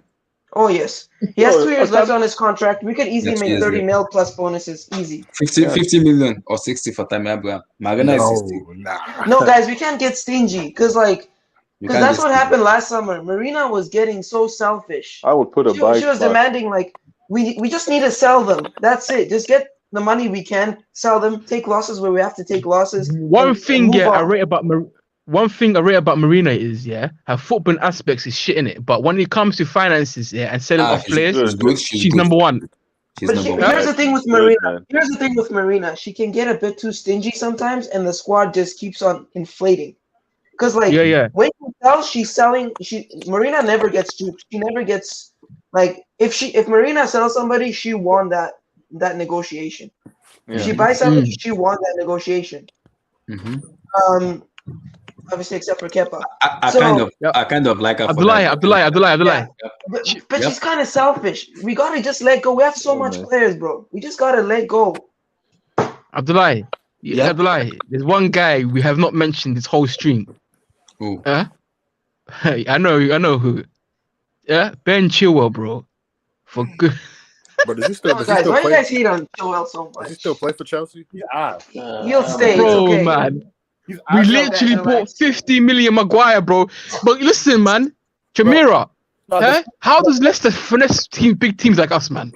Honestly, the fact that Chilwell isn't that bad. No, that was a Frank Lampard acquisition. That was a Frank Lampard bro, 50 million. Oh my Spurs days. got Reguilon for half the price in the same summer window. Spurs got Yeah, Reguilon. why didn't we get Reguilon? Like, why? And Reguilon was actually linked with Chelsea. Like, there was a Abdullahi, man. Ben Chilwell. Hey, man, you remember? Hey, let me say. Can I say something? Remember when Man U picked up Luke Shaw from Southampton? Remember how people looked at Luke Shaw? Look at Luke Shaw today. But Luke Shaw is way better, man. Everyone knows Luke Shaw is Look at Luke Shaw. But What do you mean Luke Shaw is way better? Luke Shaw went through a lot, man. He went through a lot of persecution when he first came in. He was going through the same thing. He was But look at him now. But the thing is, Well said. I hear that Luke Shaw is the best left back in the Premier League, hands down. Hands down. He was good their first season, and then he got his leg broken. Yeah, exactly.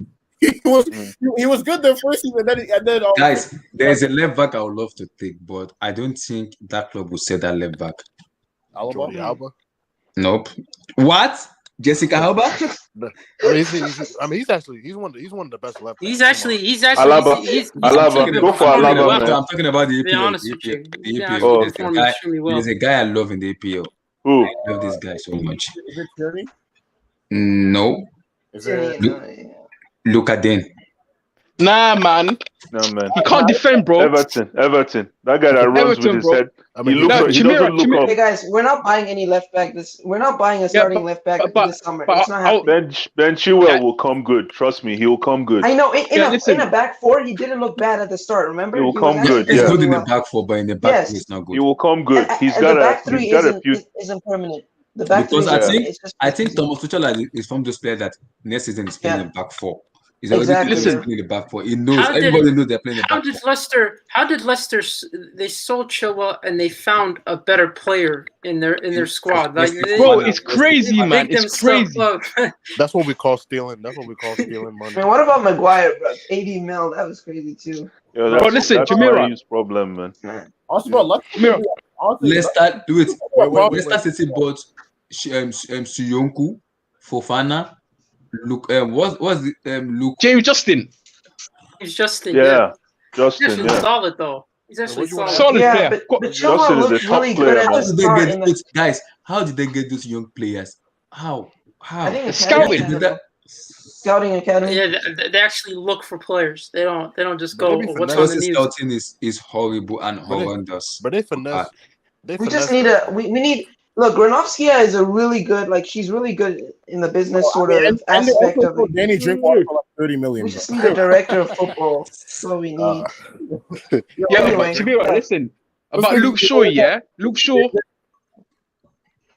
Oh, Go ahead. I was gonna say is if you think about it, Leicester have sold Jenny Drinkwater, Maguire, and Chilwell for a combined total of like 160 million. Imagine Crazy, man. Crazy. Wait, but somebody was saying something to me though. Who was saying? Yeah, so you were saying something about Luke Shaw also? Guys. Yeah, Luke Shaw, yeah. People forget, yeah. Luke Shaw, yeah. People compare Luke Shaw to Gareth Bale. Remember those days?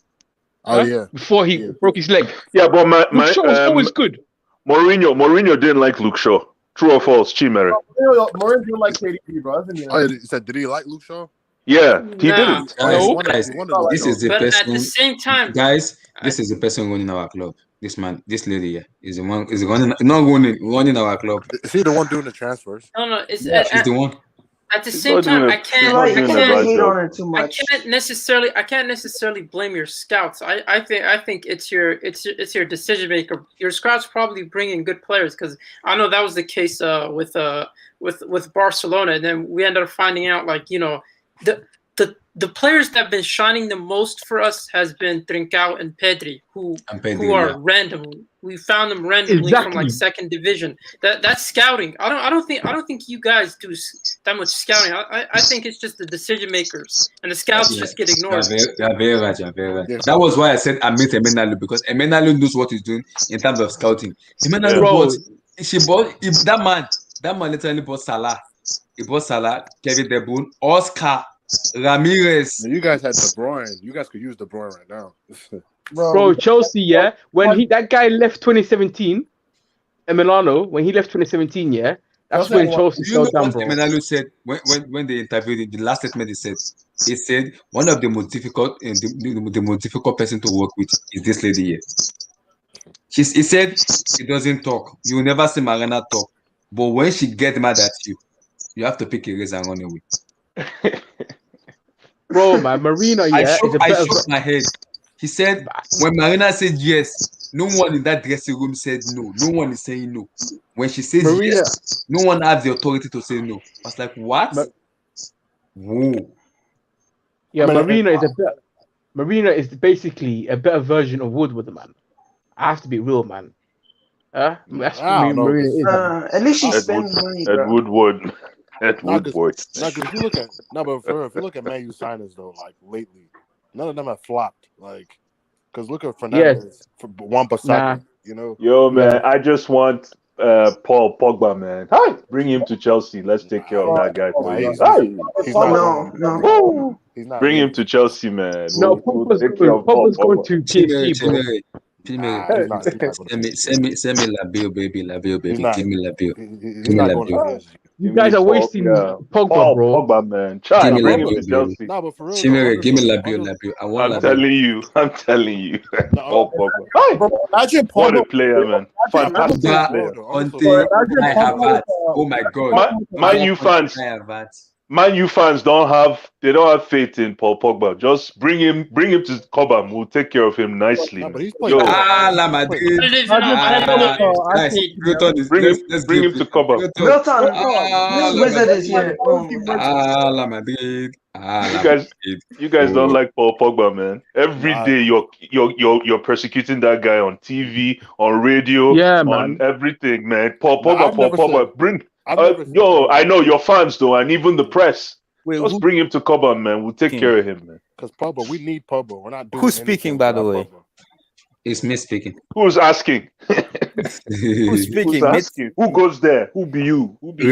Reverse psychology. Well No, done. Who goes no. there? First of all, I don't want to hear no Ala Madrid. That was a disgusting performance by Real Madrid. I don't know Stop what it. Juju. Stop it. Stop it. This guy, Milton. Bro, I don't know. Wait, can Allow I it, man. let? Can I let? Number one Can I let? student. Abdullah, kick him Can out. I Kick him let? out. swear. Kick him Can I out. let? Milton. Can I Oh let? Can my I let? days, Mute your bro. mic. Can I let? I'll let you guys talk. Can I let? Can I please let? Thank you very much. Mute your mic.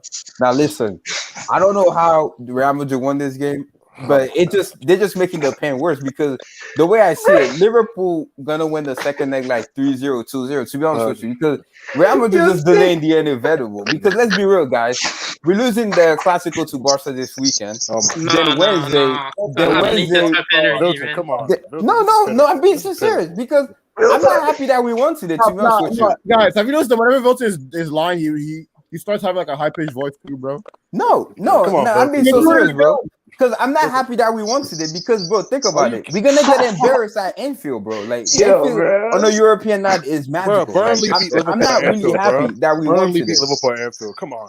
Like, Bro, no, that's the Premier League. You know that, bro. Premier League and come Champions two on. different things. We've seen it. Liverpool Just like haven't scored a Dortmund. goal at I Anfield really the thought whole Man Bro, City but was gonna Liverpool beat circumcise. Liverpool. I really thought. Wait, can I? Let me just finish my point. Then you guys can tell me what you guys think. Just like today, I really thought City were gonna circumcise Dortmund, but it was a close ass game. All I'm saying that Real Madrid, I don't know why we won today because we're gonna lose the next game like 3-0, 2-0, to be honest with you. So that's my 2 cents on the game. But as for Asensio, he still asked. I don't care if he scored that goal. He could have scored a hat trick today. I wouldn't care. I'm telling you. Milton. Then Vinicius Jr., that guy, I don't care. He scored 2 ugly goals today. I don't know who he think he is, thinking he's good or something now. I don't know what he's trying to prove. But as for I'm just focusing on the Copa America next season, to be honest with you. Milton, you That's need my 2 deliverance cents from on this it. witchcraft. And as for Pogba, Jesus Christ. Pogba to me What the hell's wrong with you? Pogba to me is world class, but this guy's a good midfielder. I don't know why people hate on him. Maybe because Bro, he man, come doesn't on, show up. respect Pogba, man. But Pogba is a genius, bro. I think he's better than De Boer, in my personal opinion. But it is what it is. But as for Real Madrid, please, Abdullah, please don't hype up Real Madrid. Please don't hype us up, bro. Don't hype us up. Don't hype us up. Please, Abdullah, that's all I beg you. Don't hype up Real Madrid. Well, who's that? Abdullahi. Bring Paul to London, man. Simple. Just simple formula. Guys, I have an announcement. Vilton, your juju is not gonna work on us yet. Bring Paul. Amen, bro. Amen. I've hope China is not working yet. Wait, man, I've hope why you guys keep on saying I'm using juju? What juju you guys talking about? You're using reverse juju, man. This is reverse psychology. This is messed up. You've got like PhDs in this witchcraft, bro. What you need is deliverance. I swear. Your HH is number one's apprentice. Your HH number one apprentice. I'm done, bro. I don't know what to do anymore. You trying to turn this into. You know the funny part about it. No, that's HH that believe in witchcraft. I don't believe in stuff like that. You know the funny part. HH is like Porto will win. Imagine Chelsea winning 4-0 or 3-0 tomorrow. I don't know what HH is gonna. The last time Chelsea won Atletico, HH entirely pull off his shit. I wonder what's gonna do tomorrow. Yeah, Abdullahi, did you not predict 3-1 for Real Madrid? Yeah, he did. I did, yeah. Yeah, he did. I don't know. Abdullah, you're a sick person. I don't know why would you. Abdullah, why would you predict that when we're gonna get embarrassed in the second leg? I don't want to get embarrassed, bro. Because you know why I predicted that scoreline? Because I believe Madrid have a superior position than Liverpool. And when I was like, I I gave it to Madrid because I look at the midfield of Madrid. I look at the midfield of Liverpool. I was like, it's game over. It's literally game over. But don't worry, Z-Man. I expect a Messi brace this Saturday. And Relax. No. I'm being so serious. Z-Man, don't fall for this guy, please. Don't fall. God bless you. God bless you. But please, guys, next Wednesday. Thank God I'm gonna be at work though. Thank God I'm gonna be at work again. Courtois is gonna be amazing. I'm not gonna watch Real Madrid I'm not gonna watch us lose 4-0 at Anfield. I'm not gonna Bro, watch listen, Hilton. Please stop. Stop. No, Vilton needs to understand that they got Kabak and Nat Phillips, but you guys literally They got Kabiru Kabak at the back. Bro, Kabak can turn into Van Dijk next game, bro, and I see it. I've seen it. They're I've both seen it, trash, bro. Okay, now I know you're trolling. No, No, he's not trolling. Bro, He's just a witch. Just look at Militao. Look at Militao today. Who expected that performance? That's why I was like, bro, we should have lost today. Like, to be honest with you, we don't deserve to win today. Liverpool should have beat us like 5-1 today. No. I don't know how Real Madrid cap. won. That makes no sense. Don't worry, It man. doesn't make sense. But don't worry. Bro, Next Wednesday. The end of a lion awaits a lion. Next Wednesday, right? When we do lose 3-0, I'm gonna need an apology from all of you guys right here. When we do lose. Vilton, I have an announcement to make. Don't worry. If we build Porto tomorrow and we face Madrid, this thing you are doing, just keep doing it. I want that reverse psychology when Chelsea plays Madrid. I want that reverse psychology. I won't say what that day. It's not reverse psychology, bro. It's just I won't talk. Bro, listen, do you guys really believe that jinx shit? You guys really believe it? I don't. No, it's just a joke, bro. I believe HH won because HH1 is real. That HH is real. Imagine, guys, HH literally said, I want ZH. ZH flop. The guy literally said, my player is ZH. ZH will do this. VH flop. And there was a player, every player HH mentioned became a class A. And then when he said, do you guys remember when he said Bruno Fernandes is the best player in the world? Bruno Fernandes put in a stinker. I was like, what? HH said Havertz would do good tomorrow. Yo, blood. I'm scared. Bruno Fernandes is the best midfielder in the world football, and Bruno Fernandes put in his stinker. I was like, HH, my lord in heaven, why do you do this? I don't think HH ever said that. He's not a Bruno. He don't like no. He said it. I think HH uses reverse psychology, bro. He don't like Bruno. I don't think HH was saying that Bruno's the best midfielder. No, that's exactly why he said reverse psychology. Bro. That's why he said that. That's exactly why he said that. Bro, listen, man, Bruno's a good player, man. Bro, I would take Bruno in my team, bro. I would take Bruno. No. I'm good. I'm good. Thank you for Bruno, man. I respect him. No. I respect. Bruno on Chelsea right now. The problem with Bruno works in teams that aren't good, bro. No. Bruno works brilliant in certain systems. I would say that more so than now because I feel like I mean more so, and like he has to be like the team has to revolve around him, or he can't really do anything. Exactly. I mean that's most can. That's why he's not good. I'm gonna land up this topic because that's most number 10. The final topic. Guys, there's a Nations Cup next year. We have Ziyech and I believe Edouard Mendy going to the Nations Cup. So I think we need a goalkeeper to replace Edouard Mendy. I don't trust Ameza Balaga as my number one going next year. Please God. Imagine Chelsea topping the table and Balaga is Chelsea number one. I'm gonna be having PTSD watching that ball. No, I can't take that. What do you guys go for? I'm hearing some news from the Athletic that we're going for the Gianluigi Donnarumma with similar. So what do you guys think of that? Yeah. He's gonna be expensive. No, it's going for free. It's going for free. Oh, for free? Oh, he's a free agent? Free agent. Yeah, he's a free agent. This summer. Free agent. Oh, and he's 22 years of age. It's free agent. Free agent this summer, bro. Come to Barca, bro. Well, who's a free? Donnarumma very similar. Yeah, but what are you trying to say to Mendy when Mendy returns? We have Kepa. If Mendy returns, we know Mendy can have so many risks. You can't have. Okay, Abdullah, can I make a point? If you buy Donnarumma, right? Fine. Let's say you get it for free. We'll only Kepa out or selling him. And then Mendy comes. So you're basically saying to Mendy while he's at AFCON that when you come back, you're coming to number 2. Yes. You wanna know why? Let's be honest. No, hold on. You have to now look at team chemistry, right? If Mendy If Mendy has been our number one all through our winning streak, and let's say with all the consistency we're seeing now, quote unquote, and then he goes to AFCON, comes back, and then becomes number two, that it will tip the chemistry of the team a little bit.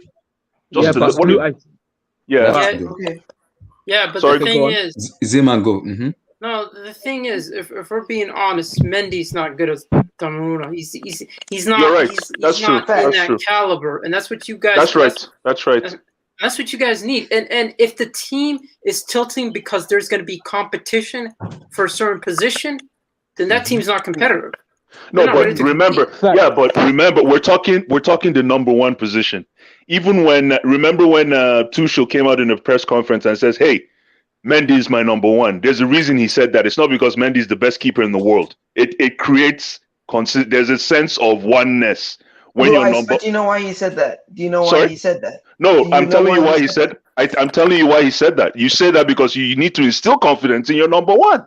No, he said that because Mendy won the race in that competition between Kepa and Mendy. He won the race, as Tuchel said. Which race? Mendy Which is my race? number one.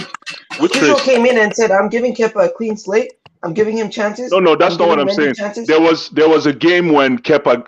I think there was one game when Kepa was used. Yes. And then after that, Newcastle. and then after the game, they were asking, are we going to see a resurgence with Kepa? He says, no. Mendy is my number one. You say that because you need to instill that confidence at the back in between the sticks. Yes. So Yes, if Mendy comes back from AFCON and you push him to number two, it will work. I know Donnarumma is definitely better, but Blue Eyes. it might. Yeah, go ahead. Sorry, go ahead. Chelsea functions on competition for places. This Not team, for goalkeeping places. It's tough, man. That's a very sensitive position. Think about just. I agree. Yeah. Why? But why? It's a sensitive position. I mean, It's it not. would actually be a test of Mendy's character and Mendy's It's true. ability to It's be a true. long-term goalkeeper. No, if I he can think overcome Donnarumma. personally, I think that swap or that acquisition should be made at the end of a season, not at the middle of a season. No, and that will be made at the end of the season. But they are talking Exactly. about Not February. Not February or January. No. This season, when the season finished, that's the conversation. Oh, I see. The Okay. Athletic said exactly. This season is gonna happen because they are thinking about Mendy going to the Nations Cup next year. So they want a goalkeeper that will like, yes, this Nations Cup is not in January anymore, right? No, it's next January. Yeah. Next Next January. Okay. How did he become a free agent? What's Milan doing? No, he rejected. No, they contract. gave him a contract, but rejected it because he wanted a new wages. And he wants to stay. He wants to stay. It's just Milan are breaking in the negotiation. No, the wages. He wanted 250, but Milan doesn't want to give him 250. We'll give him 250. Give him 250. Yeah, me no realize it's agent. Wait, before I head out, I just want to say. I just want to say, Vilton, congratulations on winning the El Clasico, and you guys have a great stream. Have a great stream. What are you slick? So we're doing a postmaster. We could come in tomorrow with them, and we're doing like Chelsea and Bayern Munich. Tomorrow is gonna be so fire. Listen tomorrow. Yeah, peace, guys. Peace. Listen, you know, paying a goalkeeper 250, yeah. By the way, I crazy don't amount know. of money. I don't know the rules of football that much, but was that a foul on Ederson? It's not a foul. No, it's not a foul. So what does the rule say? No. Let's be objective. I think I would have asked you, Abdullah, but your agenda against Pep. No. I'll be truthful. Okay. I saw the replay over and over, and even the commentator said it. That is not a foul because as a player, if he has the whistle, if he has the whistle, you have to stop. But Bellingham did not stop. He scored the goal. When he scored the goal, that was when VR need to intervene and said, "Okay, what's going on? We need to fix this now."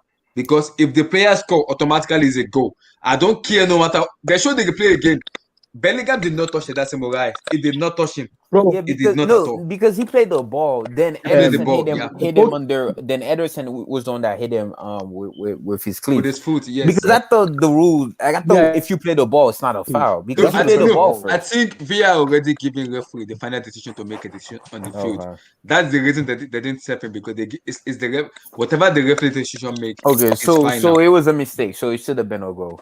Yeah, it was Okay, it but was it is too- what it is. In the Champions League, you kind of do need a little bit of luck sometimes. So Yeah, it yeah. is what it is. Mhm. But that second leg is gonna be juicy though because Dortmund just need Sancho, one goal. yeah, Sancho will be back in the second leg. Sancho is He's back. gonna be back, but I Yeah, don't he's think he's back gonna in be second fit leg. because to be honest with you though, even if Dortmund goes out, I applaud them because I really thought this game was gonna be like 3-1 No, or it's gonna be 4-1. back in the second leg. I You thought know this what? game was gonna be like Dortmund a doesn't have a lubrication. clinical number 9. Imagine they have a clinical striker. They will have beaten Mancity long time. Well, Imagine that- they look very sketchy. Very, 'Cause very sketchy. I saw that pass Haaland How give to good Marco is Royce. he? That was a damn pretty good pass for Haaland. Because Mancity won't win the Champions we all thought Royce is gonna be Royce that passed it to Haaland, but it was the opposite. But This kudos guy, to this guy Dortmund. doesn't like City, man. No, but kudos to Dortmund, to I don't Dortmund like because City, I really thought City were gonna beat them like 3-1 or 4-1. To be honest with you, Victor, because how bad their defense is. But again, it's the Champions League.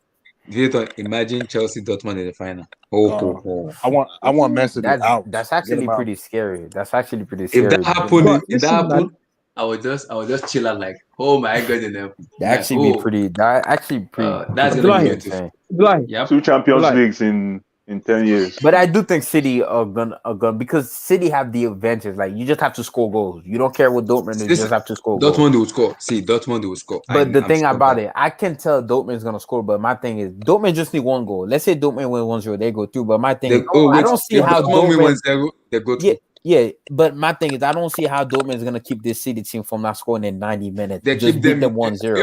If not for Emre Can that make that silly ass mistake. They almost keep them to 45 minutes. But kudos to That's City though. Kudos and Pep Guardiola. This guy, bro. I love when he drink water because I watched the highlight. The moment this Marco Royce scored, his man was drinking water. Like, what's up with that drinking water? Like, I don't get it. Like, why does he drink water every single time? Like, I don't get it. How come nobody's talking about that pass from Kevin De Bruyne to? Yeah, that was an Gundogan, man? amazing My pass, bro. goodness, man. That was an amazing pass, bro. That's the best Goodness, number. man. Because we have to keep up the KDB narrative that exists. That was such an amazing pass, bro. KDB narrative that exists for some stupid reason. By the way, who does City play this weekend? Do they have a hard game? They put an extra game, so I think let me see. Oh, what are they playing? Leeds. Leeds United. That's an easy one. So they might put like kind of the B team against Leeds United and rest of the play. Why did Ryan Sterling play today? By the way, I didn't watch. Guardiola. He was on the bench. I don't see a lot of people saying why. I don't blame him after what he did against Lyon. Maybe Pep still has a little bit of nightmare, but I don't know. I don't know. Let's end Guys, up I have a this question. Let's end up this on one topic. Yep. How listen? Go How ahead. good is City though? Let's be real. Is it Donnarumma? Yeah, that's what my problem is. How good is he exactly? That's what my problem He's is. good. He's good. Bro, he's good. He's been Syria top 5, top 3 best keeper, bro. Oh, yeah. And he's still Donnarumma? young, but he's How actually old is that? How old is he? 22. But he's pretty solid. Italian and Germans, they always produce good goalkeepers. They always do. True. Abdullahi. For a goalkeeper who is 22 years old and to have racked up the amounts of appearances that he has racked up with minimal mistakes. Yeah. He's just a class goalkeeper. I think the only thing with Donnarumma is he just never played in the CL, so nobody really noticed him. Yeah. But And I think he's you never know when they decline. exactly. He's never played in the CL.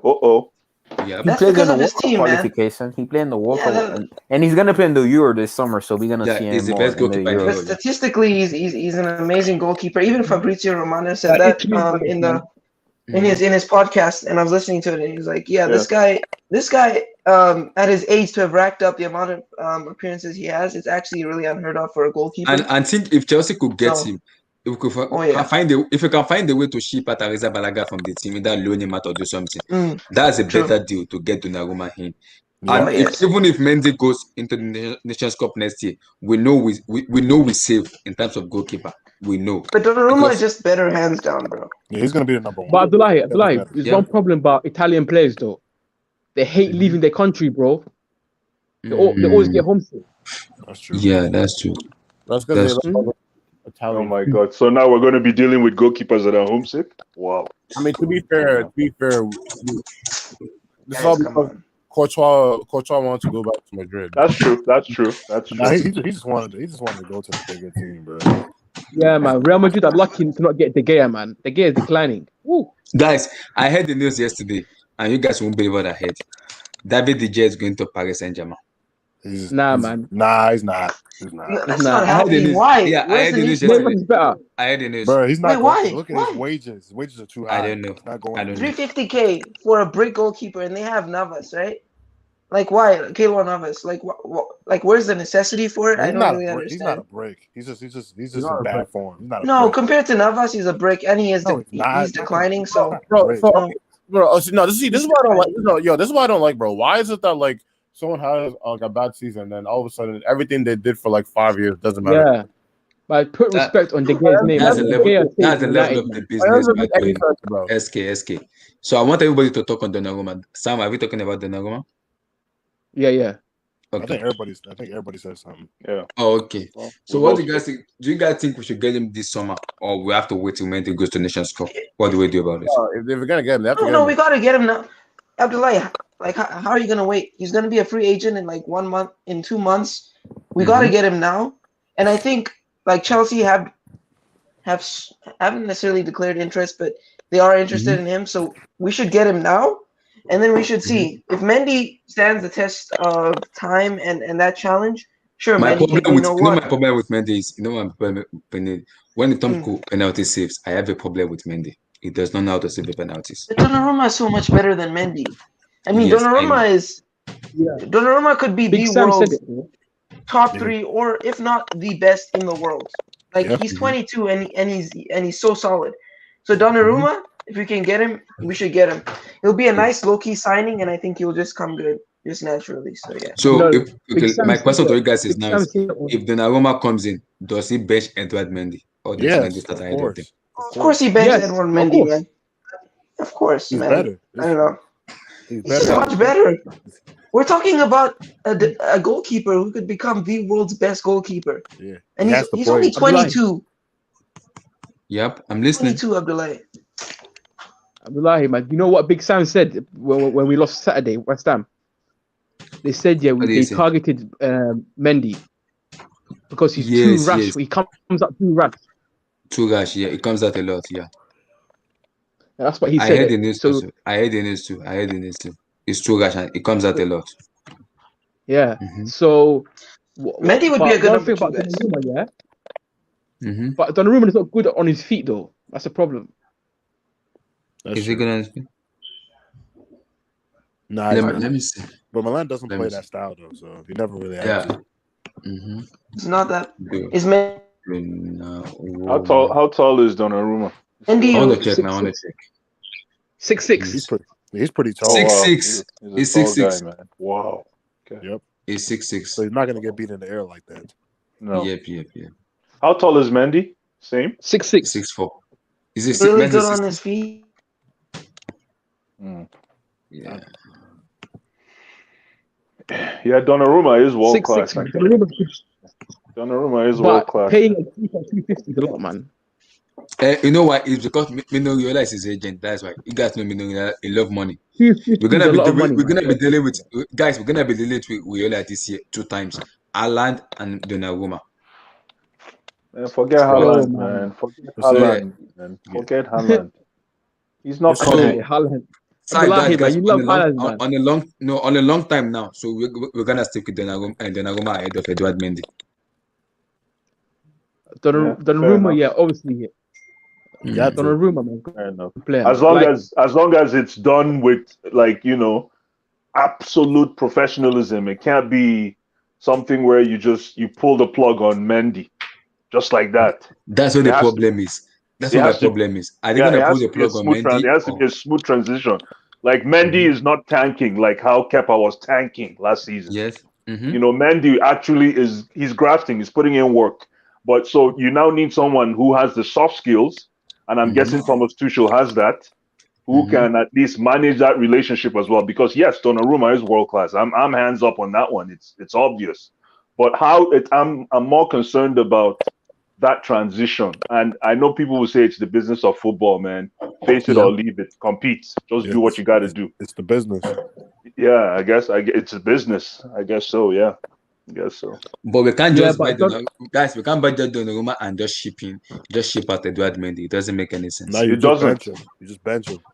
But is Edward Mendy cannot? Isn't he too? Isn't that too much? Too much good for a number 2? Yeah, exactly. That's why. But it's the same reason why Peter Cech had to leave in 2015, bro. Because he was still good back then when Courtois was playing. You can't have 2 good goalkeepers. That's true. That's The true. thing with the goalies, you can't not play. You can only play one. You can't play. Like it's not like Exactly. That's why it's going to be hard bringing in. I feel.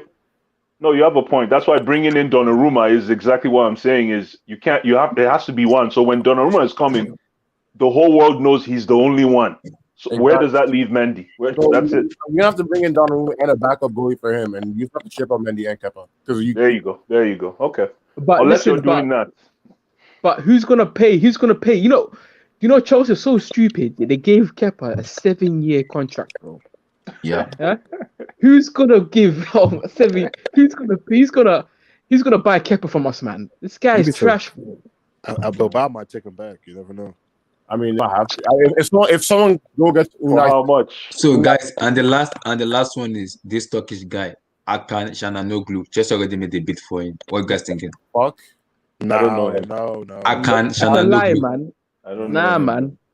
You don't want Ziyech Şananoglu? Bro, I don't know him. Sorry. Okay, let me see. Wait. He plays for AC Milan. One of my best friends is a Milan fan, and he hates this dude, bro. Whoa. Oh, for real? Bro, he's trash, bro. Nah. I don't know much about He's just a free Şananoglu. kick specialist. Yeah, but I'm Nah, he's thinking. not good, bro. Bro, he's like a moments player, like Ziyech. These players that show moments. Where does he play? What is he play as a? Is he midfield? Is he defender? Where does he play? He's a number 10. Number 10. He He's plays a number on 10. Sometimes they stick him out at left wing for some reason. Left wing. Oh, yeah. Number 10. Mm. Oh. Where is it? Is it from Turkish or from where? Turkey. Turkey, yeah. Damn. They try to compare him to Ozil. They tried to say he was a new Ozil back in the day. Nah, I'm way better than him, man. Ozil is a bad man. What? Oh, he was. I know he was. Yeah, he was. And then Arsenal let them down, bro. Arsenal never bought the players that he wanted, man. Damn, Exactly. They could use him now too. I want to get this guy, Şananoglu. Bro, he's trash, bro. Abdullahi, bro. He's trash. How old is it? How old is it first? How old is it? Like 28, 29, I think. I don't want He's him. already at his peak. I don't. That age, I don't want him anymore. Bro, look at this. Sancho. Bro, Abdullahi, look at his stats, bro. Let me check his stats. Is it on Wikipedia? Let me see. Bro, look, even watch the eye test, bro. He's not that good, bro. He's like he's like Ziyech, bro. That gives you like moments in the game. Wow. Ziyech, man. Hi, man. I thought we were going to get something else. Anyway, Yo, not guys, too late. how many people is joining the watch along for tomorrow? Is everybody that joining the watch along, or how many guys? Yeah, I'll join you, sure, man. So because we're gonna do the watch along first, you guys can swear for anybody you want to swear for. You can swear, but don't put on the volume of the TV you are watching, either your TV or laptop. But like, I'm too early though. I live in London, innit? Okay. I'll be So too what early. time is it gonna be in your place? 7. What time's the game starting? It's starting 2 p.m. here. May's gonna start 7:15. In your time, 7:15. And we could watch it together. 7:15 in the morning or afternoon. Afternoon. So in the evening, afternoon. In the evening. So you could join us. I could just send out the link, and then you could just join the watch along.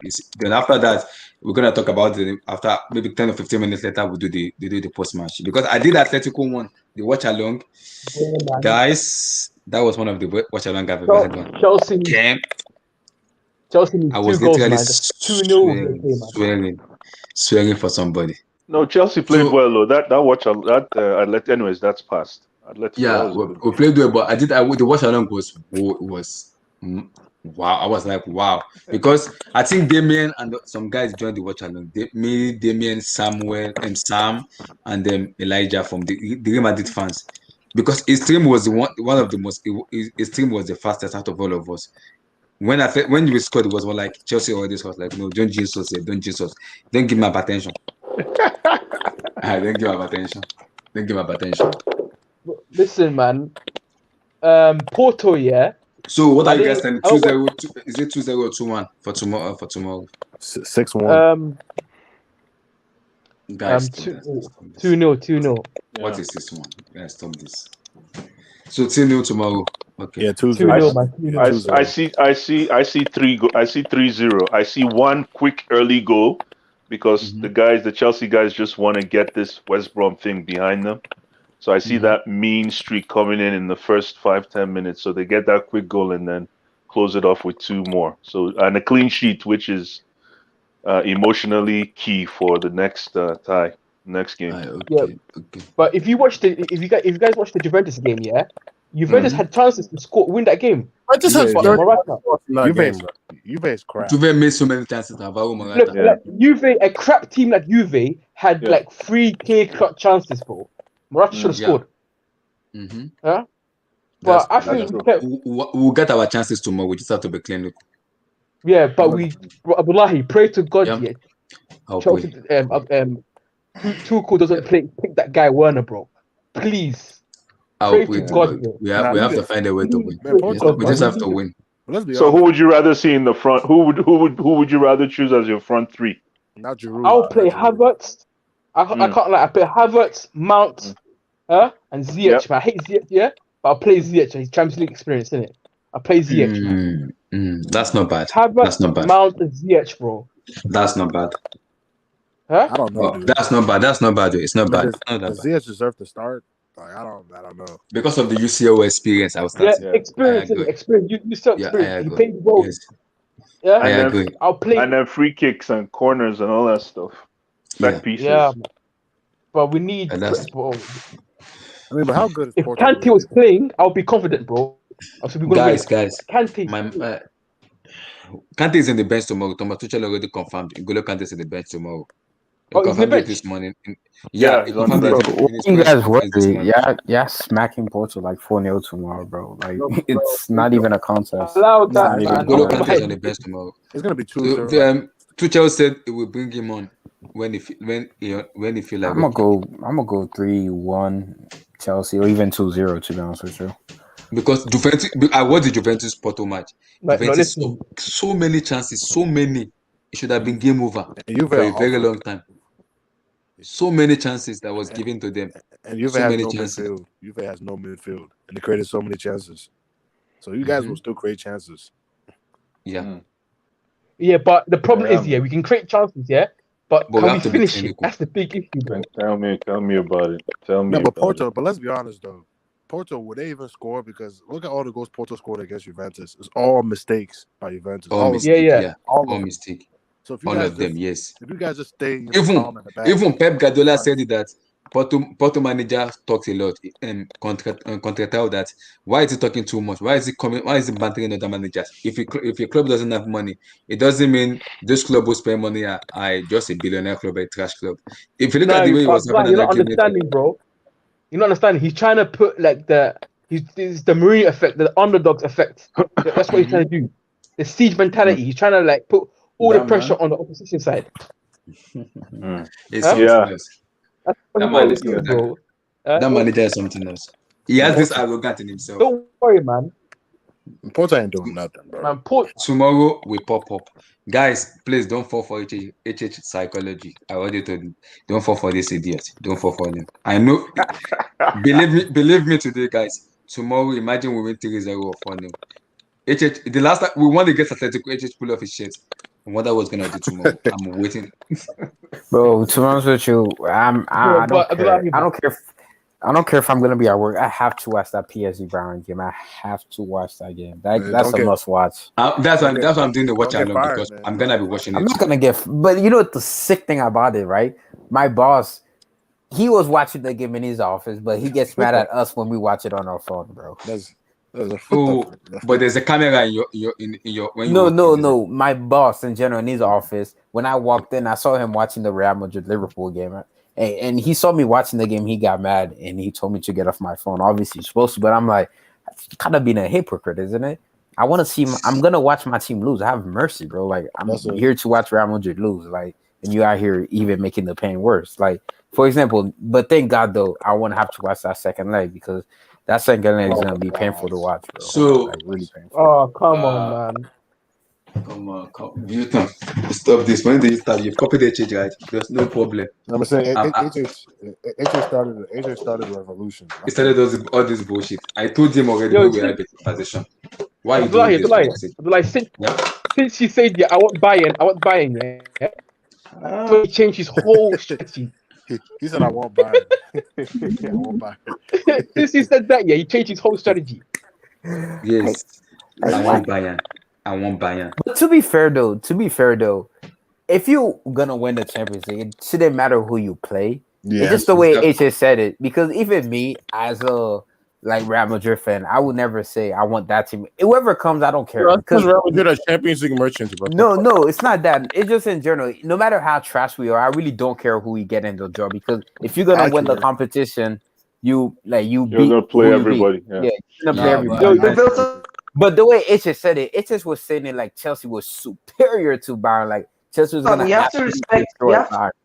But I respect him for saying I want Bayern too. Like he just wanted to show that they could do it. But my guess in that moment, did he thought Ziyech was gonna be able to play? Like I'm guessing. You know what Gatlock told me? Gatlock said this receipt is putting out. To respect Once the power Chelsea, of once momentum. Chelsea wins the UCL, the receipt is over for his life. He said it's over. They said there's no way he's gonna put out a receipt on HH anymore because HH is gonna win him over. Like if Chelsea wins the Champions League, yeah. To be honest with you, this season's been so weird, bro. This season If we been win so the weird. This Champions League, COVID trust season me, been so I don't weird. care if Declan Rice is worth 150 million. We'll buy him. We'll get him. I'm telling you This right now. season been so weird because this season is just weird, bro. It's weird. Like if some way by some if we because like by some miracle by heaven we move heaven to earth because I doubt that's gonna happen. I do think Liverpool's gonna beat us in the second leg, but if somehow some way we get to the final some way somehow, I think we're gonna win it. If we somehow some way get to the final, if we get there, I don't think we are. I don't think we're good enough to beat Liverpool in the second leg. But if we somehow get to that final, I think we win it. To be honest, I don't care if it's City or Bayern in that side. I don't care who it is. I'm gonna call Perez. Perez, don't screw this for my boys then. My Champions League royalty, man. I don't know. I mean, I don't know about all that. Like, if they get to the final, I don't know. Bro, listen. Have you seen guys, it's not guaranteed. Fabricio just it is guaranteed, bro. confirm it now, guys. That Alad wants to play in the Champions League, so Chelsea has to make the Champions League, even if they want to sign Alad. Forget about Haaland, man. How many finals have you guys even lost? We are in the Champions League era. We have never lost any finals. Once we get to the final, we always win. They win it. But during the European Cup, we lost 3. We lost to Liverpool twice. We lost to Liverpool. This ain't the same. This ain't. So guys, you guys gonna be talking in the background. So let me just get out of life. So guys, peace. Like David, guys. Like David. Yeah, guys, I have to jump off too. So we'll chat tomorrow. Have a great evening, gentlemen. Hopefully, PSG beats Bayern. Hopefully, like David, guys. Coming with fire tomorrow. I'll see you guys tomorrow. For some All right, cheers. Whatever you know. Peace out, guys. Like and subscribe. Guys. Like and subscribe. Massive appreciation, guys. Like and subscribe, guys. Peace.